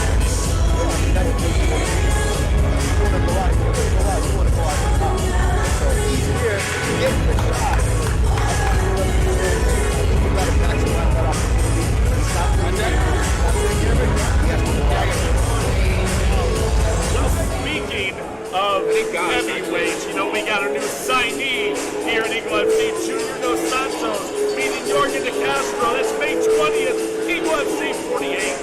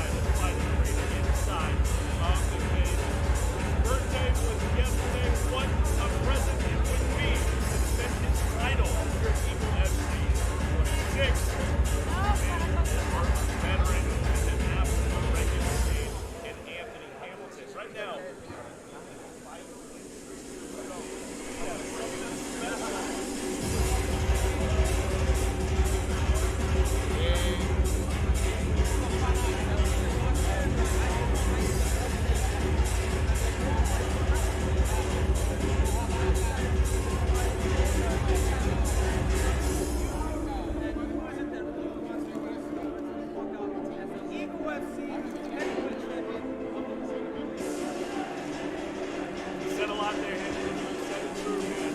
Nothing too much bigger than this. Any promotion, the heavyweight champion. Let's take a look at the double tape. Presented by Saitama. 13 years younger is our champion, Kunia. He'll give us a little bit of height, but no ring. Kill the tape, brought by Saitama. And it's Saitama Wolfpack. Hashtag that one. Go up the Ladies and gentlemen, it is now time for our co-main event of the evening. 4 rounds for the Eagle FC Heavyweight Championship. Your three judges scoring this championship bout will be Ricardo Celis, Hector Gomez, and Eliseo Rodriguez. Introducing first fighting out of the blue corner. He stands in at 65 inches tall, weighing officially at 264.8 pounds. His mixed martial arts record stands at 18 wins against 10 losses. Fighting out of Newcastle, Washington. He is the challenger. Ladies and gentlemen, here is Anthony Ray Hamilton. And across the cage, his opponent fighting out of the red corner. He stands in at 64 inches tall, weighing officially at 265 pounds. His record includes 11 wins, 2 losses, and 1 bout even. He is the reigning and defending Eagle FC Heavyweight Champion. Ladies and gentlemen, please welcome Rizvan Kuniev. And referee charge is Andrew Glenn. Andrew Glenn gets the honors here in this heavyweight championship bout.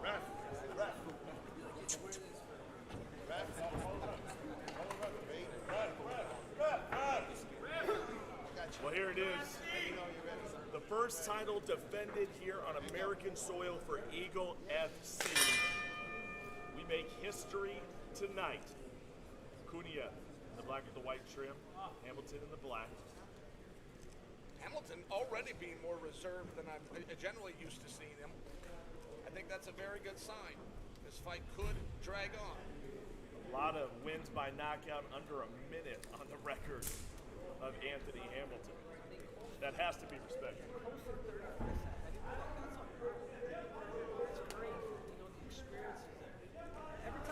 Oh, baby, Kuniev!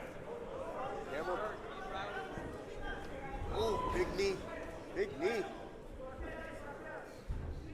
Hamilton's looking nasty. Hamilton, That's oh! left that he's headhunting. That's 3 punch knees that are literally going straight to the temple. But Hamilton's not shying away here. He's got a single leg. He needs to run that pipe out and really suck that leg out and elevate, and I think he'll get this takedown here. Hamilton's going to have to recover, in my opinion, because he's going to have to slow him down exactly where he's at right now in this position to push him.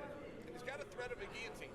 Rizvan's very relaxed here. He's not sitting down on it, but he does have Hamilton's neck. Make no mistake. Oh, he's got it. He's got it there. He's got it there. He's gonna get it! He's got it there. Oh my goodness! The champ retains tonight. That ain't easy to do, man. That's a mountain of a man. Wow. He just hit him with the standing guillotine. Guys, reflect on this a little bit, Kamaru. That was special. I mean, it was, but see, Henry was right. Hamilton was sitting there trying to recover. He was thinking on just going to hang on to the slam and recover here. But you can't when you're in that position. You can't sit there. That's not the place where you rest because your opponent's got a guillotine and he's not that much shorter than you. He's 1 inch shorter than you. So you can't just do that because he's still able to elevate his hips and then get that choke. The only thing that I had to say, Rizvan Kuniev is real. He's a sweet lover. He's never been under spinning back, a jumping knee. I mean, and you never, this guy's a hot trail pro. This dude is the real deal. Wow. Nah, man, very deserving of that championship. A brand new, gorgeous championship being brought out here to Eagle FC, especially designed for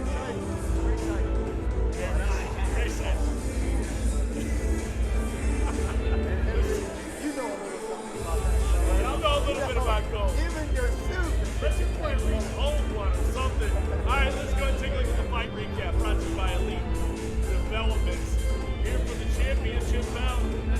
It lasts really long tonight. And here it is. Cunha did not waste any time, man. Pulling out all the stops. Breaking out the spinning stuff, the jumping knees, everything. And Anthony Hamilton couldn't handle it. He couldn't. I mean, big knee right there that hurt him a little bit, but Anthony Hamilton was in survival mode here. He figured, I'll hang on to this single leg, and I'm able to recover here. But no, you saw Rizvan suck that elbow down, and once he sucked that elbow down, he started to arch his back. When you arch your back, you elevate your opponent to where, even when they're standing up, they can't defend that, and you eventually got the tap. What a dominant performance by our champion, defending it right here on American soil, EFC. Ladies and gentlemen, here comes at 1 minute 17 seconds of the first round. We're running by way of tap out due to guillotine choke.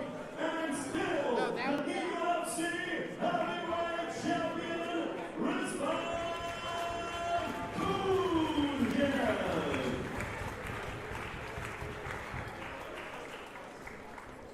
All right, Rizvan, if I could get just a word with you, Alex is going to help us with translation. But first off, congratulations.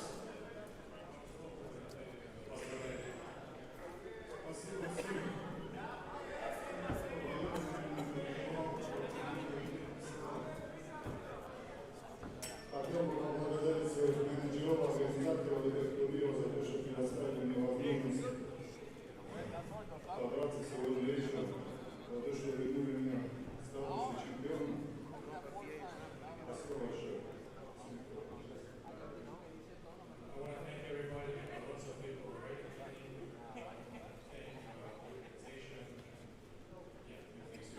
Well, Rizvan, earlier this evening, as you were in the back warming up, Khabib Nurmagomedov had made it sound as though De Castro versus Junior Dos Santos on May 20th will be a number one contenders match, which means in 2 short months you're going to find out who your next opponent is.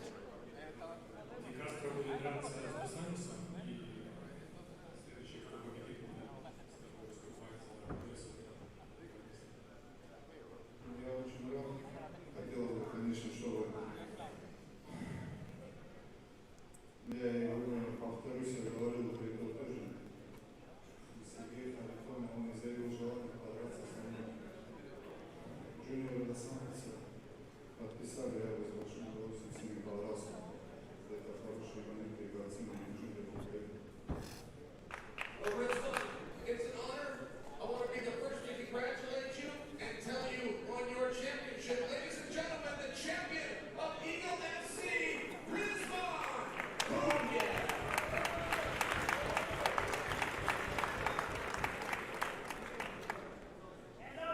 And now, ladies and gentlemen, we ask that you please direct your attention to the big screen for a very special video presentation.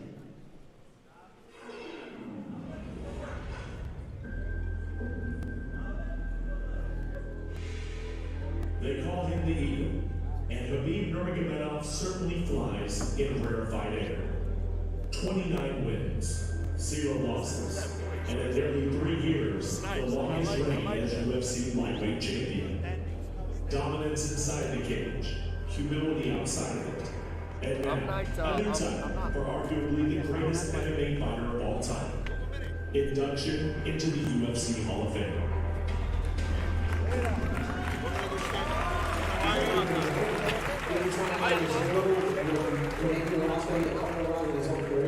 It's that. I mean, it just proves the dominance and dedication to the sport when he's done. It's also we're sitting there rocking the approach that for the energy that we take from it, and the energy that we want from it, to where we don't necessarily have to talk all the trash or smack and all that. We just go in and we do what we do best. It wasn't that he won so many fights, it was how he won them. 8 by knockout, 11 by submission, and the 10 times the fight went the distance. Khabib won by unanimous decision. The most dominant is not a debate because numbers don't lie. Khabib Nurmagomedov has more 10-8 rounds in combat than anybody in history that includes boxing. The most dominant fighter, 29-0, left on his own terms as the champion, not only not losing by fight's not even losing grounds. He did everything right by the book. He respected everybody. He's a guy. We want all our children to be like Habib. He's a big joy to be with us. I'm always the man that I look up to him in so many areas of life. He'll be remembered for stopping Gunn and steadily the world by retiring after his third straight title defense by submission. He continues to soar as a promoter, coach, and corner, and his place as MMA royalty is set in stone. Habib Nurmagomedov flew where the Eagles dare and landed as the GOAT, greatest of all time.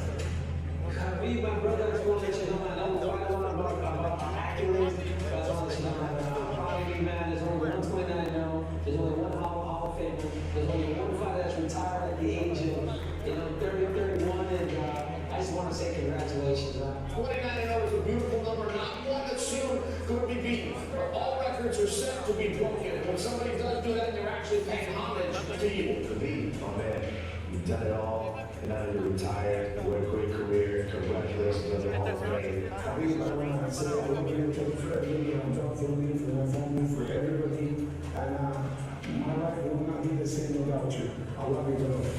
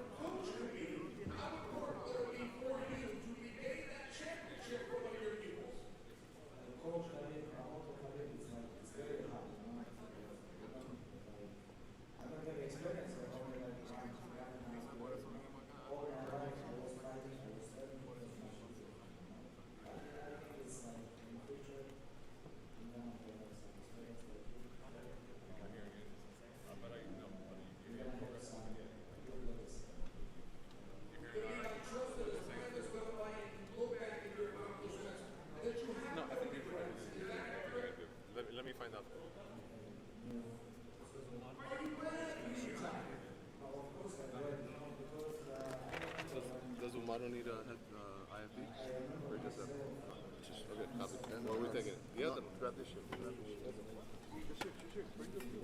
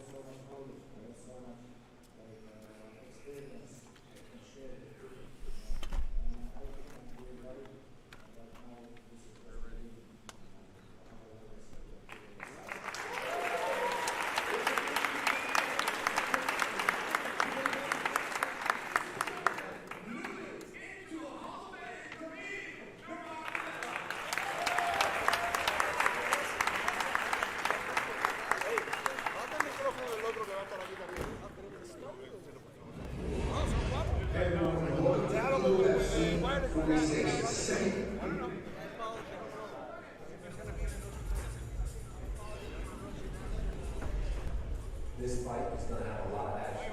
It's going to be a lot of blood. And the rest of them will pull me off and deal with it.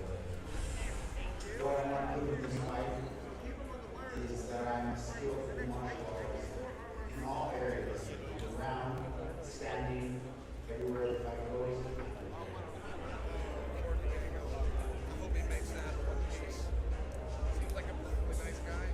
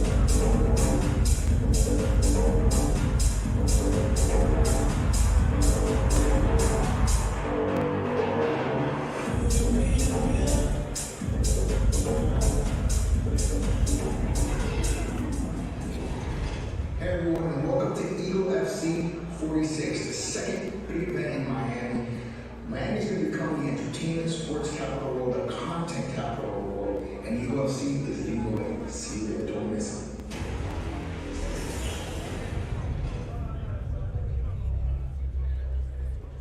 And now, ladies and gentlemen, it's time to meet our main event fighters.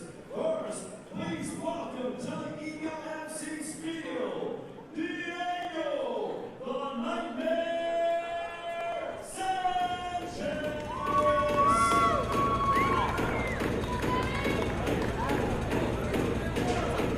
You never know what you're going to get with Diego Nightmare Sanchez.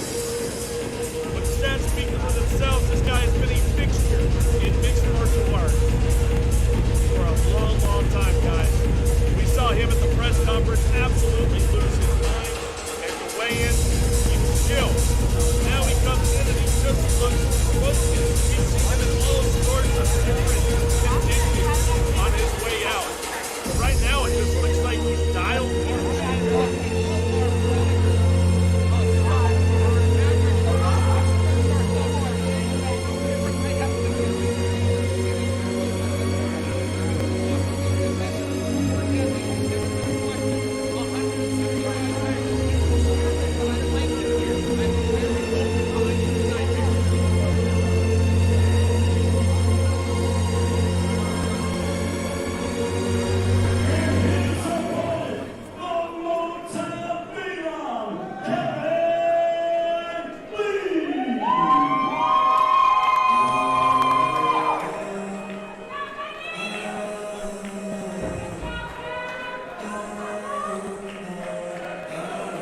Well, it's a little surreal, guys, right? Seeing the Motown phenom, Kevin Lee, walking down the ramp here for Eagle FC.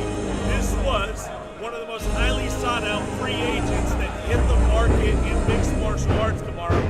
But he decided to go this route. He saw the potential of Eagle. He loved the Mississippi organization, man. And they were tied together for a long, long time. They were in the same conversation, but now he decided to be the top dog here at Eagle. It's a big moment for his career at 165 now. Yeah, like you said, after he got that goal, he's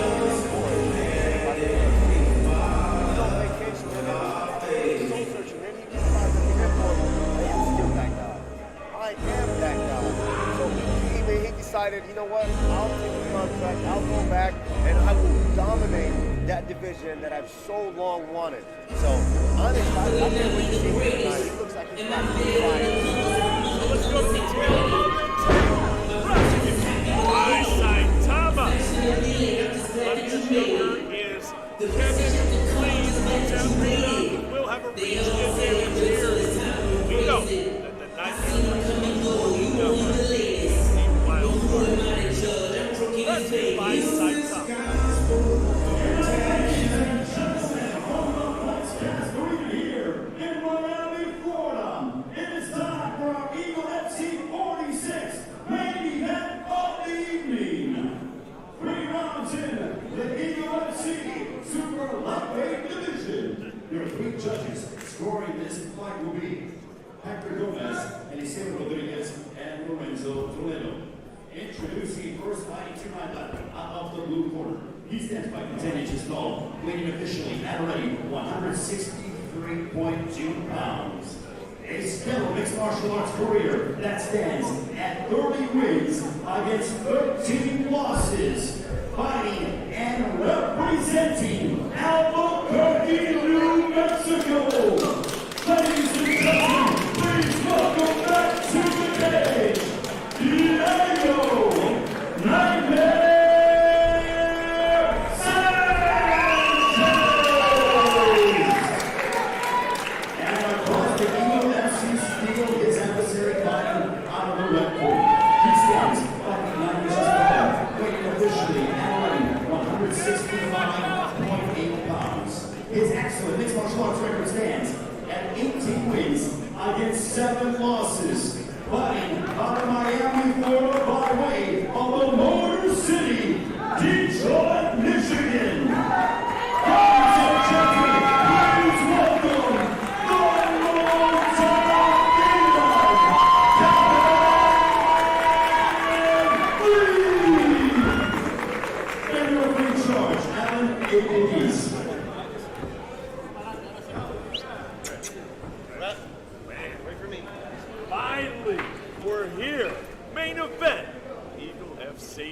26, the FlexCast Arena. The energy in here is insane. Diego Sanchez back in the sport, taking on the Motown Phenom. So it's separate 3 5-minute rounds, folks. Ooh. Great investment. Oh, look at that. I mean, that was a beautiful kick, beautiful execution. I'm into the setup more. He backed up, he come running forward, he just booted him right in the foot. This is one thing we have to understand with Diego Sanchez. Is like, how do you describe the style? Ooh, beautiful body kick. I think that hurt Kevin. It did hurt.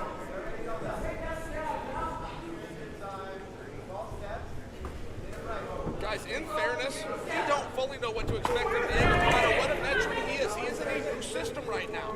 100%. I mean, I feel as though we're already seeing it. I can remember Diego starting a fist fight with 3 different body kicks. Look at that, and he's landing shots here. Kevin Lee physically faster, physically stronger. But he's been in this position before, guys, and he talked about it, where he was supposed to win the fight, and he didn't show up. He knows that's been a problem in the past.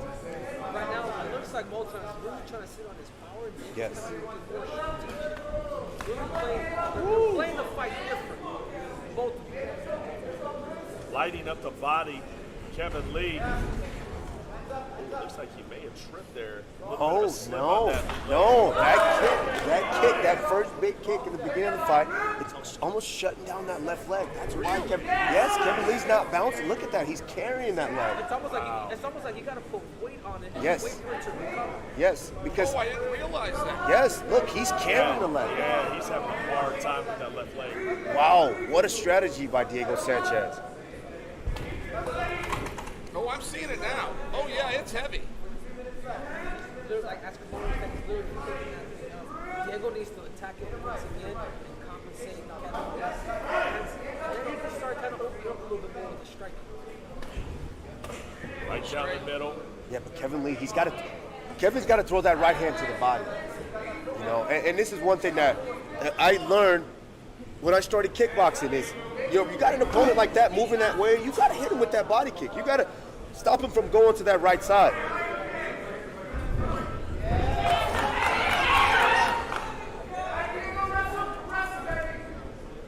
Kevin Lee trying to make his way behind Diego Sanchez, not happening. Sanchez able to neutralize.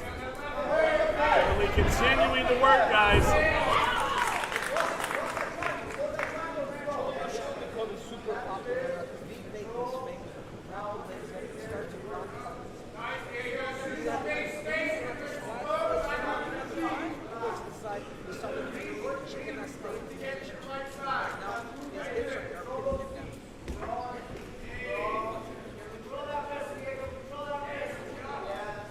And let's not forget the finishing abilities of Kevin Lee. If he's able to jump on your neck or take your back, most cases than not, he's going to finish it. Bad spot here for Diego Sanchez.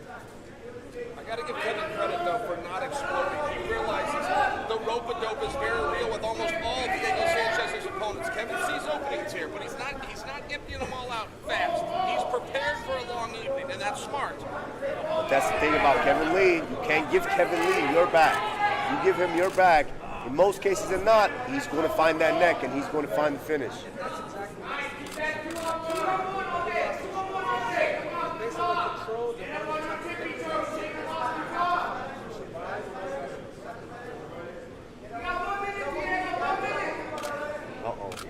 Uh-oh, this could be trouble. We are still at a he's minute stretching here, him out folks. here. He's stretching him out here. That does not feel good. Especially if you're not flexible like me. That does not feel good. A new lease on life for Kevin Lee. Moving, relocating to South Florida. Yes. Oh, he goes out. But here comes Kevin right back on.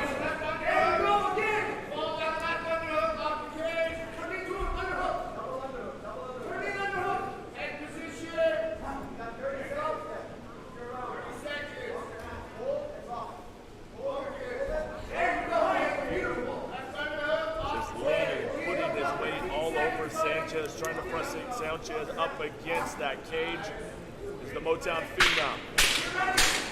Right now, the poster boy for Eagle FC. See if it stays that way. Oh my gosh! Few shots after the bell for Kevin Lee as he unleashed on Sanchez. He's got a little damage.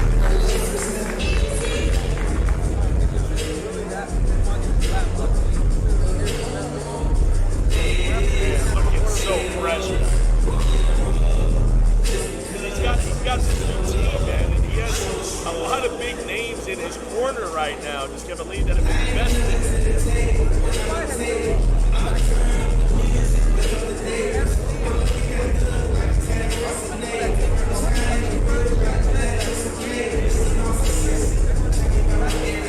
I'm just glad that Kamar pointed out the damage to that leg of Kevin Lee because he was on the floor. If he didn't go down with that leg, it's very hard to tackle in the absence of having his back up against the fence. This is why it's important, Shell, that Look at that escape by Diego. He was able to stay calm and slide out the back and get back to his feet. Well, Henry, let's talk about it. You think the corner saw it? Hit the corner, let him know? Go back to that calf kick. It worked once, do it again? Round number 2 underway here in our main event. Eagle FC 46. Diego Nightmare Sanchez. UFC Hall of Famer in the fight wing. This battle against Clay Guida. Guys, I just have to say how well I think Diego Sanchez is fighting. Thank you. He's fighting really, really well. And it's not, yes, of course, you're fighting maybe a stronger, a younger guy, but this is what the old dogs do. They find the tricks. They're able to slow them down in some way so they can make it a fair fight. And you saw this when they're boxing with guys like Bernard Hopkins. He knew he was leaving the speed advantage and the activity, but guess what? You had to find tactics to be able to even the playing field. Kevin Lee's bad. Kevin Lee should capitalize on that. He needs to keep that fight in the center. He cannot stay too deep against the game. Get him nice and good to look for that takedown.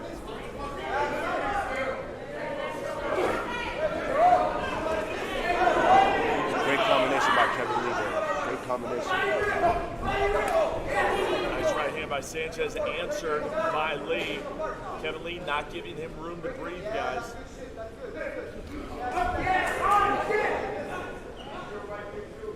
Kevin told him no, but let me tell Kevin, yes, that did get through. That hit him in the body. Diego measuring distance here. This is old school, guys. I'm impressed. Look how he shut him down. Kevin can't bounce around side to side to evade these strikes the way he's standing right there.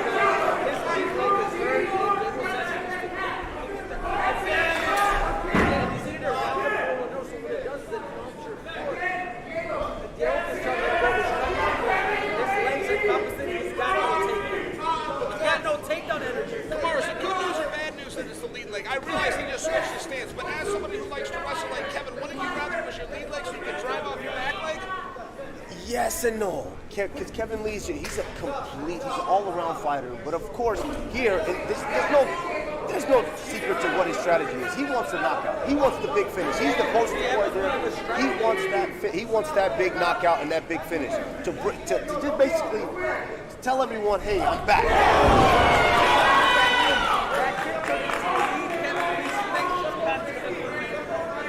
I believe he's still in the run. He can get up and do so much finish while we're in the back. Kevin needs to push that knee through right now. Take his right hand, push that knee through. Oh, he will. He's listening to you.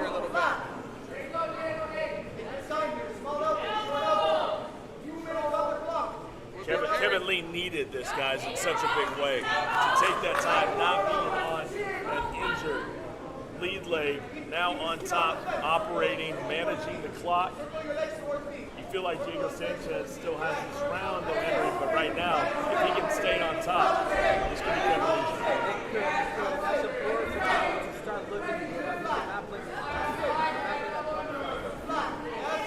right now, Kevin Lee is hurt, and Kevin Lee is to recognize that. Kevin Lee's a younger fighter. He can pull this off. He's able to pull this round off. He's able to get back to his feet and get rid of the finish.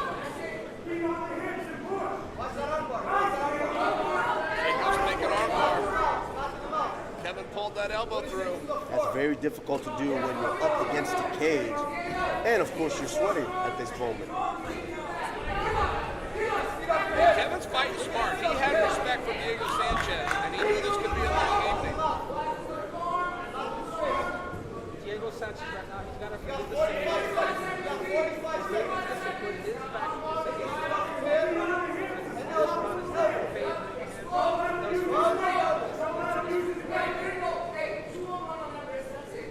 Yeah, Kevin's doing everything right, guys. Diego just hurt him early. Kevin's having to make adjustments, and Diego's overperforming what a lot of people didn't think he was going to do.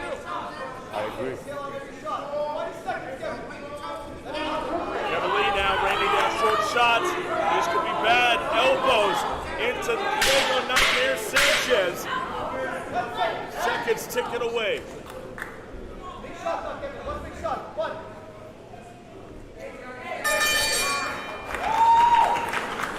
We're going to go to 3. No surprise. Diego Sanchez has made a whole career out of going the distance.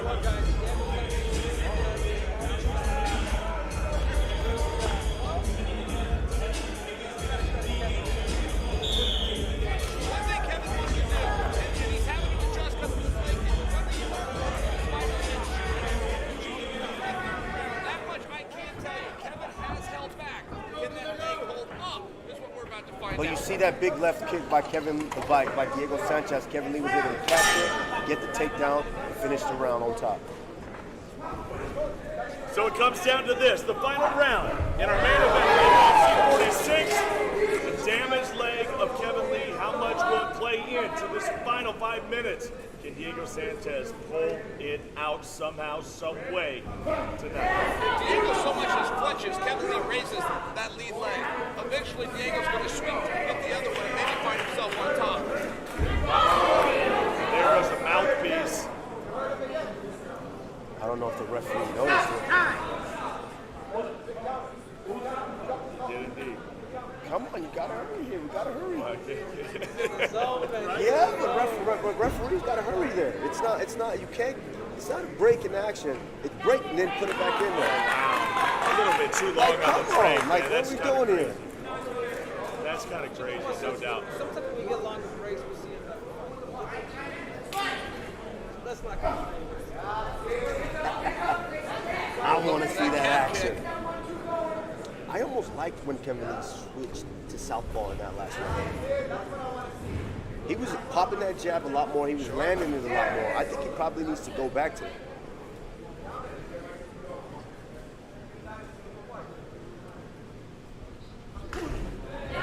Kevin Lee got a big payday coming over here to Eagle FC. A lot has been made of that. He is living up to that payday right now, fighting through injury and continuing to hunt Diego Sanchez.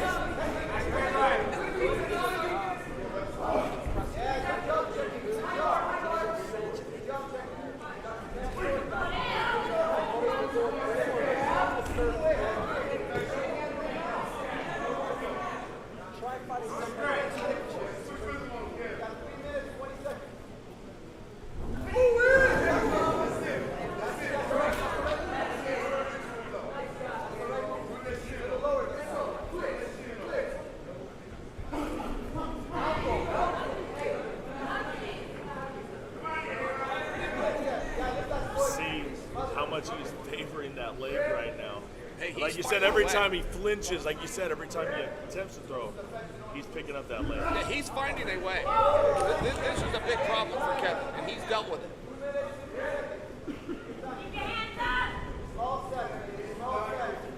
Not to mention, Diego Sanchez can still take a shot, guys. Oh, man. Come on, It's hands down. just a great fight, great strategy. Hands up, chin down is what I meant to say. One thing about the outside, so it's like, he finds that in the cheek. So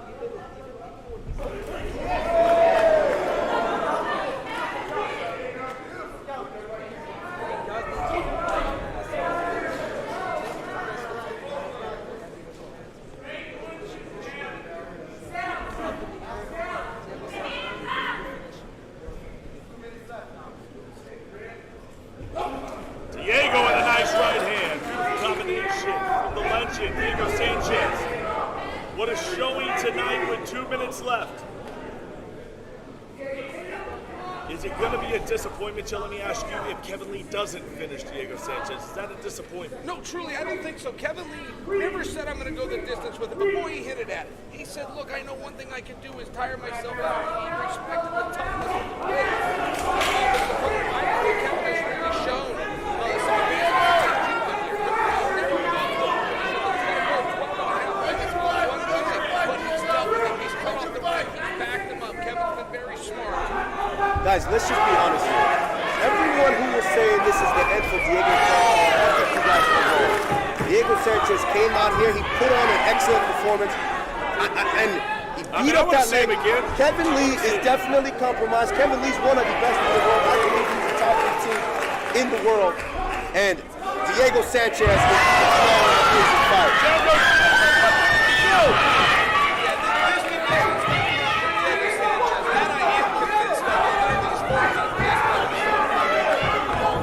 Now all tied up here, less than a minute. Can Kevin Lee finish in his Eagle debut? Kevin Lee needs to finish strong here. He's got to get his hands off the mat, both on top of Diego Sanchez, posture up, and land something big here to potentially stop the fight.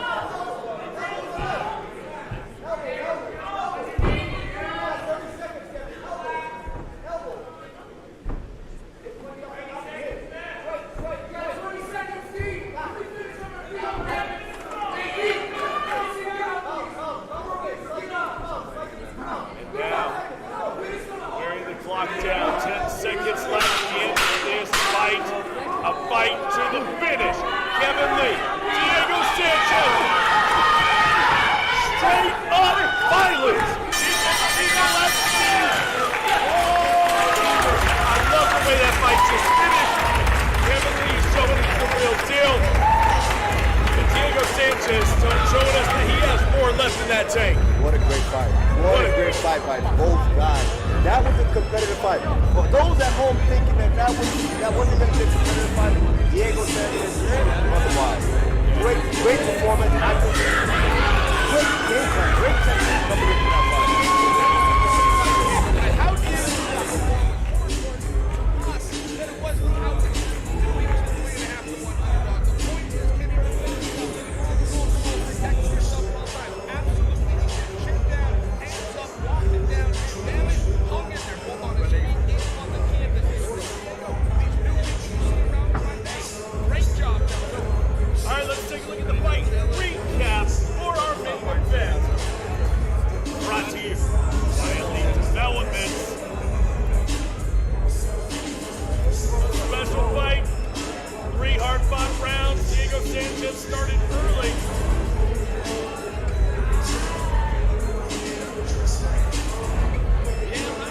Kevin's already compromised. Listen with it. Normally Kevin loses.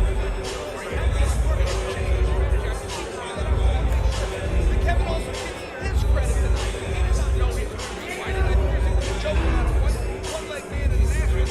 That's Kevin. Yeah, I mean, and you saw that. He was compromised the first moment of the fight. So he had to adapt on the fly and find a way to get the victory. And that's what he did. He essentially walked Diego down, and whenever he got an opportunity to get on top of him, he did. He landed big strikes, big elbows, big hammer fists, and he was definitely trying to punch the lights off whenever he got the opportunity. Kevin Lee on one leg gets it done tonight over a legend in Diego Sanchez.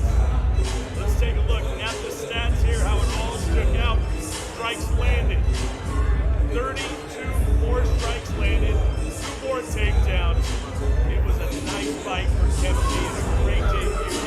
But these circumstances made it a strong fight to end on a historic event. Ladies and gentlemen, after 3 rounds, we go to the scorecards. All 3 judges saw the same 30-27 for your winner by unanimous decision. The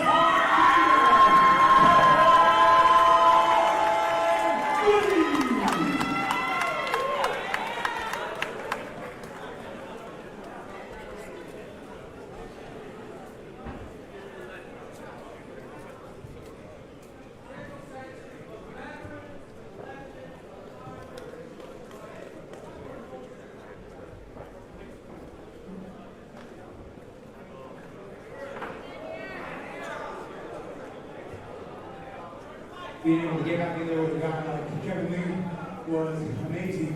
Being I was out for so long, I was in the hospital with COVID. You know, I was 3 weeks out of the hospital, and they hit me up and said, we want you. Eagle FC, Kevin Lee, we have a big fight. And I was like, all right, I'm gonna rise to the occasion and get in there. I made it to the fight. I wasn't in the best shape of my career, I wasn't in the best shape of my life, but I was headstrong, I was mentally strong.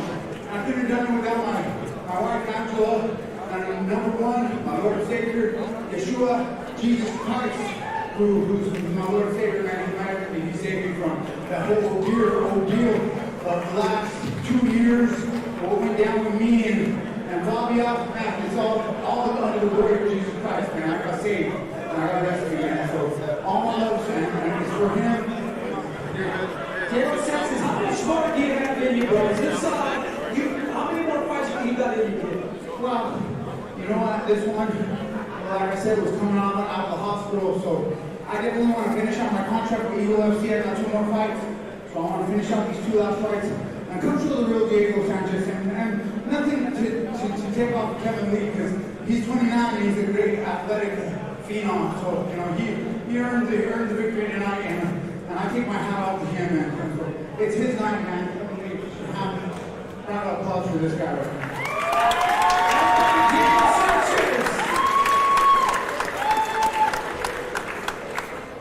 And we got Kevin Lee. Kevin Lee, I saw that front leg. How bad did Diego Sanchez hurt that knee leg? Yeah, probably blew up my ACL or something major. Every time I try to push off of it, it's slipping inside, it's going to go straight here to the hospital. Was that the game plan to continue to keep pressing him? I wasn't expecting you to press him for the whole fight. Was that the game plan? Yeah, you know, I bring the fight every time. Every time you see me, you're going to get good, excitement at the fight. So that was my game plan. Blowing on my knee in the very first fight that he threw, kind of tore my knee, so and shut down the right kick. But I feel like I overcame a lot in this fight, and I really showed some championship material mentally. It was a tough fight to stay in with me. Who do you want next? Who do you want? You got Khabib right there. Tell your boss. Look, there's no doubt. I'm the best 165er out here. The best guy for anybody who wants to weigh 165. I feel like we need to be going to a title. I fought everybody. I fought Charles Oliveira, fought Tony Ferguson, fought Edson Barboza, Mike McKee. I said, keep naming them. So the next fight, I feel like needs to be for the belt. And I hear Donald Trump is starting to get back into some promoting or something. So if you want to fight, you can take that next opponent. There you have it. Kevin Lee, everybody. And a Donald Trump name drop right there at the end. What a win by Kevin Lee. Kamaru, man, final thoughts on this one. What a show. Excellent show. I mean, we saw some great fights. And, I mean, Diego Sanchez, I think he came out and really good case. Shoot that! I would like to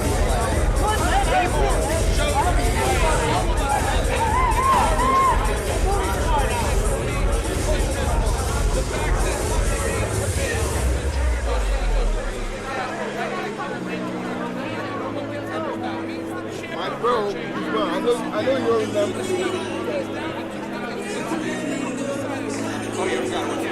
Well, next time you'll see is going to be May 20th. It's a big one for the entire broadcast team. Henry Superdome Jail Sonic, Kamaru.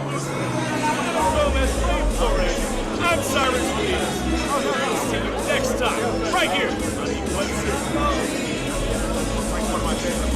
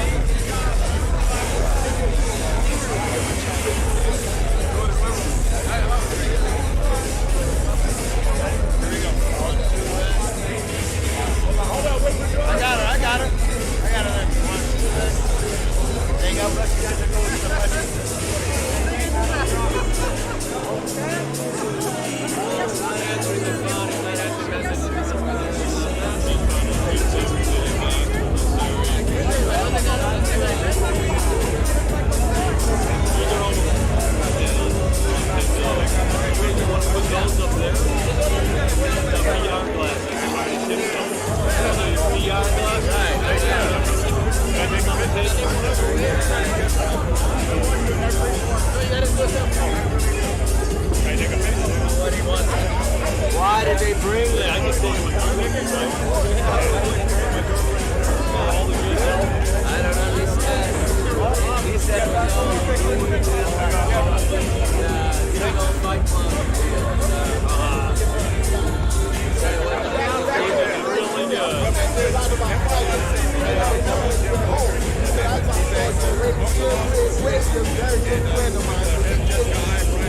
Really good.